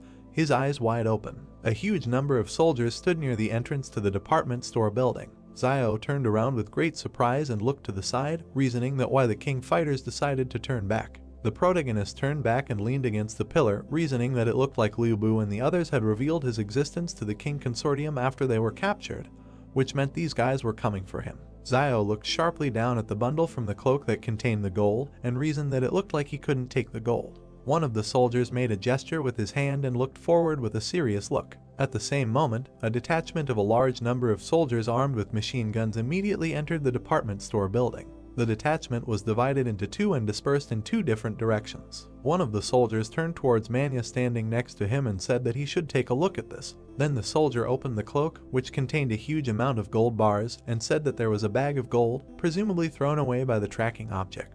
Man looked down, saying that he was interested in gold after coming all this way, and the person who could do this was probably the vagabond Ren Zaiasu. Suddenly the soldier sharply raised his head up and saw a silhouette in a cloak in the flight between the stairs. The soldier immediately radioed that the target had run to the second floor, standing next to the stairs. A huge number of soldiers at the same moment ran up the stairs, while the radio transmitted that the target had run to the third floor. Man stood near the stairs, looking at the soldiers who were climbing it and shouting that they should go ahead and not let him leave. Man stood still, raising his head up, reasoning that something was clearly wrong, and Ren Zaiasu foolishly decided to run upstairs. If he continued to run upstairs, he would simply end up surrounded by them on the roof. Man closed his eyes and thought, reasoning that he was very greedy for money, but abandoned it as soon as he found himself in a dangerous situation, and his decisive refusal of gold gives the impression that he is acting more decisively than recklessly. The protagonist slipped between flights of stairs with great speed. Zio ran very quickly straight up the stairs and reasoned that they had noticed him and would probably send someone to cordon off this entire building. The protagonist, gritting his teeth in dissatisfaction, looked up and reasoned that wherever he ran now, there was a chance of encountering king fighters, with the exception of. Man sharply imagined in his head the image of the roofs of buildings and reasoned that next to this building there was another building a little shorter, 10 meters from each other, and perhaps he would be able to escape by jumping from the building. Man sharply raised his hand with the pistol in it and gave the order to the soldiers that they should continue the pursuit, but they disobeyed the order. Man, sharply waving his hand with a pistol in it in front of his face, said that the external combat group should be sent to detach the neighboring building. Man abruptly jumped down from one staircase to another, holding a pistol in his hand. At the same moment, the protagonist hit the door with great force with his foot. Xiao kicked down the door leading to the roof with his foot. The protagonist was right on the roof of the building while a door flew forward right in front of him. Xiao turned sharply to the side, looking at the neighboring building, and said what was there. The protagonist rushed with great speed to the edge of the roof of the building. Xiao sharply pushed his foot off the edge of the roof of a building and jumped forward, flying to the roof of another. Man ran out of the department store building with great speed and turned his head to the side. Man abruptly stopped in place and looked with great surprise at the silhouette of the protagonist, who was flying past the buildings in the city. Man, gritting his teeth in dissatisfaction, asks if this Ren Zaiasu can really jump to another building and what level of strength and speed he has achieved. Man abruptly grabbed the walkie-talkie and said that the strength of Ren Zaiasu's target needs to be reevaluated, and repeats that the strength of the target needs to be reevaluated. Xiao landed sharply right on the roof of a nearby building, doing a somersault and getting on all fours. The protagonist suddenly rushed forward with great speed, running along the roof of another building. Xiao raised his head sharply and looked at the tall building right in front of him with great surprise. The protagonist, with his eyes wide open, looked forward and talked about this in surprise. Xiao then focused his attention on a very tall, dilapidated building. The protagonist focused his attention even closer to one of the rooms in the very building in which a certain silhouette was visible. In that very room in the tall building, Yang stood watching everything that was happening. Yang sharply adjusted the girl on her head with her hand. Suddenly, out of nowhere, a strange black and red trunk appeared right in her hands. She then stepped on the small step with her black booted foot. Yang stood still and aimed at the scope of her huge black and red rifle. She suddenly exhaled slowly and continued to aim one eye at the scope of her rifle. Yang stood in place, holding her black and red rifle with two hands and aimed at its scope. Xiao continued to run along the roof of the building with great surprise, talking about Yang Xiaojin. The protagonist stopped abruptly on the roof of the building and looked sideways at the street of the destroyed city. Xiao suddenly focused his attention directly on King and the people standing next to him who were near the cage, and reasoned that this means that Yang Xiaojin's goal was to come and kill this young man in a white suit. The protagonist froze abruptly in place, raising his head up and looking at the tall building on the side of him, and reasoned that she was so far from this man in a white suit. Xiao looked to the side with a reasonable expression and thought that at such a distance to the target, the sniper needs to calculate many factors, such as wind direction, temperature, humidity, and various external obstacles and cover near the target. Then the protagonist focused his attention on Qin standing near the cage and highlighted his approximate location on the street, reasoning that how can sniping be carried out at such a distance, even if one has to take into account the deflecting force of the rotation of the earth. King stood still while Xinyu was behind him. Xinyu rose sharply, and the protagonist looked forward and reasoned that the wind had stopped, and now. Xiao turned his head sharply towards the tall building standing nearby and reasoned that she had not fired. The protagonist then focused his attention on Xinyu, who suddenly stood up from the ground and reasoned that when did she free herself from the rope binding her thumbs. Xinyu suddenly rushed forward towards King with great speed, holding a knife in her hand. Xinyu continued to rush forward at great speed, moving her hand with the dagger in it and back a little. King sharply turned his gaze back and looked at the woman in the suit who was deflecting Xinyu's blow. Xinyu threw a punch with her hand, which the woman deflected with her white fan. The woman in the suit would then lash out with her white fan, while Xinyu dodged it. Xinyu jumped back, landing on the ground as the woman in the suit collected her white fan. The woman in the suit suddenly took a blade out of her pocket and threw it forward with great fury. Xinyu landed on the ground with a huge look of fear on her face, holding a knife in her hand and looking at the blade flying towards her. Suddenly, a circle of purple energy appeared on the ground right under Xinyu's hand. Xinyu abruptly fell into a dark space through a circle of purple energy, while a knife flew into her place where she had just been. The woman in the suit watched as a flash of black and purple energy remained in Xinyu's place. The woman in the suit said with surprise on her face that she was a Superman, and King stood next to her, watching everything that was happening. The protagonist watched what happened with great surprise and reasoned that Luo Xinyu was in fact also a Superman. Xiao turned sharply to the side and asked that where did that fragile and quiet Luo Xinyu go, and it must be someone else posing as her. King turned sharply to the side, looking at a tall building in which a bright and yellow light was coming from the window. At the same moment, Yang fired her huge black and red rifle. King turned sharply to the side with a huge fear on his face while someone shouted that there was a sniper there. The bullet rushed with great speed straight towards King, who was standing still. At the same moment, the girl in a business suit jumped sharply to the side, gritting her teeth. She suddenly leaned forward, opening her two white fans behind her back. Then the girl in a business suit put two white fans right in front of her and tried to deflect the bullet flying at her. The girl in a business suit clenched her teeth in dissatisfaction and fear and simply remained silent. The bullet fired from Young's rifle slightly damaged the white fan. The bullet, flying forward at great speed, destroyed the white fan into small fragments. At the same moment, the girl in a business suit fell back while the same bullet hit her chest. King stood still and watched as that same bullet flew right through the body of a girl in a business suit. King looked down at the body of the girl, who was falling down and coughing up a huge amount of blood. King, turning to the side, straightening his cloak, said that what a pity. One of the soldiers sharply pulled the pin from the grenade and said that everyone should prepare for a smoke grenade. At the same moment, a smoke grenade fell straight to the ground, releasing a huge amount of smoke, and a certain voice shouted that it needed to be compacted. King stood in place while a huge amount of smoke surrounded him, and voices were heard in the area to look for a sniper position, and it was an abandoned building in the southeast. King abruptly pulled out a bullet from the destroyed asphalt with his hand. King held the bullet in his hand and looked at it with great seriousness and simply remained silent. King turned his gaze sharply to the side and thoughtfully reasoned that, surprisingly, this was an attack by rebels, and this is a group of people about whom there are vague rumors in the circles of the consortium. King walked up to Liu, who was sitting on the asphalt, and said that being her agent and not even knowing that his employer was a Superman, he was still really very stupid. They took Liu by the clothes and lifted him up, and he said that she was just like that before. Suddenly, that same silver bullet was brought right to his eye. King, piercing Liu's eye with a silver bullet, said that he should rest in peace and in their time there was no place for such scum. Liu slumped straight to the ground and screamed loudly as blood flowed from his eye. The protagonist stood still, looking at the tall building right in front of him, and reasoned that so, Yang Xiaojin and Luo Xinyu are working together. As expected, the more beautiful a woman is, the more dangerous she is, and never thought that they would put on such a show here. Xiao raised his head up and recalled the images of Yang and Xinyu, reasoning that in retrospect, their disguise was not really flawless, and, I remember, before going to Mount Jing, I asked to remove Wang Qinjiang from the squad, and Luo Xinyu glanced at Yang Xiaojin during the decision, but at that moment, neither of them cared about it.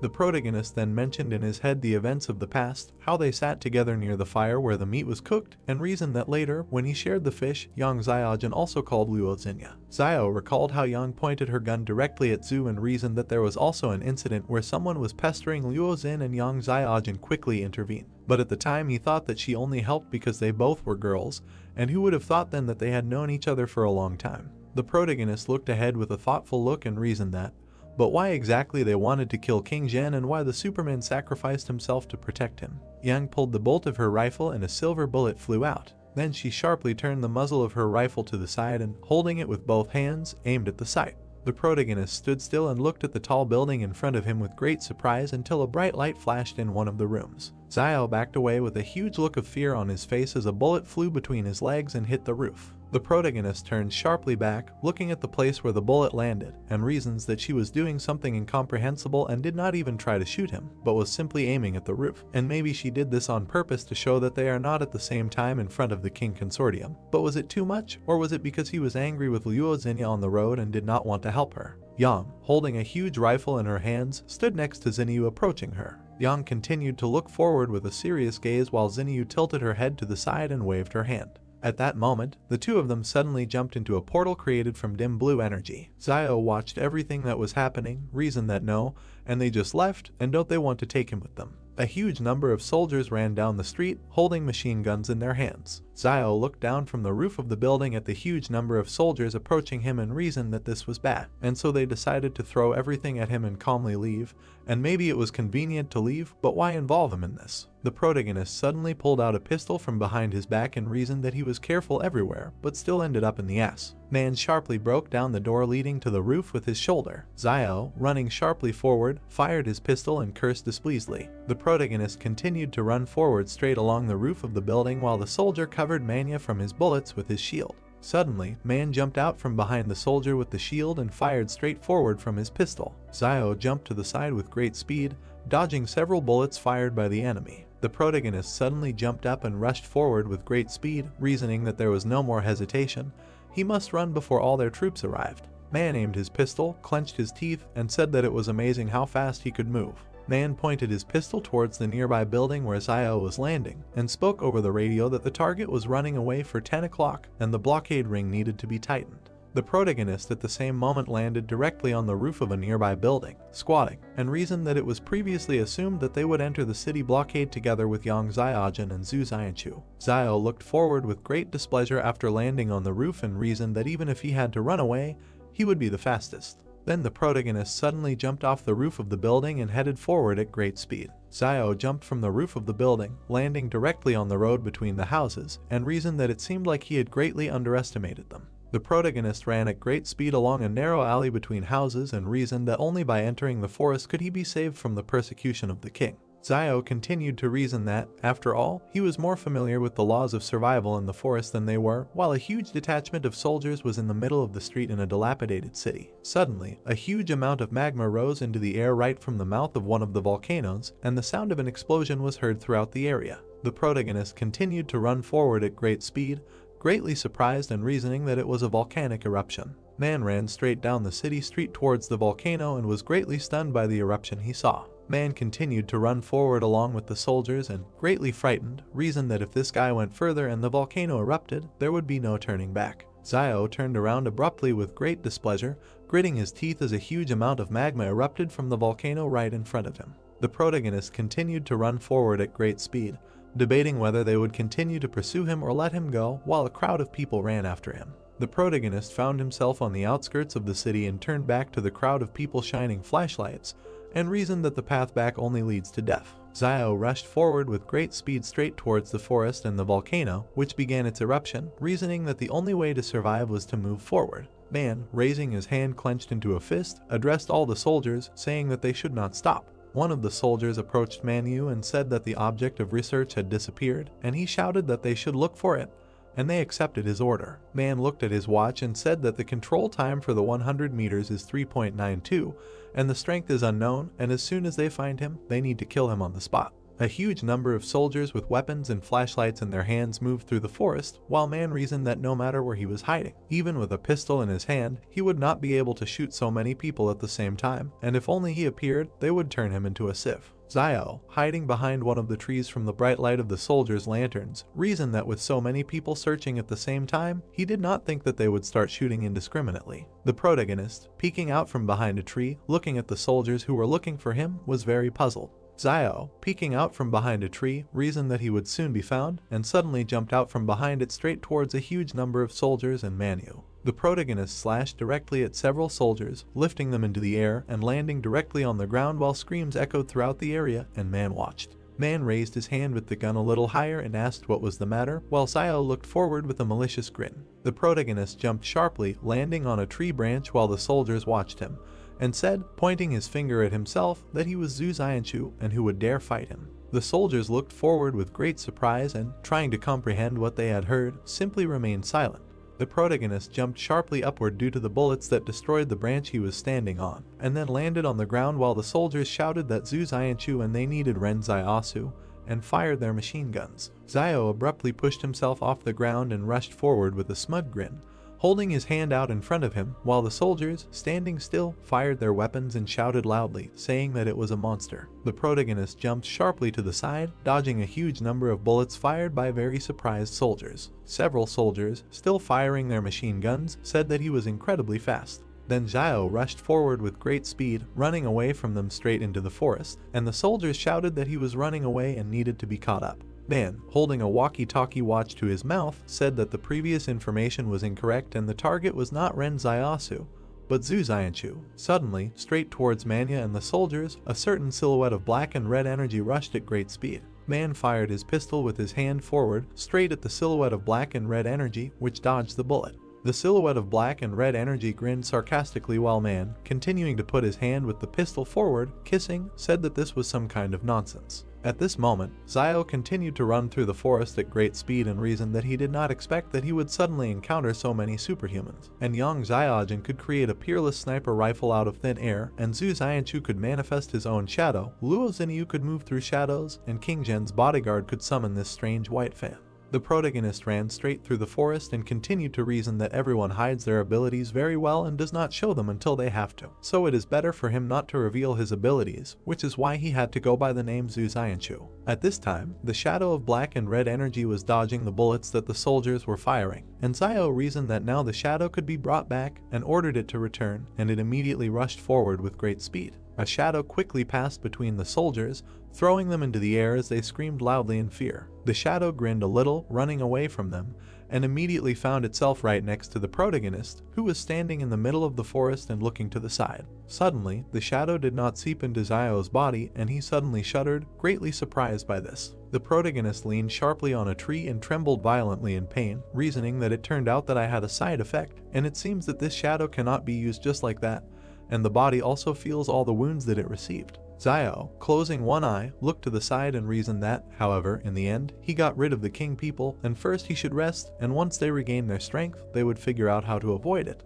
The leg, shackled in chains, suddenly became very tense, destroying them. Xiao was very surprised, holding his chest, and reasoned that it seemed that he was not alone here. The protagonist stood still while several strange monsters appeared right in front of him, moving on all fours, and he wondered what it was. Several gray monsters lay on the ground, looking forward with furious gaze while Xiao reasoned that life was indeed unfair. Xiao was very frightened, closing one of his eyes and gritting his teeth, reasoning that it seemed that he could not escape. At the same moment, the protagonist stood in place right in front of the three gray monsters, until a silhouette suddenly appeared right above him, jumping down. Xiao turned sharply to the side, looking straight ahead with great surprise. Subject attacks Xiao with a jump. Xiao dodges at the last moment. He talks about how to get out of the situation, because it is impossible to shoot now, this will attract the King Consortium. He gets up and realizes that it's hard to be squeezed on both sides. The subject also stood up to prepare to attack. Xiao thinks that it's still better to attack with a dagger up close. More experimental subjects arrive from the forest.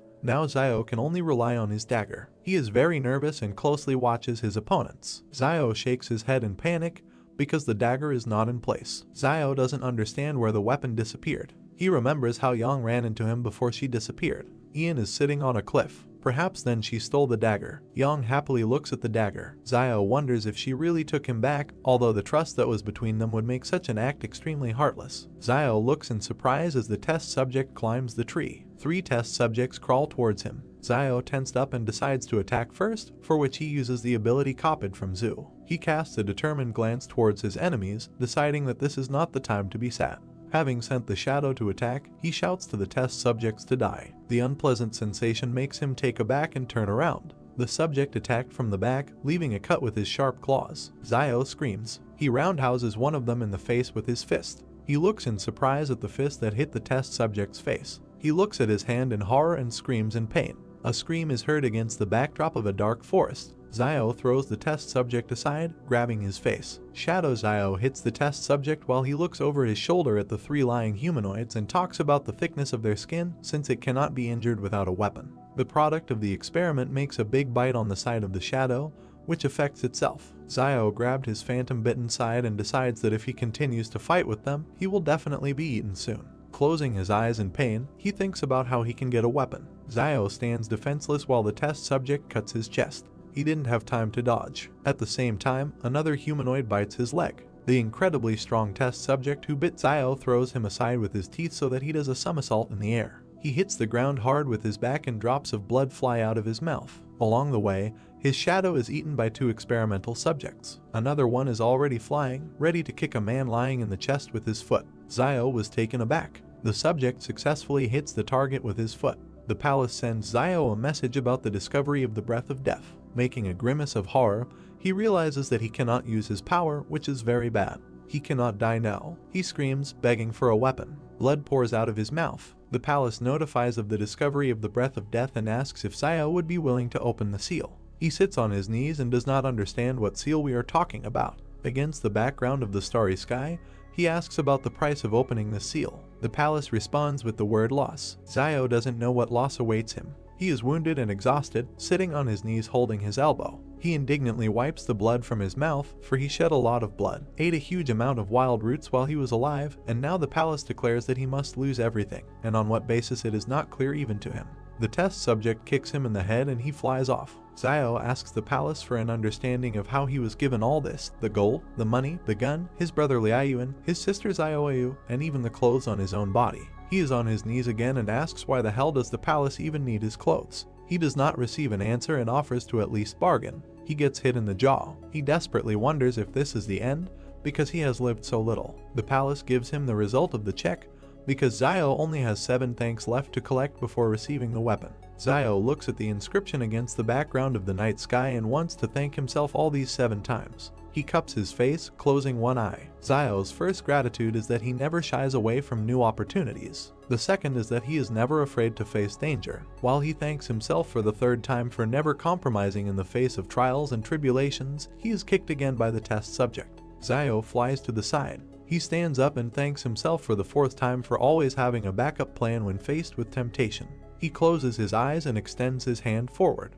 The 5th thanks is that he was never a hypocrite. With a smile on his face, he says the 6th gratitude for his sober assessment of the situation and lack of hesitation in decisions. He enthusiastically shouts 7th gratitude for the fact that when he finds himself in terrible situations, he goes through all the hardships. In the background, an active volcano erupts into the sky with a column of fire. Xiao gets down on one knee, preparing to attack the next test subject approaching him. He screams for the weapon to be unlocked. The subject runs towards Xiao with his mouth open to bite. The palace counts Xiao's 7 thanks towards the total score. Xiao aggressively directs a black ball glowing purple at the test subject. The subject flies to attack, and Xiao sits with his hand outstretched towards him. The ball in his hand forms a long blade that glows red. He points the blade at the test subject. Making a determined face, he talks about a sword that draws the line between life and death. Such a sword is no match for an army of thousands. The blade cuts right through the test subject. 3 bloody humanoids bare their teeth at Xiao. Xiao himself stands menacingly against the backdrop of the 2 halves of the test subject. Xiao uses the new sword and shadow together, making an armed shadow fighter. He goes on the attack, and the shadow follows him. He is not alone. The subject tries to injure Xiao, but he dodges. With a rotating movement, he makes 2 halves of a whole experimental subject.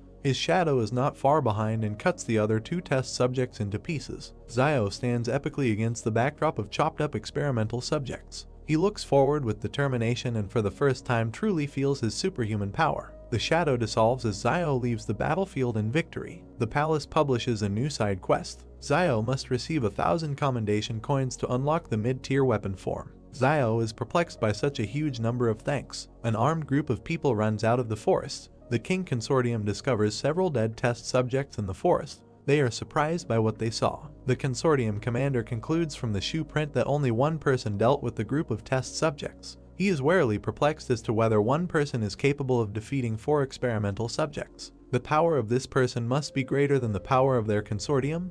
They need help. He radios to King Zhen that Xiao, who called himself Zhu, requires his reassessment because he alone dealt with 4 test subjects. Zhen stands somewhere against the backdrop of ruins and listens to the fact that Zhu was wounded and left traces of blood. Zhen is surprised by Zhu's capabilities. Putting on a serious face, he asks his assistant to adjust Zhu's danger level to B and orders the commander to take a sample of Zhu's blood and send it to the warehouse for analysis. The commander presses the radio button and accepts the order. Zhen stands pathetically with his eyes closed and argues that Zhu and Yang have proven themselves. Xinyu has also revealed her superhuman nature, but no one knows where Xiao has gone.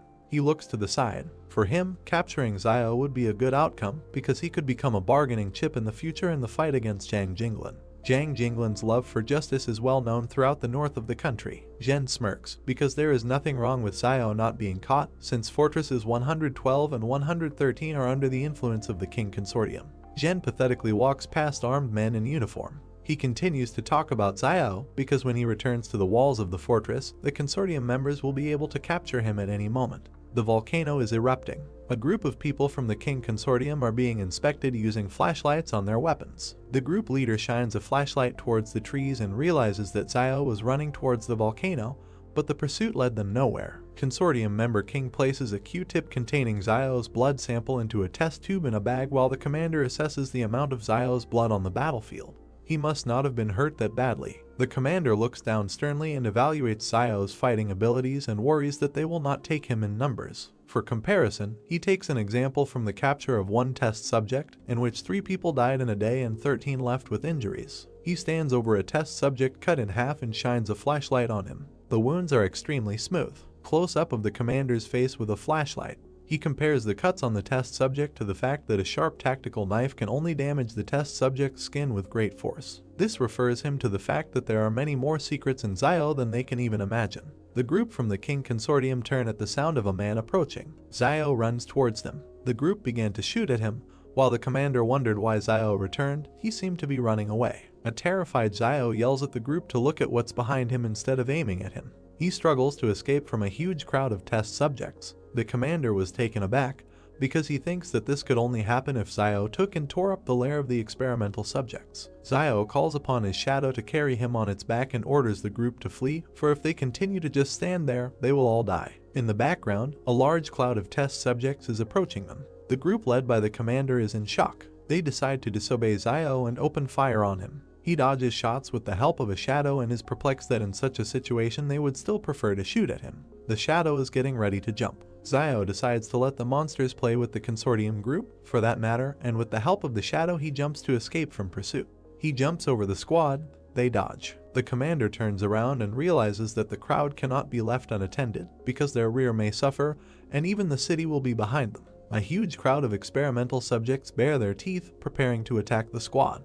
Some members of the group unsuccessfully dodged and were injured because of Zio. The commander sees this picture and curses in horror. He could not imagine that Zio would use such vile tactics to evade pursuit.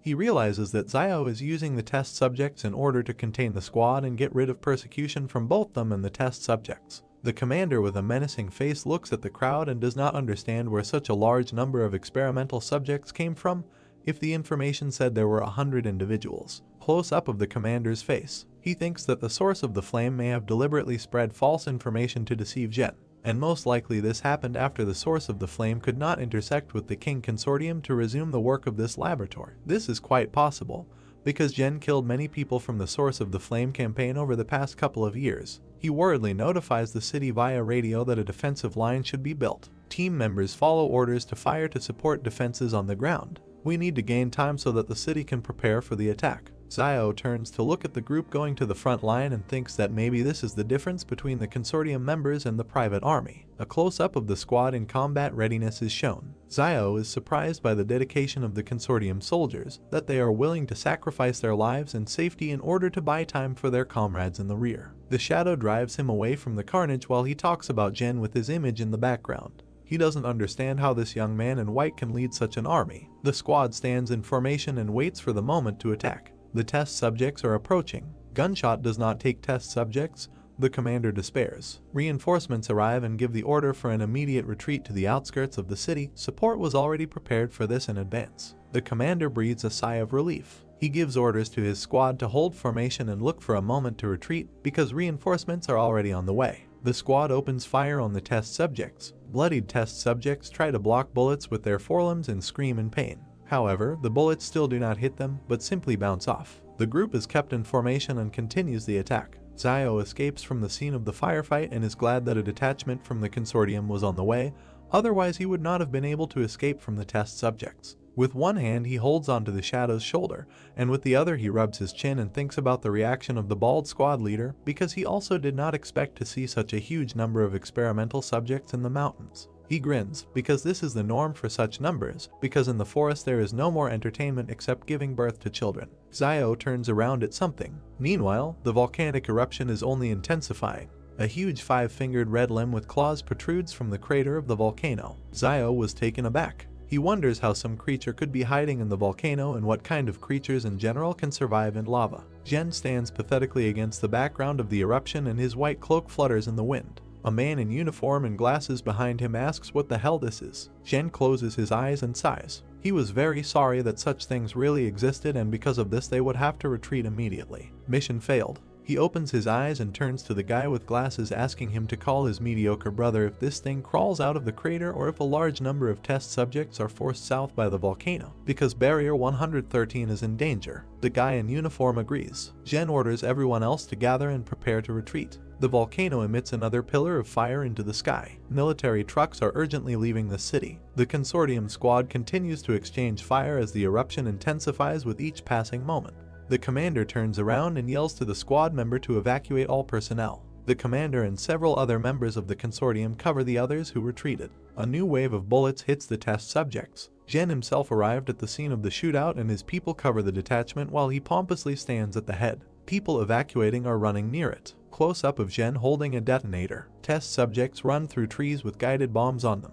Jen presses the button and looks pathetically at the explosion. Bloody experimental subjects scatter in different directions. The commander, closing his eyes, confesses to his boss Jen that he could not return Xiao, who called himself Zhu. Jen goes to the cars, and the commander turns in surprise at the words that it doesn't matter. Jen orders the commander to get into the car. They drive to the west, where there should be another way back to Fortress 112. The commander is silent in bewilderment, looking after the boss. Jen tells him with a grin that he knows that he wants to ask about the reason for sending help to them. Jen tells him not to think too much about it, because the main reason is that the commander is still useful to him. He also added a request not to say words of loyalty to him, because Jen does not believe in such things. Jen looks towards the cars. There are cries that the car can be driven because something is wrong with the tires. The commander looked at them seriously and asked if they had a flat tire, because they had a jack and a spare wheel for such a case. A member of the squad looks at the tire with concern and tells him about the condition. It is rather not flat, but cut. The commander and Jen do not comment on the situation until they are told that the spare tire has also been cut off. Jen's cold disposition hides anger.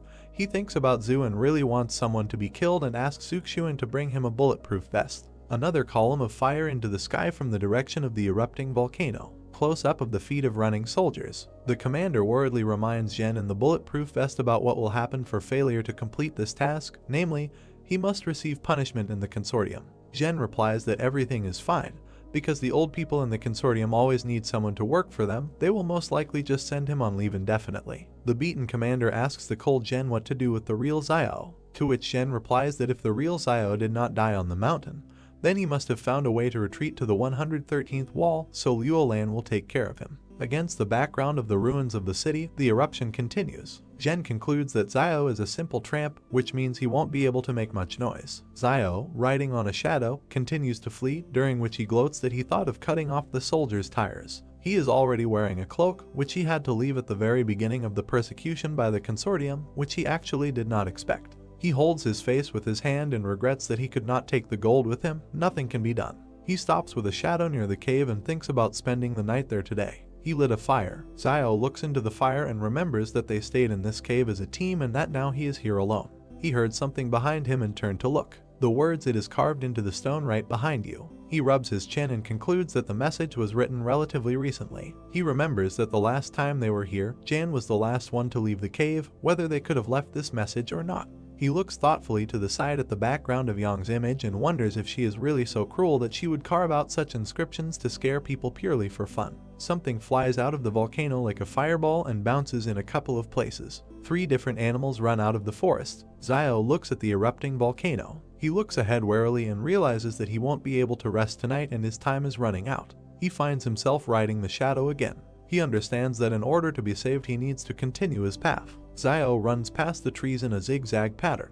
His speed is so high that he is almost invisible. He is convinced that if he is fast enough, the monsters will not be able to catch him. Runs past small rocks on which gray red-eyed arachnids sit. The arachnids are talking, because they don't understand what it was, a person or something else. Xiao runs past the wolf, who hatched after him out of shock. Then he knocks another wolf off his paws. He looks forward confidently, sitting astride the shadow. In front of him there is a view of the trading city. He's glad he's finally back. Fugui goes to Liaoyuan and Xiaoyu's sister's house, asking to see what he brought for Liaoyuan. The latter, in turn, lies in bed, and sister Xiaoyu sits next to him. With tired eyes, Liaoyuan peeks out from under the blanket and thanks Fugui for putting in a good word for them during the arrest, but waking him up early in the morning is not nice. Sister Xiaoyu looks at Liaoyuan worriedly and urges him to get up, because if he gets up 15 minutes earlier every day, then in total he will have an extra 90 hours to use for the thing he likes. She asks him to think about what he likes most. Liaoyuan, in response, unhappily wraps himself in a blanket and convinces him that his favorite thing is sleep. Sister Xiaoyu did not like this answer and pulls the blanket off him and reproaches him for making people more angry than his older brother. Liaoyuan closes his eyes in displeasure and says that he doesn't care. He sits unhappily wrapped in a blanket. Sadly lowering his gaze, he talks about the calm situation in the city in recent days and he is very sorry that his brother is not here at such a time.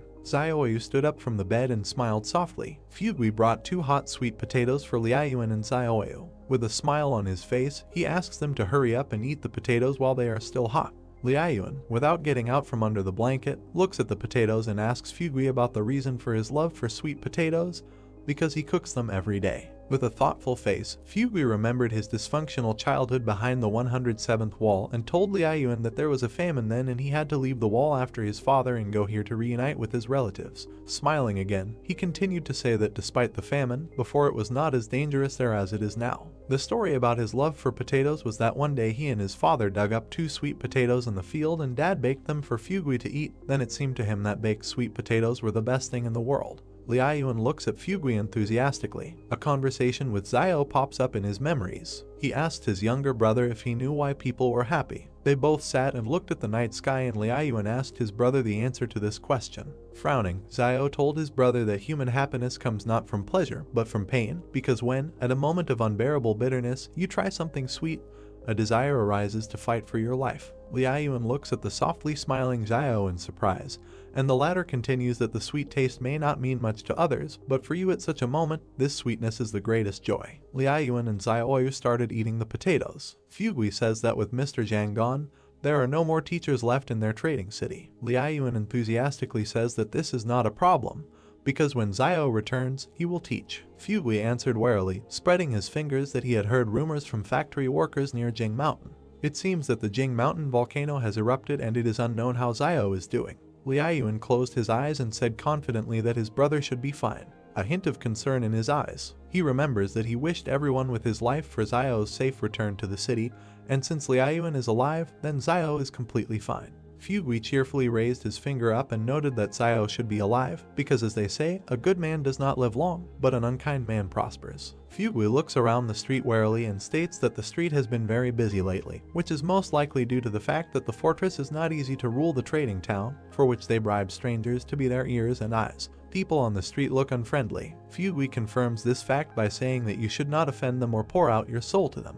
He still looks out the window and warns Liaoyuan and Xiaoyu to be careful these days if they want to leave the trading city. If anything happens, they should turn to Fugui and he will help them find their way, because in his opinion, all these people are here not because of the two of them, but because of Xiao. Xiaoyu asks Fugui in surprise why they need Xiao. Fugui nervously wipes his sweat with a towel and says that we are talking about Xiao and he could do anything to the team from the fortress, that's obvious. Liaoyuan and Xiaoyu were taken aback. Zhen, the commander, and a couple of other people move through the forest. Zhen looks ahead and curses because he doesn't know how much longer to go to get back to Fortress 112. The commander notices that the situation is so bad that even the boss has lost his cool. Zhen grins at himself because his image is falling apart. Some guy saw a mutated arthropod and fearfully noticed the presence of a human face on its shell and assumed that they eat people. The soldier approaches the guy's screams and reprimands him, because Mount Jing is far from here, so he should go about his business and not get in the way. Not far from them, Xiao jumps off the wall. Xiao walks into the door of his house, where a surprised Xiaoyu and Liaoyuan stare at him. Liaoyuan is happy to see his brother, as can be seen from his exclamation towards Xiao. He tells the younger one to pack his things quickly. Xiao takes out a gun and points the barrel at Fugui, threatening him. He apologizes for what he is doing, but he will have to stay here until they leave. Frightened, Fugui raises his palms and warns that the street is full of people watching this courtyard. Maybe Xiao alone can easily enter and exit, but what about Liaoyuan? Playfully twirling the gun in his hands, Xiao replies that these people are not able to stop him. Fugui says that Mr. Zhang is nearby, then the people from the King Consortium will not be able to do anything to him. Xiao asks him about Teacher Zhang. Xiao crouches down and packs his things, answering Fugui that the reason for his imminent departure is not the King Consortium, but the monsters that are about to emerge from the Jing Mountains. Fugui fearfully asks him about the monsters. Xiao, who turned around worriedly, tells Fugui that he has heard about insects, the number of which is terribly large, but these same insects are only a small part of the danger that awaits them. The frightened Fugui grabbed Xiao's leg and interrogated him about what he saw in the mountains, after which he began to beg him to wait for Fugui, who needs to go and take his son with him. Surprised, Xiao asks Fugui about leaving, because his family business is located here, but he is still ready to leave the city with Xiao. Fugui tries to convince Xiao because he doesn't know what about everything else, but he believes in Xiao and believes that he can survive by following him. Evil Xiao asks why he thinks so. Fugui replied that only Xiao knows better than anyone what is happening in the Jing Mountains and maybe no one believes him, but Fugui himself believes and is ready to follow him. This pleasantly hurt Xiao, who looked at Fugui in surprise and put his hand on his chest. He thought about it, because if he went outside now and shouted that monsters were coming from the Jing Mountains, half of the residents would simply look at Xiao like he was a fool. But Fugui was able to believe him. He continues to look at Fugui, who begs for his help and reasons, because to put it in perspective, Old Man Wang is not very capable and ruthless, but nevertheless, he is a little more tactful, and his ability to survive in these turbulent times is based on his ability to always quickly making better choices in the face of danger. Xiao clenched his fist thoughtfully and wondered if it was even possible to run away with Fugui, because although he was a profit-oriented businessman, he was not inherently bad. Fugui interrupts his thoughts with the fact that he doesn't just want to follow him, because he has money and medicine, and he also has better communication skills with people than any of them. Xiao happily points out that medicine is also considered the most valuable thing in this era. He agrees and winks at Fugui to follow his son. He doesn't need his money, he will help him without it. Fugui agrees and asks to wait for him. Liaoyuan confesses that they were attacked by robbers some time ago and he had to use firearms. He even killed them, which brought Wang Qinjiang here. Angry Xiao notices that after all, someone bullied his younger brother in his absence. Concerned, Xiao asks about the further course of action, whether Wang Qinjiang saw the Liaoyuan pistol and whether it caused them problems. Liaoyuan responds by handing him a coin with the inscription 178 and said that Mr. Zhang revealed himself to protect him and Xiaoyu, causing him to go with them and give Liaoyuan this coin before leaving. Xiao holds a coin in his hands and clarifies what kind of person Mr. Zhang revealed. Did they say who he is? Liaoyuan raised his finger up and replied that Zhang had asked about this, but he did not answer, but only mentioned Fortress 178 and also said that if things went really badly, then Xiao could head to Sebe to find him there, but clarified that it's not worth going there just like that. Liaoyuan added that the northern lands are very harsh and that most likely Mr. Zhang is an important person there. Xiao clenched the coin in his fist and agreed to go to Sebe for Zhang if they were driven into a corner. Xiaoyu intervened in the dialogue, saying that the things had been collected because there was nothing special to collect. Xiao sees a full bag of cabbage behind a satisfied Xiaoyu. He was taken aback and realized that she had simply collected all the cabbages that Mr. Zhang had planted in the backyard of the school. Provocatively rubbing his chin, he noticed that this behavior was very similar to himself. Satisfied, Xiao points his finger at the cabbage, but Xiaoyu is not very happy with what is happening, because Xiao said that there is no need for cabbage. Xiaoyu can take bread with him, but cabbage is not needed because you can find wild vegetables on the road. In the background, Van dragged his son, who really didn't want to go. Evil Zhang drags his son into the house, shouting to his son that otherwise he will be eaten by bugs. Maybe that's what he wants. The son protests that he did not allow a certain Lai Yuqian to be taken with him. Xiao does not understand who we are talking about and asks Liaoyuan in a whisper who Lai Yuqian is. Liaoyuan replies that this is the daughter of Old Man Lai. Wang's son is in deep sadness because Xiao refused to take this girl with him. The son replies that Xiao is a substitute teacher at the school and cannot just leave the students. He desperately tries to convince Xiao because if Zhang were here, he would not have left her. Xiao jokingly tells Wang that his son is very worried. It looks like this is love. They could make a great couple. Wang, Xiaoyu and Liaoyuan were taken aback because this was not the right time for such jokes. Van's hand grabs the wall. Xiao sits Wang down and simultaneously tells Liaoyuan and Xiaoyu that the best way to avoid being seen is to climb over the wall. Xiao climbed the wall himself, but then someone noticed him and called him by name. He looks at the startled people who are shouting for Xiao's return. Wang turned out to be right.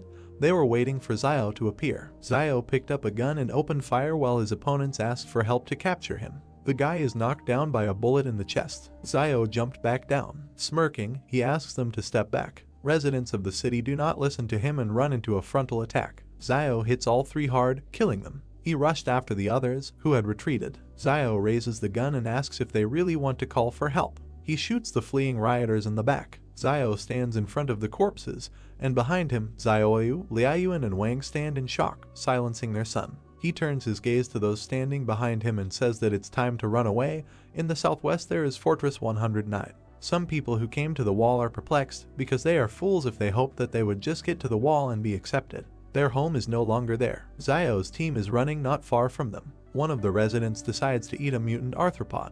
The girl with the child in her arms is also eaten by another arthropod. Xiao was taken aback because he felt an earthquake. From them to the wall the ground forms a large crack. Huge pieces of soil fly out of their usual position. The crack has reached the wall. All five of them look in shock at the collapse of the wall. Xiao announces the fact of the collapse. The wall began to collapse. People fled towards Xiao and Xiaoyu. The main character began to run while he was thinking about what Yuan had asked him earlier about what would happen if the wall protecting humanity collapsed.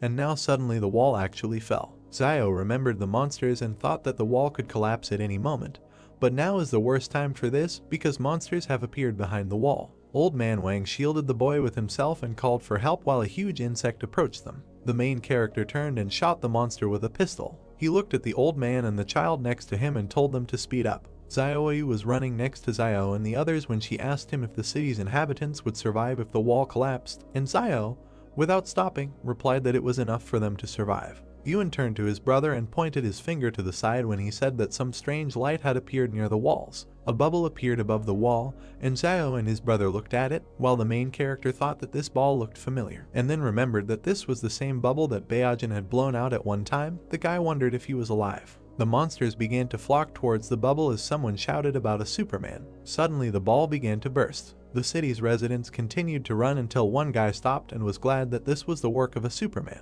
Numerous bubbles began to appear among the monsters hovering above the wall, and people froze on the ground and watched what was happening.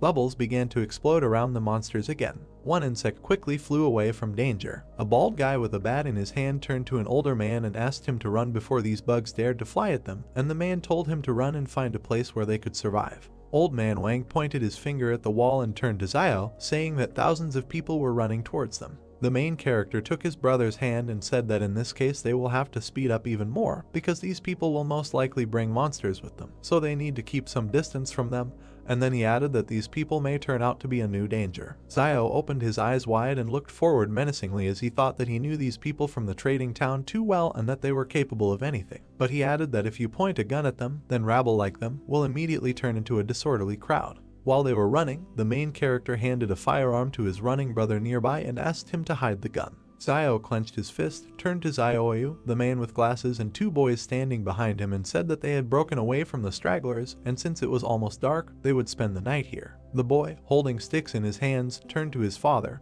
who was also collecting sticks behind him, and asked how he could become a Superman since they were so strong, and Van replied that he did not know. Yuan touched his hair with his hand and replied that perhaps this requires some conditions, for example, luck, pedigree, or something similar. The boy turned to him, opened his mouth and said that then his father was also not a Superman. Yuan closed his eyes, raised his hand and told the boy with the sticks not to despair, because it might turn out that Wang was not his real father. The bespectacled man rushed towards his screaming son and told Zio that he and his brother were too sarcastic. The main character and Yuan stuck out their tongues and began to tease the man, who clenched his fist when Wang asked that in their opinion, since Baojin was a Superman, then his father must have superpowers. The barefoot man was sitting on the ground when the white-haired man told him that Bond seemed to be quite intelligent and usually had a high status in the trading city, and that as a result, he was now running around behind the backs of several young guys, to which the dark-haired man replied that he had initially followed after him when they saw that he was in such a hurry because he thought that some danger awaited them, but no one was pursuing them.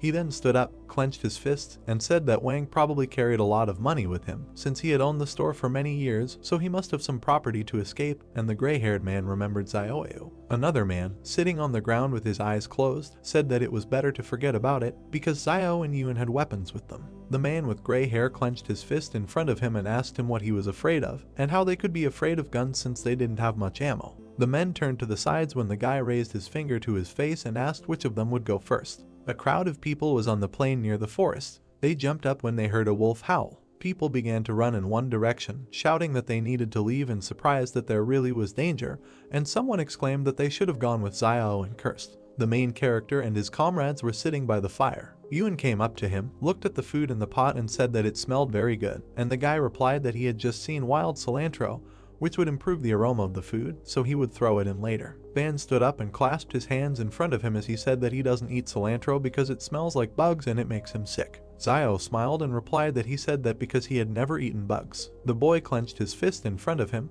opened his eyes wide and exclaimed that he had never eaten them either. A crowd of people ran from the direction of the hills when Wang asked why they followed them. The main character turned away from the man with glasses and replied that these people are running for their lives, so they better leave here, and then added that they need to stay away from these people, and that, no matter how cruel it may sound, they help them avoid trouble. Zio turned to the man in the red vest and concluded that they had no choice, so they must use every opportunity to avoid danger. There were many cars driving along the trees along the road. The main character opened his eyes wide when he heard the sound of cars and wondered why they were there. Cars and people walked through the forest. Xiao watched them and thought that these military vehicles must have broken out of the fortress. The main character looked forward resolutely, standing in front of Xiao. While he was thinking about what Zhu had said that the King Consortium battle team in the fortress numbered 4,500 people, but for some reason they advanced with such a small number of people. A fat man in an orange shirt asked how it was that the barracks were built in this crack, and then added that he was fast asleep, but he was lucky. The Do turned to the driver and asked him how much fuel was left, and whether they could get to Fortress 109, to which the man behind the wheel told him that they were a little more than 210 kilometers from the fortress, and that they had definitely not enough fuel. The cars were driving back to back through the woods when the driver added that they could ask the guy in the SUV behind to pull up next to them so they could transfer fuel from his car to theirs. The Do looked forward with empty eyes and a wide smile. Then he touched his face with his hand, closed his eyes and replied that the cars were full of wounded and the trucks were overcrowded. The driver turned his head, opened his mouth and addressed the passenger, saying that he and the boss had been very kind to them, unlike other high-ranking people in the consortium, and that therefore they did not mind suffering a little. The man in the orange shirt spread his arms to his sides and told him to stop talking about it as if he were a good person, and then added that he was not a good person, because good people do not live long. The main character looked towards a passing car. Xiao turned to the bespectacled man, clenched his fist and said that the high-ranking people from the fortress were running in the same direction, and that there should be quite a lot of people following them, and also that all these people would distract the attention of the beasts, so they don't need worry. The main character looked away and concluded that even if they were attacked by a small number of wild animals, he would take care of it.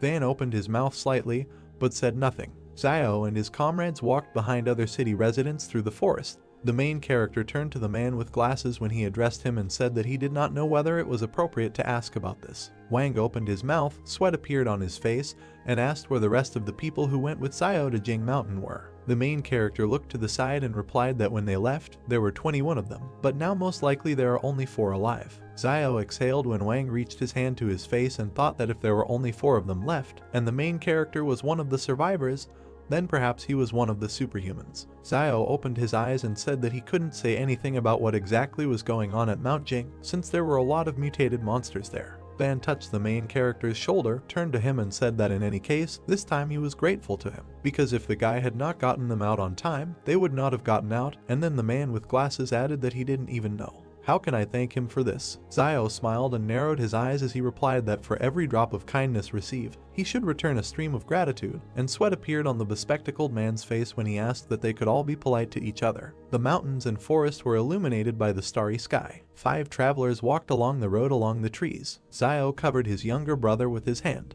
Someone pointed a gun at a man with glasses and said that he told him to give him all his food, to which the man replied that he was also hungry. The man held out a firearm in front of him and ordered the people behind to go and look for what they had on them. The man in the blue shirt raised his hands and asked them how these tramps could touch them, the people of their fortress. The man with the gun in his hand opened his mouth and replied that back then he was still the director of the sand and gravel factory named Yan.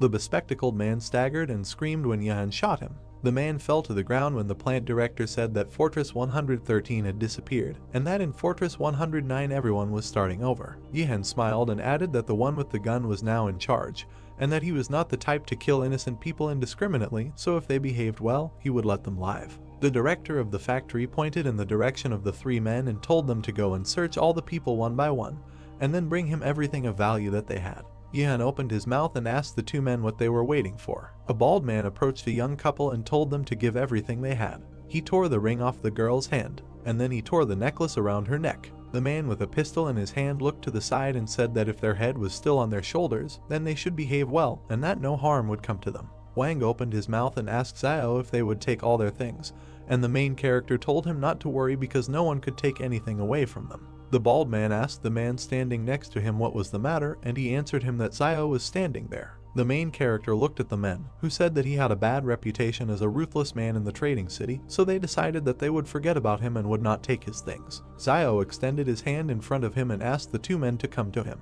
The guy pointed to the wristwatch one of them had and said it was great. The men looked at each other, scratched their heads and thought that they were not robbing him, but he was robbing them. The main character smiled and asked them what they were waiting for, and told them to give them the watch, otherwise he would take away what he wanted. Then the men obediently agreed. The boys bowed to Xiao as he praised them and wished them luck. The main character extended his hand with the watch to the boy and said that each one should have one item, so that later he could keep track of the time, and Van told his son to thank his uncle. The child looked at his watch and wondered if it was definitely from the same generation. Zio turned away from his comrades and told them to follow him, and that they would find a place to rest and set off in the morning. The guys walked around large stones. The main character looked at the girl who was convincing someone not to be afraid, because now the teacher will take care of everything, because the most important thing is that they were able to escape. The girl covered the people behind her with her hand when she noticed Zio. The guy looked down, thinking that these were students. A crescent moon shone above the trees. A crowd of people was near the forest, and several more people were sitting around the fire. The main character looked away. People in identical uniforms were sitting by the stones, while Zio thought that they were all really students of the fortress's second high school. The protagonist continued to look away as he remembered that he had heard teacher Zhang mention earlier that there were dozens of schools in the fortress, and that large fortresses had elementary, middle and high schools, and even universities. The two girls clung to the woman as Zio thought about how he had previously heard the teacher say that the students in the fortress could study in pure classrooms, and that there were many teachers there who could teach them the basics. The fire burned brightly as the guy added that they didn't have to go into the wilderness, didn't have to work, and they were getting some student allowances. The main character looked down and sadly thought that it sounded nice, and that he just had to be born inside the fortress. Zio put a stick in the fire when he thought that even though he said this, he doesn't know what happened to those little brats who were in school earlier and doesn't know how to receive gratitude in the trading city now. The protagonist suddenly opened his eyes when he realized that he had already collected thanks from himself when he unlocked his weapon. He remembered a dark room with a wooden door and decided that if he could thank himself, it meant that now he could easily complete the task. The guy imagined a sword with a black aura and thought that if the black blade is so strong at the initial level, then at the next level, when it is unlocked, it will become invincible. The main character closed his eyes and punched his chest as he began to thank himself for not killing anyone indiscriminately, for raising his brother so well, and for eating grapes and not spitting out the seeds. Yuan looked at his brother in disbelief, sweat appearing on his face. There was a dark aura in the gloomy room just as before when Zio decided that there was no reaction. The girl looked up at the dark-haired woman, addressed her as Teacher Jiang, and said that she was hungry. The woman closed her eyes and stroked the student's hair, saying that if they continued to walk further, they might be able to eat something, because people from Fortress 109 would come to their aid, and then added that if they could not stand it any longer, then the teacher will collect edible wild plants for them. Another student looked at Jiang and asked what they looked like, and the blonde guy added that they could go and collect wild plants to fill their bellies. People were sitting around the fire when the teacher asked the students if they could see them. Jiang hugged the girls, looked towards the guy and said that these people look confident enough that they will collect and eat what they collect later, and the student asked why don't they just ask them for help. Sweat appeared on the teacher's face as she said that now that the fortress is no longer there, they must understand that not everyone is obliged to help them, so they must help themselves. The two students looked at each other and agreed. Xiaoyu walked up to the main character and addressed him. The girl smiled, looked at him and said that in that group of students there are many beautiful girls who look his age, and that if at such a time he feeds the girl he likes the most well, she will definitely follow him. Zio touched his forehead with his hand and replied that there was no need to worry about this now because he needed to deal with Fortress 109 first, and Xiaoyu said that if he changes his mind, then all he needs to do is tell her, and she will help him with his children in the future. Water boiled in the container. The main character sat down, holding a bunch of plants in his hands. Teacher Jiang looked to the side and told the nearby students to find the exact same plant he was holding. Zio stopped near the guys picking grass from the ground. Jiang smiled as a student approached her with a plant in his hand and said that they had found it, and that there were quite a lot of these wild plants there. The main character walked up to a man with glasses, handed him green leaves and said that this plant should never be eaten, since he ate it once the year before and had diarrhea for 3 days. Sweat appeared on the disciples' faces when they saw Zio throw away the green leaves.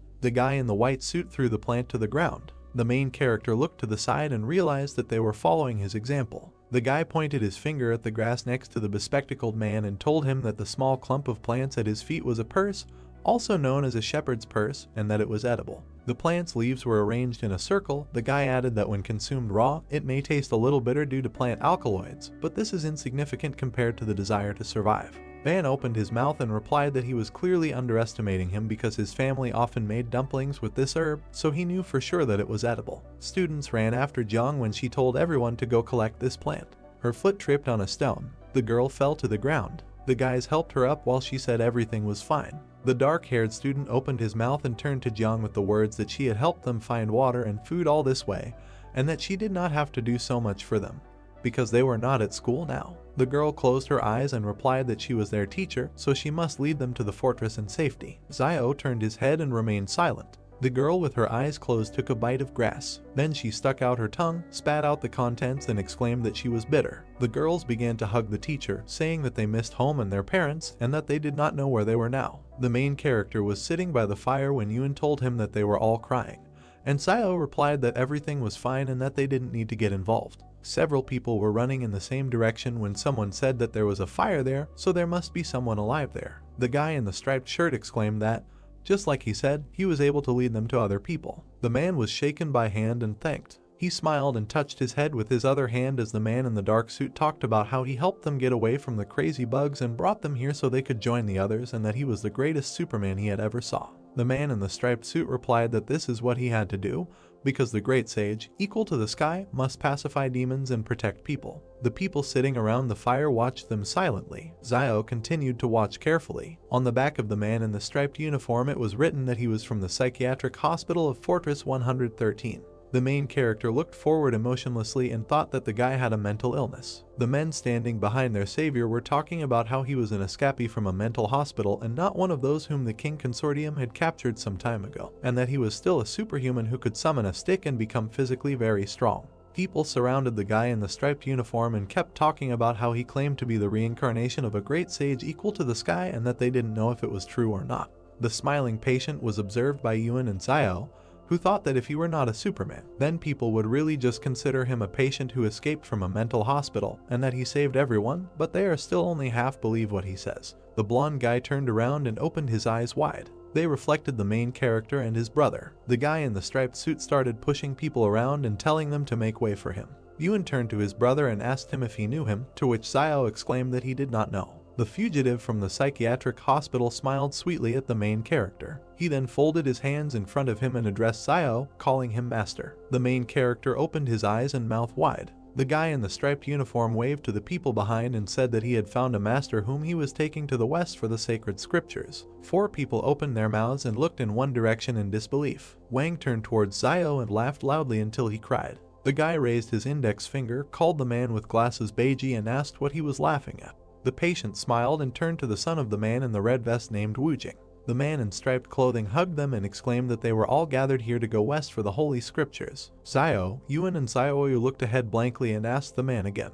An inscription appeared that sometimes life takes an unexpected turn. A hand touched the shoulder of a patient in a psychiatric hospital. Wudi turned to Xiao and asked what he could do for him, and the protagonist replied that he should clarify that he was not his master and was not going to go to the west for the scriptures. The man crossed his arms over his chest and asked the guy which direction he was going now, and Xiao replied that they were heading towards Fortress 109, which is located in the southwest. The man clenched his fist in front of him and said that the southwest was just in the west, and that perhaps he did not realize it yet, but he was already on the way to receiving the scriptures in the west. Xiao held out an open palm in front of him and repeated that he was indeed not his master, and that Wang was not Beiji, just like his son Dallin was not Wu Jing. Yudi waved his hand and exclaimed that it didn't matter, and the man with glasses grabbed his head and asked about how it didn't matter. A man with a gun appeared behind the blonde man, began to threaten Zhang and told them that he had not seen them before, so they should hand over everything valuable that they had. The man with thick eyebrows opened his mouth wide. Wudi pointed a stick at him and called him by name Zuanfeng.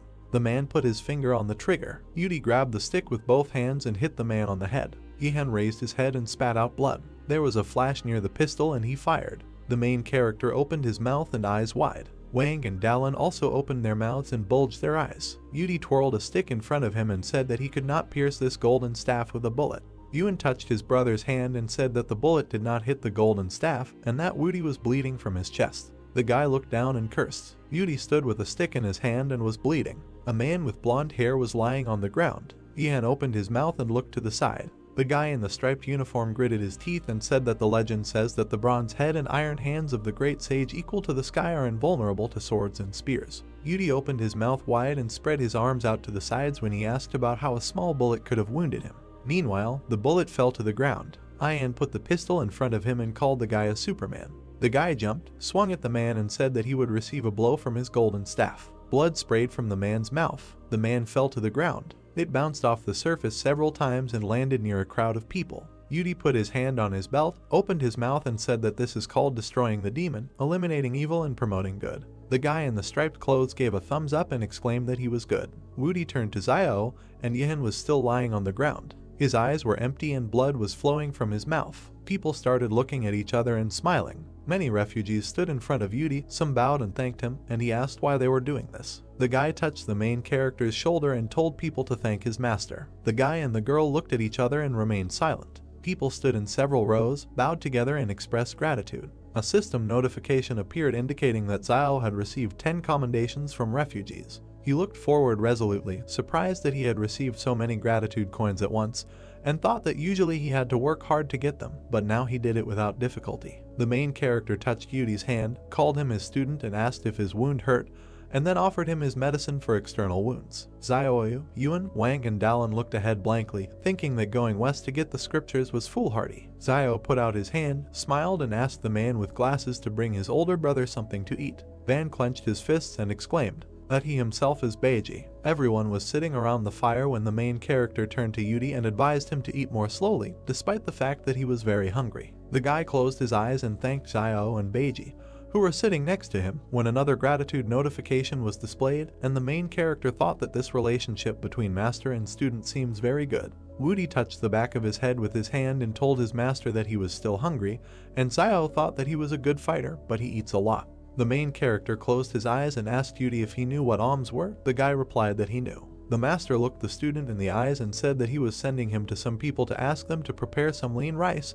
and then return. He pointed his finger at some people sitting on the ground and said that they had all helped the man with the gun in robberies before, and that now they most likely had a lot of things left. Yudi put his palm to his forehead. The guy jumped high and told Xiao that he was going. The main character turned his head, smiled and said that this man was quite funny. The hand took the food. Xiao took a small bite while he thought about how recently, more and more, it seems that everyone's unusual abilities are more or less related to spiritual power. He remembered the lieutenant and thought that there was a direct relationship between the Shadow's combat power and his spiritual power. Xiao looked at Woody and decided that he expressed this even more obviously, since he imagined himself to be a great sage equal to heaven. His golden staff had actually appeared, and he himself was gradually approaching an inhuman state in his physical qualities. Sitting by the fire, the main character looked sternly ahead and thought about his spiritual strength, but realized that there was no clear answer yet. Feet walked on the ground. Jiang touched her hair with her hand and asked Xiao if she could take some fire. Jiang timidly asked to exchange some fire for their dry firewood. The guy looked up and agreed. The girl leaned towards the fire and thanked him. The hero received thanks from her and the tramps. They leave, saying that they now have fire. The guy thought sadly that for people who have no experience of surviving in the wild, it is very difficult to survive in such conditions. Woody with bags of food hands Xiao a bar. He replied that he is not hungry, he got it himself, let him keep it for himself. Heroes at the campfire, Yudi said that then he would not be polite. Xiao replied, what is the point of being polite? They are all on their own. Yudi took out a pistol. Van catches the weapon. The guy told him to take it for his protection. The gun is in the hands of the old man. He thanked the guy. He makes hoarse sounds. Wang with a questioning expression on his face. Yudi closed his eyes. Saliva came out of his mouth. The man was surprised, so calmly he took it and fell asleep. Xiao looks at the guy thoughtfully, thinking that although he looks pugnacious, the thought that he is deceiving him is not very pleasant. They say that fools are lucky. One might say this is his gift. Yuan approached his brother and invited him to go to bed first, since he was also tired today, and he would watch the first half of the night. The boy extended his hand to the hero, who was sitting with his back. He objected. Yuan will go to bed first and will be on duty in the second half of the night. He tried to object. Xiao looked around and said angrily, let him go to bed quickly and not waste time. Beads of sweat on Yuan's face, thoughtful. He leaves, lowering his hands, sighing. The boy went to sleep on the ground. The hero frowned, sat by the fire, thought that they were halfway to Fortress 109. It would be great if they could take advantage of the chaos and get there. Behind the hero are gold coins and jars. He thought that the gold he hid in the palace and the medicine should be enough to keep them afloat. In the background are the shadows of people in front of the fortress. The guy thought that if they couldn't get inside, it would be worth settling in a trading town outside of Fortress 109. Beauty stretched, surprised that the hero was not yet sleeping. He scratched the back of his head. Xiao asked, he fell asleep not long ago, why did he wake up? He laughed, it seems he doesn't know yet. Next to the guy is a monkey in traditional clothes. He explained that since he learned that he is the reincarnation of a great sage equal to heaven, he sleeps 3 to 4 hours a day, and this is enough for him, as if he slept as usual all night. Xiao was confused whether this was even possible. They were sitting by the fire. The hero bowed his head, asked how old he was. The guy clarified how many thousands of years old, and said that no one knows how many reincarnations he experienced in past lives. With a dissatisfied grimace, Zio clarified that he was talking about this life, thinking how difficult it is not to send him away in conversation. Yuri raised his hands, yawned, replied that he was 22 years old. The hero thought that he was 5 years younger than him and somehow became his master. These are those same legendary young men. Zio raised his hand and asked, so he was taken to a mental hospital by private troops. The guy raised his fist and replied that no, he was sent there a few years ago. They did not believe that he was the reincarnation of a great sage equal to heaven. But some time ago, no one knows what happened, but suddenly he was transferred to a new hospital. They took blood and things like that. Zio asked if he knew Baojin. Yuri put his hand on his chest, leaned over, and asked if this was the bubble blower. He knew him. He was lying in the next room. He raised his index finger and added that before that, there was another patient, who then disappeared somewhere. The hero raised his fist to his chin and thought, Woody really came from a mental hospital and lived next to Baojin. Zio thought that the people in the fortress were dissecting such people, but now it looks like they are just taking some blood from them. He froze in surprise. According to Yudi, there were originally 3 superhumans imprisoned together, but one disappeared. He was worried about where the third had gone. Zio glanced gloomily at the guy and asked if he had any plans for the future. He rose from his seat, clenched his fist, proudly said that he would accompany the master to the west. The hero asked what if he did not want to go to the west. The guy shuddered, his face changed, stuttering. He asked if he didn't want to. He got down on all fours, dropped the stick, said in frustration that all these years he had been thinking about this day and night. This is what kept him from sleeping peacefully at night. He wanted to find his master and go to the west together to get the sacred scriptures, to pacify demons and eliminate violence along the way. But now his master said he did not want to go west. He crawled to the hero, grabbed the half of his robe and said that he had to go. Zio pursed his lips, looked down, thought, just look at this face, it looks like I'll have to go there. It won't hurt to learn about the West. Teacher Zhang also mentioned this. Yudi looked at the guy. He took him by the hand and asked if he knew where this Western paradise was. He replied that he didn't know. The guy turned away, raised his fists, and thought with a grin, if he doesn't know, that's good. Woody raised his hands contentedly when Zio told him not to worry and leave the rest to his master. Trees with green crown, rays of sun. The hero looks at the refugees, they cough. Zio's thoughtful look. Ewan, with a backpack on his back, looked back and noticed that his brother had woken up. A serious face, looking at a man choking from coughing. The hero thought what was wrong with everyone. Did the long journey and lack of sleep provoke the flu? No, something is wrong. The guy looked at his comrades and said that they needed to hurry. An infection zone had formed here, and if they did not leave quickly, they could also become infected. Wang raised his hands in fear and asked, is the infection zone? Then of course we need to go. The hero and his team leave. The old man hurries everyone forward. Woody extended his palm to the departing Zio and said that it is better to save a person's life than to build 7 floors for the monastery.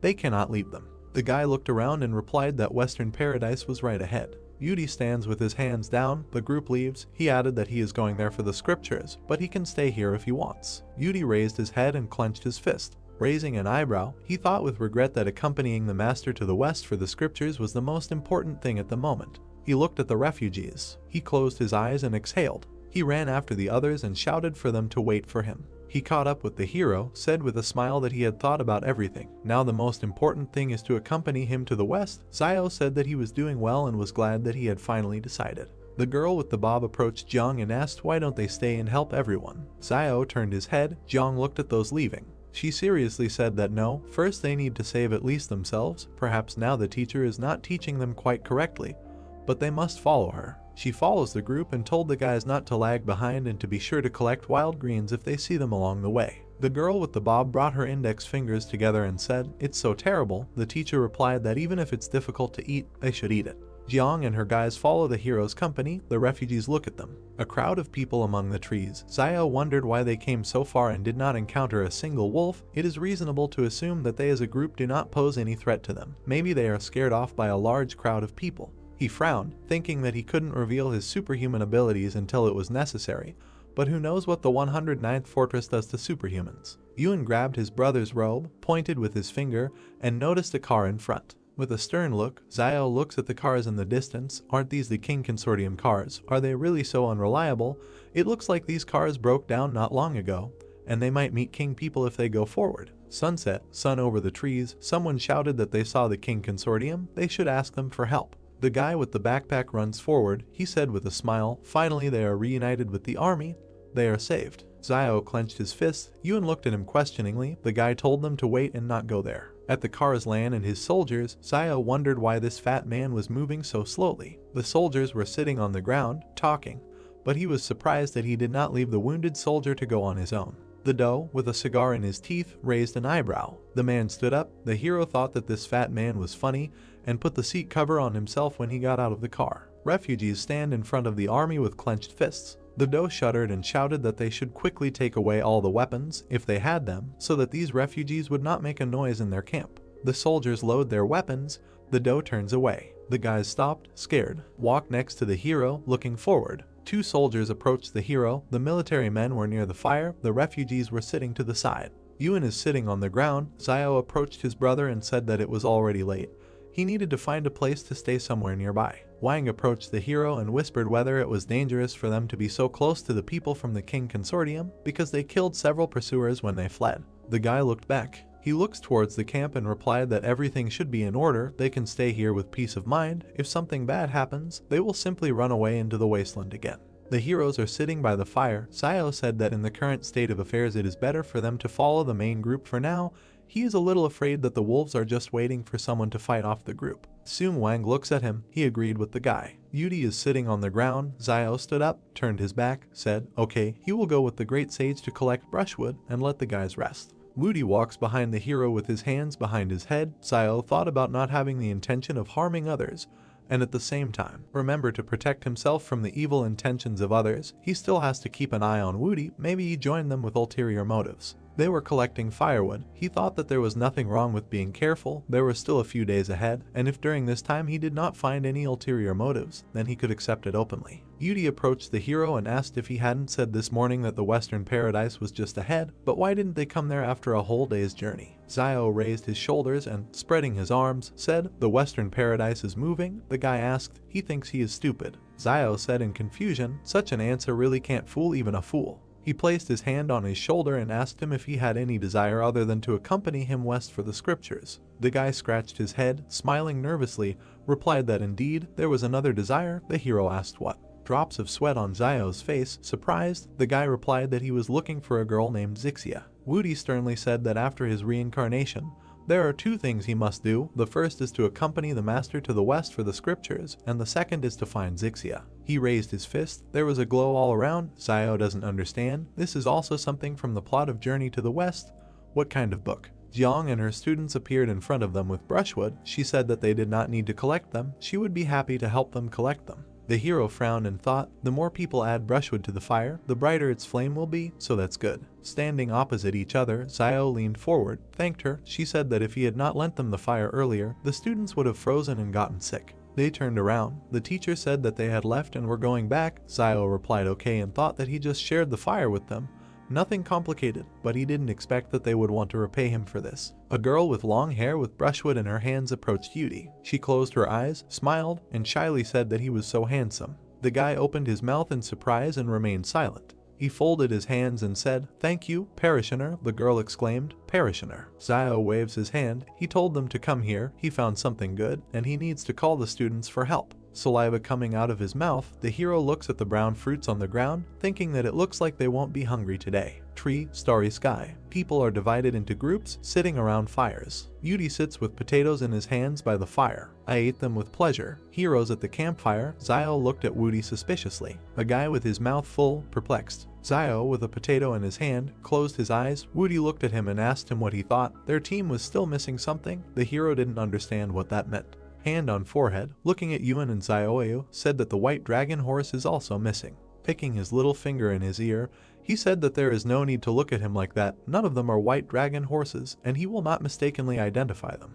The brother and sister breathed a sigh of relief. Sun Wang asked him in fear. He meant that they were definitely Beiji and Sha. The hero is eating. Behind, Jiang tells the students to hold on. They will soon arrive at Fortress 109. Zio thinks that he did not expect that Woody has his own internal logic despite his madness. The teacher held vegetables in her hands and told the students that they should take the sweet potatoes they dug with them. It was better to be tired on the road than to be hungry. A guy with white hair eating potatoes asked Jiang if they could really get to the fortress safely. She replied that it should be possible.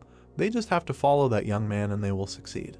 He mockingly called the teacher. Pointing his finger to the side, Jiang asked what happened. He was not feeling well. The guy asked her to look there. Hand on chin, Jiang looking to the side, Xiao turned around. She put her palms to her cheeks and said why the guys didn't warn her. The students laughed, and the teacher blushed. The soldier approached the boss, who was sitting under a tree eating, and asked if he thought his brother would send someone to save him. Lan looks at his lunch, replied that he was a little worried about him.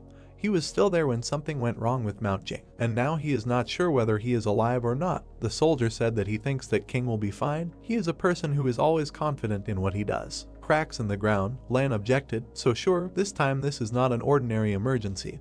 This earthquake and volcanic eruption are a natural disaster and anything can happen. Food on a stick, Lan looks to the side, said, they are so close to Fortress 112, if something went wrong with their fortress, he is afraid that 112 will also collapse. He is afraid that his brother will face a very severe punishment within the consortium, since the consortium lost 2 fortresses at once. The soldier put his hand on his chest and said, but it's not their fault, any fortress would not withstand it. A drop of sweat on his temple, Lan said thoughtfully, in the past, his brother made too many enemies in the consortium. Sitting with his back explained, since he killed so many people from other consortiums a while ago, the consortium will be worried that he will be difficult to control and they will ask him to clear his head for a while. But this is all temporary, since they still need that for Zheng to do his job, because others will not do it as well as him. A month in the sky, the man added that they would not be as ruthless as him. A bald man approached a guy in a white suit with a blue tie, told the boss that the consortium bureau wanted him to answer the phone. The guy asked him to tell them that he didn't have time. The man with the phone to his ear said that he understood and would definitely convey it.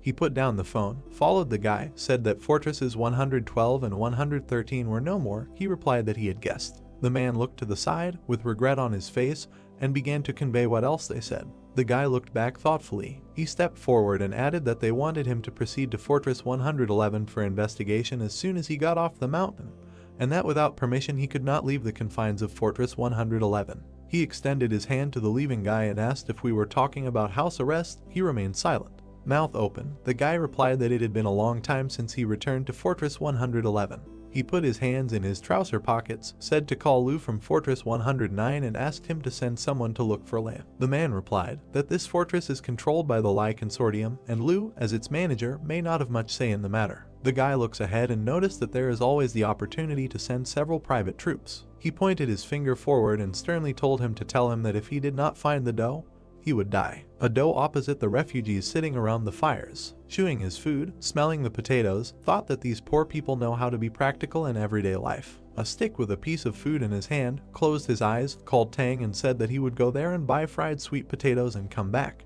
Beads of sweat on his face, Tan raised his palms and asked if they couldn't just take some from them. The dough jumped up, hit him on the head and shouted that he wouldn't bat an eyelid if he had to kill someone from the flame source, but rob a bunch of refugees out of their sweet potatoes. Would he still be human if word got out about it?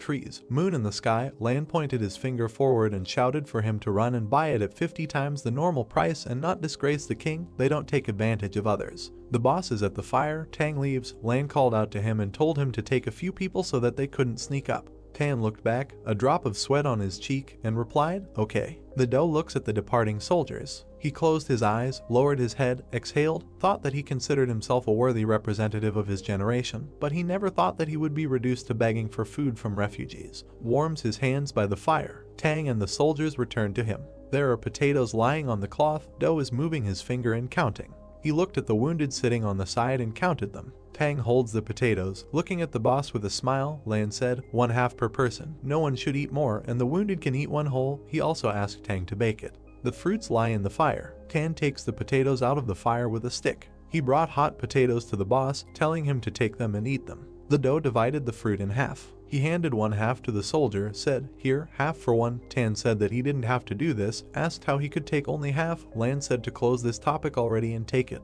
He's hot. The soldiers gathered around the boss. He said that now he does not have time to tell them about all this, but when they get to Fortress 109, he will invite them all to enjoy life. He pounded his chest with his fist and said with a smile, all of them who escaped this disaster will be blessed after it. The soldiers raised their fists up, smiling. Tang said, that's right, even in a great disaster, blessings can be found. Birds flew up from the trees and a cry was heard. The man hit the woman on the cheek and she fell. He said irritably, what's the point of pretending to be innocent after she ate the sweet potato he dug up? Her man had long since died in the fort. If he hadn't pulled her out, would she be alive now? The girl was crying, covered her face with her hand, and said that she would give him money for the sweet potatoes when they got to 109 strength. He grabbed her face with his hand and said angrily, "What can she give him? They will all have nothing when they reach Fortress 109. He pulled her by the hair, shouting to the men standing nearby to come with him. The refugees silently look away. Xiao was frightened. Behind him, with his hands on his hips, stood Yudi. He shouted, "Stop."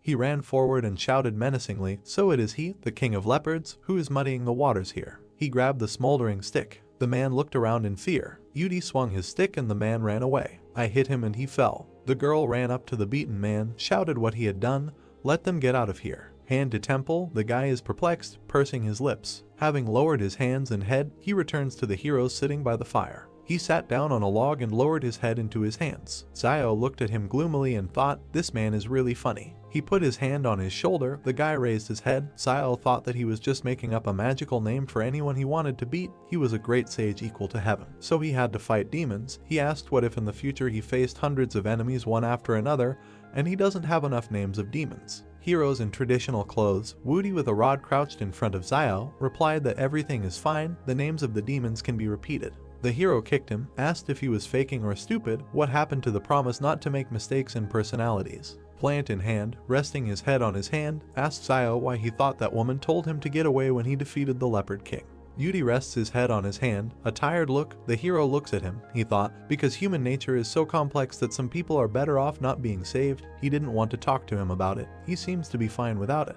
Van sat down next to Yudi and said, "He's just still too curious. He can save himself a lot of problems if he uses words in his life that are not theirs and none of his business." The guy opened his mouth slightly and asked in surprise what he meant. Van smiled and said why should he do something and interfere if it doesn't concern him in any way. Yudi hit the old man on the head with a stem and said, "Bore, it's none of your business." The heroes watching this laughed. Night, the wind fans the flames of the fire. A paw with claws and shackles. Xiao looked around in fear. The heroes look into the dark forest. Yuan asked his brother what that sound was. He replied that he needed to run, get out of here now. Monsters in chains are running towards them from the forest. Many monsters with angry eyes began to crawl towards the people. The whole group began to look at Xiao, who pointed his finger at them to run away into the forest. The protagonist's gaze was filled with confidence and aggression. The monsters began jumping on people, grabbing them and trying to kill them. Everyone was very scared. Birds were flying in the sky. The night itself was restless. The stomping of people began to be heard quickly. Everyone ran as fast as they could. The group quickly ran to meet some people who began to look at them. The two men looked at the group. One was calmly silent, and the second was pointing a weapon at them, gritting his teeth. Xiao began to scream in fear and try to calm the men, telling them not to shoot and to run too. The man began to tell his assistant not to shoot and to follow them, so that they would first listen and then move away as far as possible. The main character began to grit his teeth angrily, saying that if the guy had opened a weapon, there would have been much more losses and it would be better to run away with the troops now, since at least they have firearms and this is better than revealing their abilities. One of the soldiers was wounded in the leg and held on to the second, slowly limping. The troops quickly ran behind the group, shouting for everyone to move. The soldiers and the group began to stand opposite the monsters. The monsters began to open their mouths wide and look at people with red, bloody eyes. The main man began to scream in fear about what kind of monster he was and who he was. The monsters began to jump on people with anger. The child began to hold on to his father, crying and screaming. His dad tried to calm him down, but he couldn't do it. Meanwhile, Xiao confidently watched the monsters. The main character began to look at everyone who stood behind him and say that the screams behind them were getting closer and the test subjects could now catch up with them. Xiao began to look askance at all the people, telling them that they could no longer retreat and that first they needed to look at King's reaction. The main man began to look at Xiao in fear, telling his assistant to take a team of people and go with the wounded, and when they get to Fortress 109, they might ask him to come and help. The assistant began to grit his teeth, telling his boss that he would not leave him. The man grabbed the weapon from the assistant and pointed it at everyone and began telling them to behave without arbitrariness and just get out of this situation alive. The boss began to raise his gun with a smile on his face, telling everyone else to follow him and finish them all off as he would fight them. The assistant began to look at the soldiers with anger, asking what they were waiting for and that they needed to protect the boss and then leave. The army began to confidently tell the assistant that they would do it. The soldiers began to grab the boss by the arms and carry him away. The man began to shout to be let go and that Shiluolan had never been a deserter. One of their soldiers began to hold the box, telling him to carry the thing into the box. The soldiers' hands began to open the box. Two guys held weapons in their hands, who took their box and with a smile on their faces began to be glad that they took it with them. One of the troops began to bring the weapon to the peephole, pointing it. The soldier began to confidently open his mouth and shoot at the place where he aimed. A lot of guys were shooting and aiming missiles to the side. The fire quickly spread across the entire area opposite the guys. The soldiers threw grenades and bombs in the direction with anger and confidence. As soon as the air cleared, there was no one on the ground. One of the monsters began to slowly approach the soldier, who was throwing grenades in the other direction. The guy wounded in the eye began to look in the direction where the sounds were mocking. The wild monster aimed its bloody teeth at the soldier's neck, killing him completely. The guy clenched his teeth and began to look at the monster out of the corner of his eye. The man's hand began to quickly open the grenade. There was a huge explosion on the spot as everyone else looked on. Xiao looked to the side through the smoke, gritting his teeth. One guy's foot began to move towards the monsters. The guy with white hair and a golden wand began to open his mouth wide and tell the brave demons to see where they could run now. The main character began to confidently look forward, telling his assistant Yudi to go in the other direction. Xiao began to look at the monsters, holding his sword tightly. Yudi with a smile on his face began to look at the main character, telling him that in this life he is more deadly and much better than in his previous life when they were indecisive. Xiao began to cut the monsters in half with quick movements. The guy began to look at the people looking at him and shouted at them to run away. Old man Wang, Yuan and Xiaoyu began to look at the main character in fear without doing anything. Xiao began to glare at the people, shouting at them to run away. Yuan began to hold the girl by the hand, taking her away from Xiao. Wang rushed after them, looked at the guy with fear. The brother began to look askance at the main character, saying that now they would only interfere with them. Xiao stood looking at the monsters and called out to Wudi, who was next to him. The main character and his assistant immediately rushed towards the monsters, quickly running towards them. Xiao killed the monsters with deft movements, leaving behind a cloud of dust. The guy began to look to the side, watching something. With his golden wand, Yudi began to hit the very heart of the monsters who were trying to jump on the guy. The guy jumped high into the sky, pointing his weapon at the monsters who were looking at him. Yudi began to quickly swing his stick, killing several monsters at once. The guy stood confidently on the bodies of the monsters, putting his weapon behind his neck. Xiao stood there in shock and looked at Wudi, saying that it was unexpected that this guy's strength was much higher than Xiao himself thought. The guy began to point his finger at himself and, with a smile on his face, tell the monsters that from now on they would call him, but Yudi did not have time to say. Xiao kicked the guy, telling him not to waste time. The main character and his assistant began to run towards the people. Yuan began to look at Xiao, asking if he was okay. The main character answered his brother that he was fine. Xiao began to fearfully look into the depths of the forest, where they were shouting and calling for help. The main character and the others ran towards the sound and saw an overturned car. The boss began screaming from the window, closing his eyes and asking to be pulled out. Yudi hit the car with quick movements, opening the door. The guy stood near the car and told the boss that now 2 of his soldiers were gone. The man stood on his knees, saying nothing. Xiao began to take the boss by the hand, telling him to move and follow him. Law began gritting his teeth and closing his eyes to tell the main character that he could not leave, even though they saved him. The depths of the forest were black and scary. Xiao began to run away from the soldiers who were fighting and, grabbing the man with him, began to tell him that they had to run away as a pack of wolves were coming towards them. The army covered their ears and shot at the monsters, tried to kill them, but could not as they survived. The monsters opened their mouths wide and looked at the soldiers. People began to watch as a flock of monsters headed deep into the forest. The soldiers opened their mouths in fear, not knowing what to do. Xiao looked askance at the monsters, wondering if these test subjects were afraid of them. The main character began to hold Wudi's shoulder and tell him to call Wang Fugui and the others. The guy hesitantly scratched his head, asking Xiao who Wang Fugui was. The main character smiled at the guy and said that this was Ba Jai, who should be told to wait for them there and not come back, because if something strange happens, they should continue to run for their lives. Xiao didn't understand why Yudi doesn't understand anything unless you mention names from history. Law began to look at his soldiers, who were wounded and lying in a pool of blood. The boss and Xiao quickly began to head towards the wounded. One of the soldiers held his stomach and showed his hand to Law, saying that he should not be here since the monsters might return soon. The main character watched as the boss squatted down next to the guy and asked if he had anything to tell him. The guy began to look at Law with a smile on his face, telling him that he said that he would give them a tour of this beautiful world. As soon as they get to the 109th fortress, the guy began to say that he is afraid. Now they will not be able to go with boss and Law needs to have a blast himself. The boss began to smile, covering his eyes from tears and telling the soldier that he was afraid he would die from exhaustion in the 109th fortress. Law began to laugh loudly with his lying assistant. The soldier's hand began to squeeze the boss's hand. The guy held the wound on his stomach and told Law with a smile that they had no regrets. The boss looked at his assistant with a sad look full of tears, nodding slowly. Xiao began to slowly approach Luo and the soldier and talk about how some of them don't have to die. The main character began to stretch out the boss's hand, which contained the jars. The guy began to say that his medicine is the best, which is suitable for external injuries and therefore you don't have to worry that they will die. But Xiao began to say that he doesn't just cure. Law began to look with interest at the jars in the guy's hands. The main character began to tell the boss that in exchange for this medicine they should bring them all to Fortress 109 and provide them with a legal place of residence. Law smiled and laughed, saying that it was a very familiar feeling.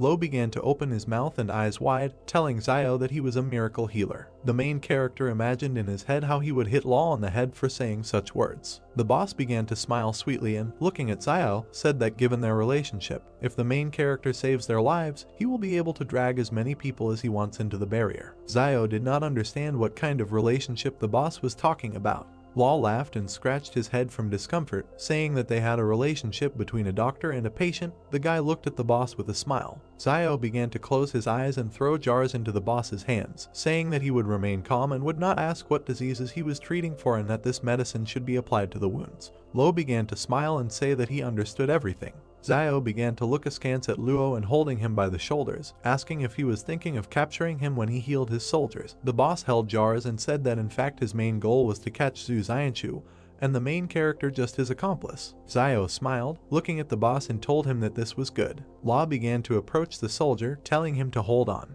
The boss's fingers began to apply medicine to the wounds. The guy immediately began screaming in pain, which was created by the medicine. The main character began to wave his hand at the soldier's wound, telling the boss to hurry up, finish and hit the road. A loud cry of pain from wounds began to be heard from the mountains. Yuan began to look at Xiao with a smile. The main character began to tell all the guys that everything was fine with him and they should move on. The soldiers began to head out with Xiao and Luo's group. The boss began pointing his finger at Yudi, saying that he remembered him and this crazy man who was in the 3rd psychiatric hospital. The guy began to clasp his hands with a smile on his face, telling Lo that he also remembered him and his name was Benbo-er. The boss began to tell Yudi not to talk nonsense and not to call him Benbo-er. The guy began to clench his hands on his chest in anger and tell the boss to call him a great sage, not a madman. Law began to get angry and angrily tell Yudi that all crazy people say that they are not crazy. The boss began to tell the guy that he says the great sage who protects his master. In order to receive the scriptures in the West, Law began to ask Yudi where his master was. Xiao began to point his finger at himself with a calm face and tell the boss that he was his master. 2 people also began to say their names. Luo could not believe that they were telling the truth. 3 cars stood in one of the places. The boss began to be surprised and say that it was strange, because they looked like the cars from Fortress 109.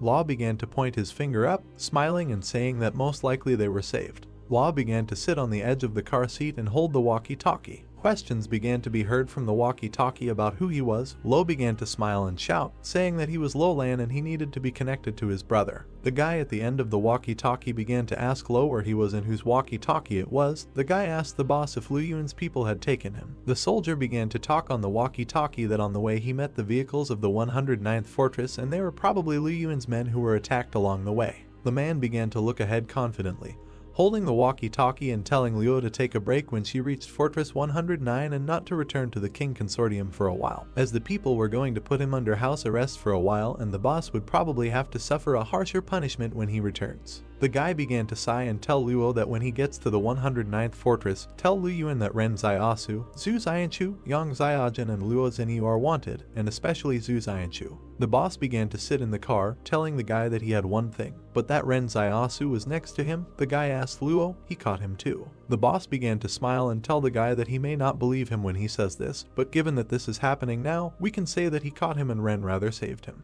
The guy began to look ahead, telling the boss to tell the guy that the matter between the King Consortium and him was closed and the guy also owed him for saving his life. Law began to look at the people, telling the guy that they just wanted to go to the 109th Fortress and become legal residents there. Xiao sighed with relief and said that this day had come and from now on they would be the legal residents of the 109th Fortress. Xiao stood next to Luo, who was holding a walkie-talkie. The main character began to look thoughtfully to the side, thinking about where the body would go if they were attacked halfway. Xiao began to look at the ground, realizing that the blood had already dried and judging by the color, it could suggest that half a day had passed since the battle. There was something lying near the guy's feet. Xiao began to look at the fur in his hands, realizing that it was wolf. The guy began to stand near the rock. Xiao looked down carefully, noticing something. A wolf began to emerge from the cave. The main character decided that it was the Wolf King. The animal began to look at the guy carefully. Zio looked confidently at the wolf, deciding that they had been chasing him all this time. The guy looked at the wolf, who was slowly walking away from Zio, doing nothing. The main character did not understand why he did this. The boss began to raise his hand high, telling everyone to climb in, since now they have a car and everything will be faster. All the people began to look at Zio with a smile, and Ewan began to shout to his brother to sit down and they would leave.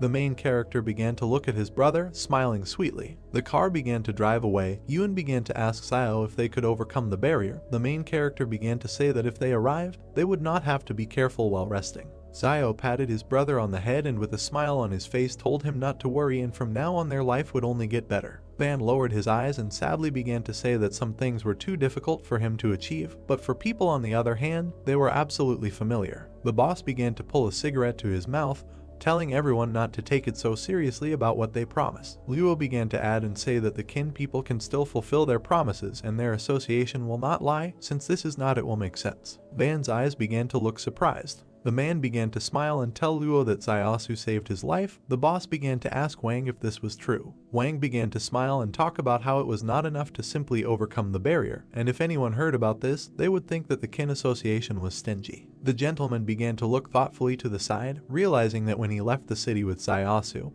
he had already told him what it was worth, so the time had come to prove it. Wang began to look askance at Luo, telling him that he had never shone, so it was difficult for him to participate in negotiations with Luolan, and the guy might even laugh in his face because Van had no pride. The gentleman began to look into the distance, filled with determination and telling himself that there was nothing terrible in this and that he was a grateful person and that his life had been saved. He would do everything in his power to help him. The boss began to look at the man with confusion, holding a cigarette and telling him not to be greedy. Wang began to come too close to Luo that he was very scared. Wang put his finger in the boss's face, telling him that the kin association has a lot of property in the 109th barrier and it would not be a problem for Luo to give them a store. The boss became scared to say that his life is not worth the store. The man began to look at the boss with surprise and incomprehension, not knowing what to tell him. Wang began to pat Luo's shoulders, asking him about what his brother said that he owed Zaiasu a favor. The boss did not understand what the guy was trying to say. The guy began to smile and looking at Law, asking him if this service was worth the store. Law smoked a cigarette and, looking at the guy, said that it was all worth it. Wang thought about something and realized that it was rumored that Luolan treated his brother better than himself. The boss's hand began to put away the cigarette, telling Wang that he would prepare a good store for him, but from that moment on, all debts between the kin alliance and Yi were closed. The guy began to smile slyly, looking at the boss and asking him how much the lives of his people were worth. Zio began to watch as Luo touched Wang's head and told him that he couldn't ask for everything at once and that first he would prepare the best store for him in the most suitable place. Wang smiled sweetly, telling the man that he knew when to stop. The main character began to look in surprise at Yudi, who had a golden headband on his head. The guy began to ask him where he got it. Zio had not seen this headband before and it could be that he again imagined it as a golden cane, because all the powers of Yudi up close are formed thanks to the imagination. The guy started shaking his hands and smilingly saying that Buddha gave it to him. Woody began to come close to Zio, asking him if he remembered the strengthening spell. The guy began to look frightened, saying that he remembered, although in fact he did not. The main character began to sit in special clothes, repeating the same phrases many times. Woody began to squeeze his ears and shout at Zio to stop it.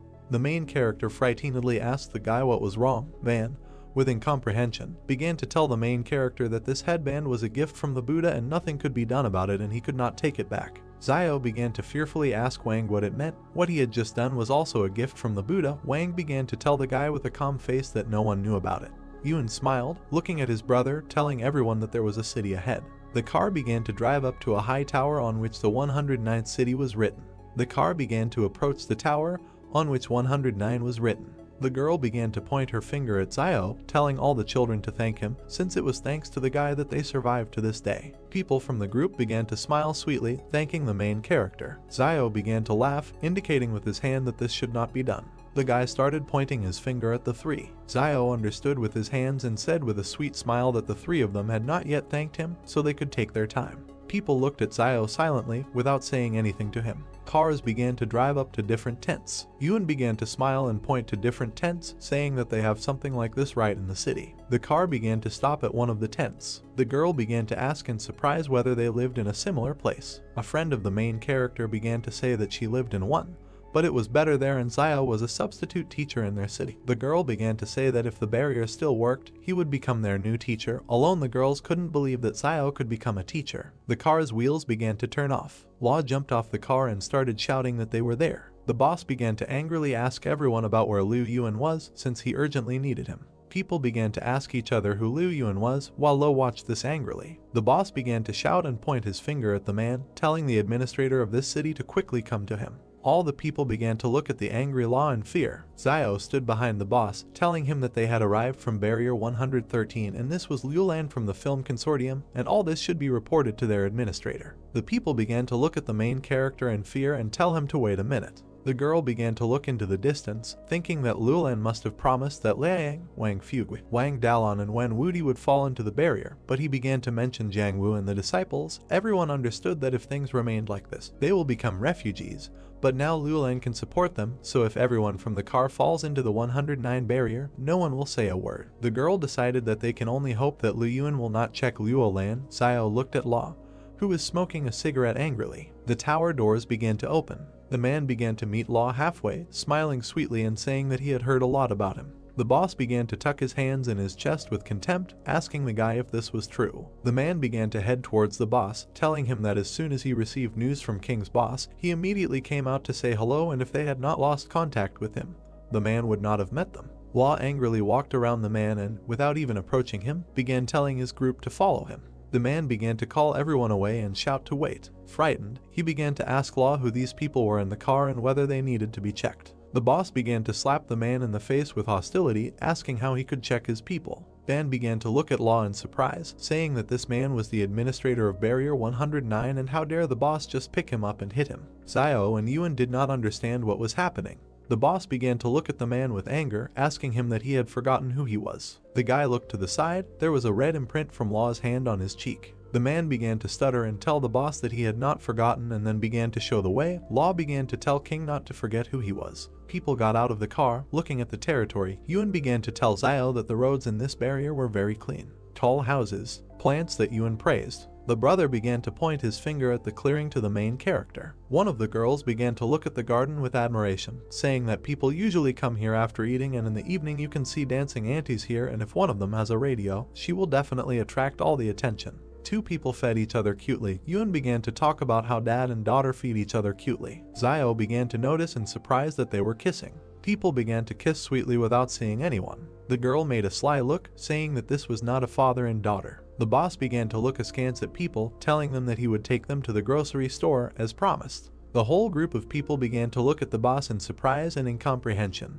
Then waved his hand at everyone, shouting to hurry after Law. People began to approach some place. Yuan held Xiao's hand in fear and began to ask him why people were looking so angry and maybe they should return to the city. The main character began to look at his brother, telling him to stop, and if his brother didn't like it, he could take him away from here. The boss's feet began to step on the tiles. Law, with a smile on his face and a cigarette in his mouth, began asking everyone how they liked it, saying that there was no such place anywhere else and that there was a real gold mine here. Ban began to bow to the boss, thanking him from the bottom of his heart. Lo began to tell people that they now have a yard and houses in the back, so this is enough for everyone, and then the boss began to say that now they are even. The gentleman began to thank Xiao for helping them get into the barrier. The main character began to tell Wang that there was no need for thanks since they needed to equip this store. Ban began to tell the guy with a smile on his face that this was his store since he risked his life for it. The man began to touch the guy's hands, telling him that he could work there as a cashier without asking for a lot of money. The man told Xiao that he would have a slightly higher salary. The main character smiled sweetly, saying that he agreed. Van was surprised to not believe that the guy agreed so quickly. Xiao began to come closer to Wang's ear, telling him that 30% of the profit from the store was his, so the money from his antibiotics also belonged to him. Dan didn't know what to answer the guy out of surprise. The gentleman began to smile at the main character, saying that he would try his best. Someone began to watch them. Xiao began to understand this out of the corner of his eye. The guy quickly began to look to the side, spreading the tent, but did not see anyone and decided that he had imagined it. Xiao stands in front of the woman, asking her what she plans to do. The girl looked at one point with fear, continuing to remain silent. One man addresses the main character, telling him not to worry, and as soon as he receives his residence ID, they will immediately prepare his enrollment, adding that teacher Jan Wu can continue teaching, and the students can continue studying under her guidance, and the school will take care of the place of work and salary. Holding his hands on his chest and covering one eye, the man notices that this is not kindness at all, but they have all gone through fire, water, and copper pipes, so the King Consortium can cope with such a small task, to which Xiao asks what he is. So kind old man Wang turns to the guys, asking if the Lai Consortium is not responsible for this barrier, and whether he will keep his promise, to which the man replies that the Lai Consortium will not bother with them over such a trifle. Friendly patting the old man's shoulder, he tells him that matters between the consortiums can be both complex and simple, and if there is no money involved, then everything is fine, to which the man Wang says that he understands him. The main character begins to think that it costs the consortium nothing to enroll a couple of students. Moving quickly and holding his hand on his chin, Xiao with a gentle smile asks the uncomprehending guy how much pocket money the school gives to its students, to which the man replies that about 900 per month, and it all depends on the barrier, because the student receives as much as needed to survive for a month. Suddenly, someone grabs Yuan by the shoulders. Xiao, towering over his blushing brother, says with a smile that he and Yuan also want to go to school, and money is not a problem, because they just want to study. Holding the other characters, hugging them on his shoulders in front of the shocked man, Xiao reveals that not only he, but also Wang Fugui, Wang Dalong, little sister Xiaoyu, and Chen Wudi all 6 want to visit the school, to which the man asks him that Wang Fugui is already over 40 years old and he will also go to school. Tired, touching his head with his hand, the man says that they will forget everything, and the main character, Yang Li Yuan and Wang Dalong are age appropriate, so they will come up with something. The little boys start crying and opening their mouths wide, saying that they don't want to. The guy, menacingly folding his hands on his chest, scares them away, asking in response that they think that they have the right to vote in this situation. The man quickly places his hand on top of the guy. He, standing friendly with Xiao, pointing to his heart with his other hand, turns to him, telling him not to rejoice too early, and he doesn't owe anything to the King Consortium yet, but if he wants to get into school, then he needs something due for them. The main character passes the bottle to the man, noting that he knows that Luo needs it. With incomprehension and contempt, the man looks towards the main character leaving with his younger brother, asking himself in his head that he also calls him a fat Luo man. The hero's boots walk briskly across the square among the city houses. Their whole group ends up in a beautiful room with a Chinese concept. The brothers look around. Yuan with interested eyes says that this store turned out to be much better than his expectations, to which the elder tells him that now their lives will be much better. Old man Wang, peeking around the doorway with his son, tells Xiao to go and look at something.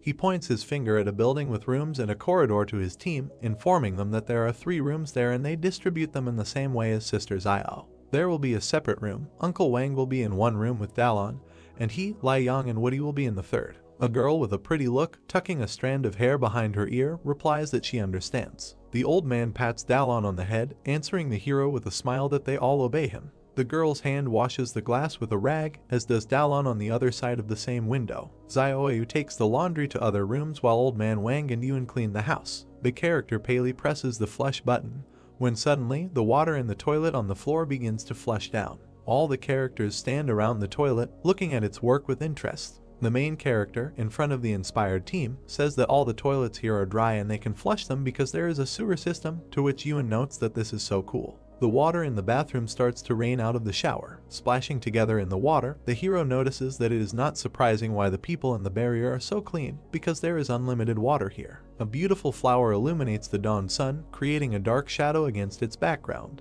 The whole company sits together on a mattress in the living room of the building. The sunset casts its last rays of sun on the city houses. Sister Xiaoyu says that it is so good, adding that so much time has passed since they could sit like this, which old man Wang confirms. Turning to the brothers, Van informs them that while they were cleaning up, several people came to talk to the director, suggesting that apparently the place was originally a clinic and a very famous one, asking why don't they do it. Xiao remembers the image of a kindly gangster with a cigar in his mouth, making a face and responding with silence. With a sigh, hands folded, and standing next to a hand holding his chin in thought, he asks which of them is a medic, explaining that all he knows is how to make black medicine, and he thinks they need to sell at first shoes, and these toys will expire if they leave them idle. To which the elder replies that he thinks the guy is right, and they will be allowed to live for some more time, adding that it is too late, and tomorrow he will go to exchange the book for currency Li.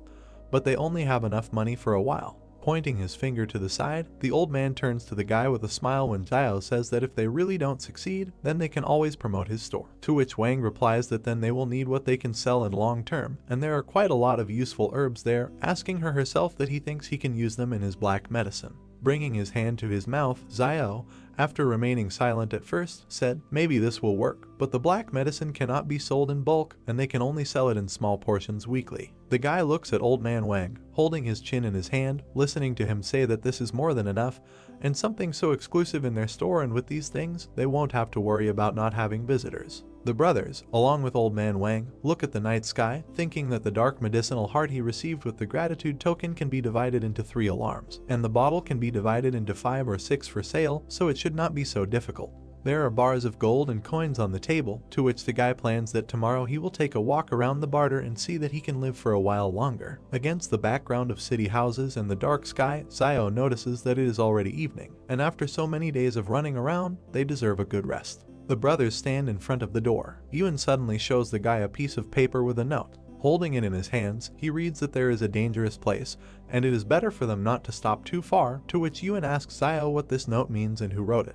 Holding the handwriting in one hand and scratching his head with the other, Xiao says that the handwriting is familiar to him. Standing up to his full height, the guy holds a note in one hand, thinking about what is probably also in the 109 barrier, asking each other why she left them then, and whether it could be that she too thinks that something serious will happen if she is here, to which the guy tells himself that this is some kind of nonsense.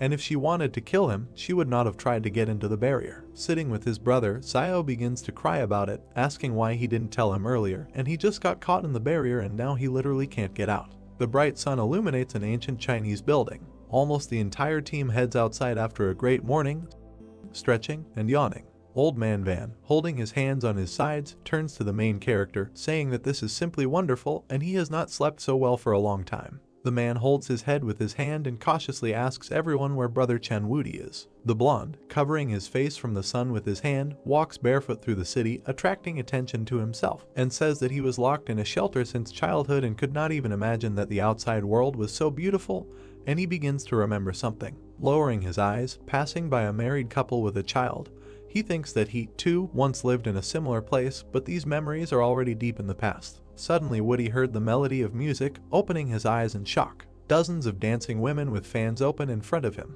Looking at the women with the couple, the guy says that he feels so nostalgic. Chen enters the field and begins to dance, attracting attention to himself and humming the beat of the song. He gets up in the dance room, pose, telling everyone to get moving, which makes people feel awkward. All the women begin to aggressively attack him, showing their fists and creating an appropriate atmosphere around themselves. They all start beating Chen together. At the moment, they kick the guy to the side so that he doesn't interfere. The trees against the background of the city sway in the wind. Chen walks down the street, crossing paths with his team. The main character takes the guy by the shoulder, asking if he is okay. Woody, all beaten up and with a blue face, looks at the hero, to which the guy asks who did it to him like that. Walking further past the characters, the guy says that the outside world can be both intriguing and boring. The main character looks at him out of the corner of his eye in confusion, thinking that maybe this barrier is too dangerous and even the elite are hiding here somewhere, remembering that note that told them that this is a dangerous place and it's better to stay too long here. The sun illuminates a huge palace. The story goes that this is Lai's bank.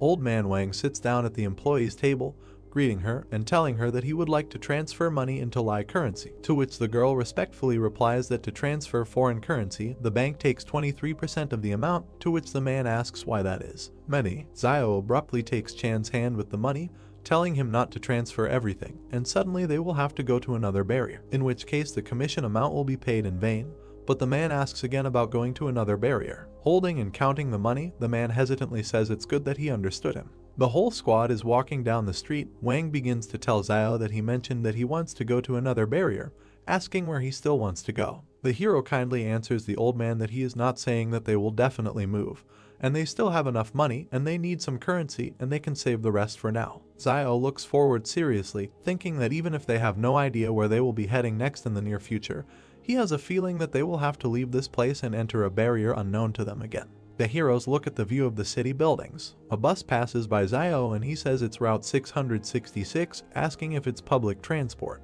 Xiao points his hand to the team at the bus, asking what this means, that they can also ride on it, to which Old Man Wang says that this is absolutely true, and he has heard a lot about it, because when the people of the barrier told him about it, he told them about it first. I didn't believe it.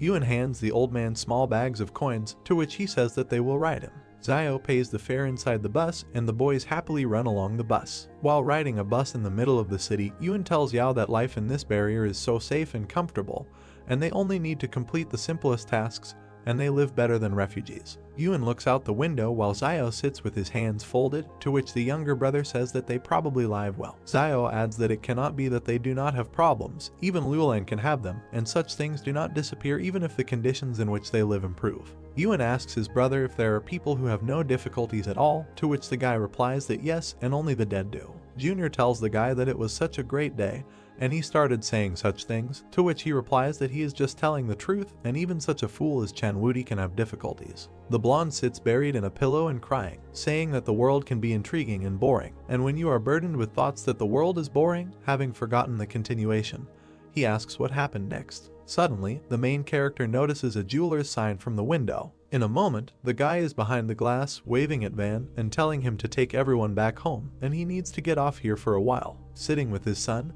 and addressing the boy in the back rows, Uncle Wang asks when his brother managed to leave, to which he replies that he has no idea about it and he did not follow him. Walking in the other direction from the bus and straightening his raincoat with his hand, he thinks that it will be better if they don't find out that he wants to sell gold, because he's too lazy to explain it to them. Holding his cloak at his neck, he enters some room with a photograph of the lieutenant, thinking that he went unnoticed. The guy looks at the photograph of the junior lieutenant, where it is written that he is wanted. Opening his arms to the sides from the photograph of what he saw, he asks, exclaiming that this is not Ziyu Xiangchu. Standing against the wall with his mouth open, he thinks that this is very bad news, and although he left the jacket with gold, but if someone from the King Consortium checks the gold, they will immediately understand that it is clearly missing. As he walks away from the wall, hand on his chin, he thinks that if the King Consortium posted a notice right in front of the jeweler's workshop, they must have found something, and it's as if they set a bait to find me. Realizing something, imagining a photograph of the lieutenant in the background, he thinks that they are looking for Ziyu Xiangchu. Xiangchu, in the city outside Barrier 111,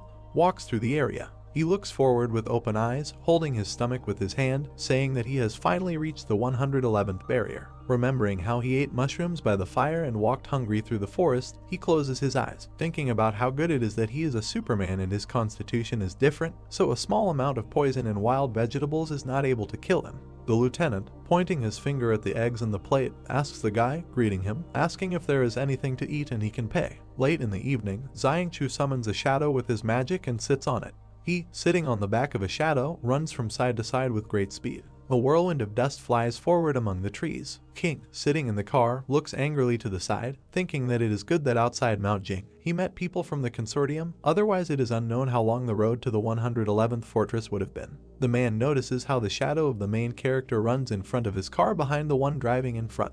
Gritting her teeth, King looks ahead warily, asking about the black shadow, and assuming that it is Zhu Xiangchu. The lieutenant's shadow on the back of his double runs further into the forest. The man hits the body of the car from the inside with his hand with all his might. Getting even more irritated, he thinks that because of this Zhu Xiangchu, he is forced to flee, while he himself is galloping through the wasteland, and he is heading towards the 109th fortress, and no matter how he hides, he cannot escape from him. Evil King addresses the bald guard, ordering him to contact Luolan, and if Zhu Xiangchu appears near the 109th fortress, then he must be caught, to which the man responds positively. As the cars approach the old castle, King orders everyone that okay, they need to enter the fortress first. With his hands folded on his chest, he seriously looks out the car window, continuing to think that no matter how Zhu Xiangchu jumps, he is just an insignificant Superman, and the old people from the consortium are a real problem. Imagining the images of the consortium members against the background of his serious expression, he thinks that the shadows inside him are changing one after another, and only those faces are really the core of the King family, which the old people care so much about.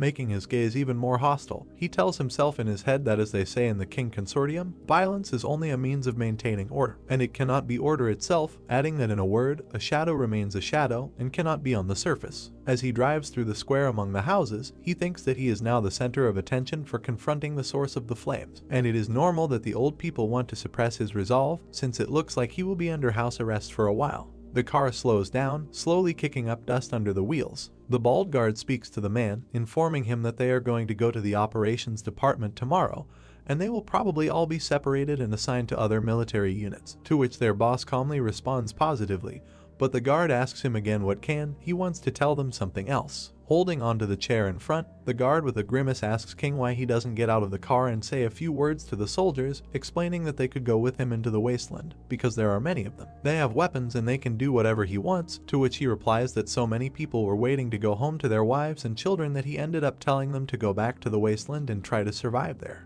The man with confidence in his eyes tells him that everyone would agree. Opening the door, a man with a serious look orders them to stop talking and they need to go out. The man gets out of the car when dozens of soldiers appear in front of him. Looking straight at them, he makes an appeal to them so that they show their best side in the new units and so that they do not disgrace him. Standing in front of the soldiers with machine guns and their commander, they all unanimously say the word yes. Getting back into the car, he orders everyone to jump in their cars and go home. The fortress building stands against the background of the night starry sky. The car flies quickly along the city avenue. King approaches the door of one house, finding himself already on the threshold. The man gradually takes off his shirt. Water begins to flow from the shower and gives off steam. Standing under the hot shower, King thinks that he can finally take a shower and relax a little. Wetting his long hair and raising his head up with his eyes closed, he continues to think that some were burning with impatience, and as soon as he entered the fortress, the soldiers under his command immediately began to distribute. As he puts a towel on his lower body and steps out of the hot shower,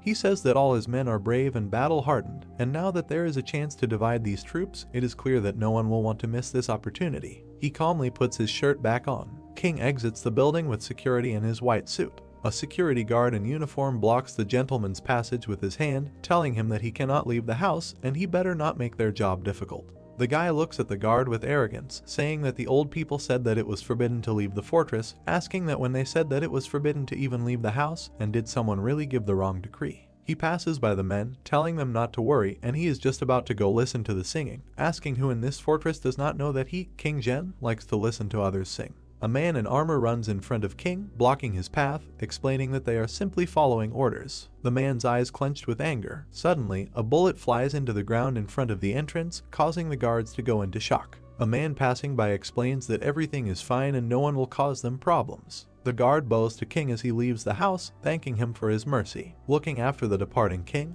the men whisper that there used to be rumors that King Zhen had trump cards with him, and he could not think that this would turn out to be true. To which the other asks his comrade that yes, but didn't the consortius remove him, and someone else follows the person who lost power. King brings a small glass to his mouth, listening to someone read the words that Sancha Station, the intersection of roads to the north leave and come from the south. He sits on a chair, pouring more alcohol into his glass, continuing to listen to the story that in the morning important carriages crowded here, and at dusk, lo and behold, sadly drove back. Looking at the dressed up people with makeup and ancient Chinese robes, King thinks that the actors on this stage have changed again. Captivated by his gaze, he continues to listen to the poem, thinking that he is the only one who has not changed. While viewing the poem from afar, a servant approaches the man, informing him that the consortium has business with him and they invite him to discuss it at a meeting. Turning with a menacing face to the servant, he replies that he should say that he will not come. The bright sun illuminates the houses of the city. Zio walks down the street among other people, thinking that he won't be able to sell the gold, and he will probably be watched. Raising his hand to his face, closing his eyes, he begins to think that it looks like they'll have to take over the store after all, and they won't be able to live on the subsidy provided by the school, and commendation coins are harder to come by in their day than money, and they can't always sell black medicine. Old Man Wang and the guy opposite are smiling at each other, which Zio noticed standing behind them. He looks ahead gloomily, wondering what this Wang Fugui is doing again. The guy sees how the old man in his hand with a smile hands the guy a black jar, to which the main character immediately realizes that this is black medicine. Depressedly entering the gate, he thinks that he is such a promising young man, and does he really need to sell drugs? The main character lies with his cheek on the table, while a man runs into him, addressing him as a doctor, and asking him to tell him what's wrong with him, and he constantly has discomfort in his stomach, to which the guy tells him that he is pregnant.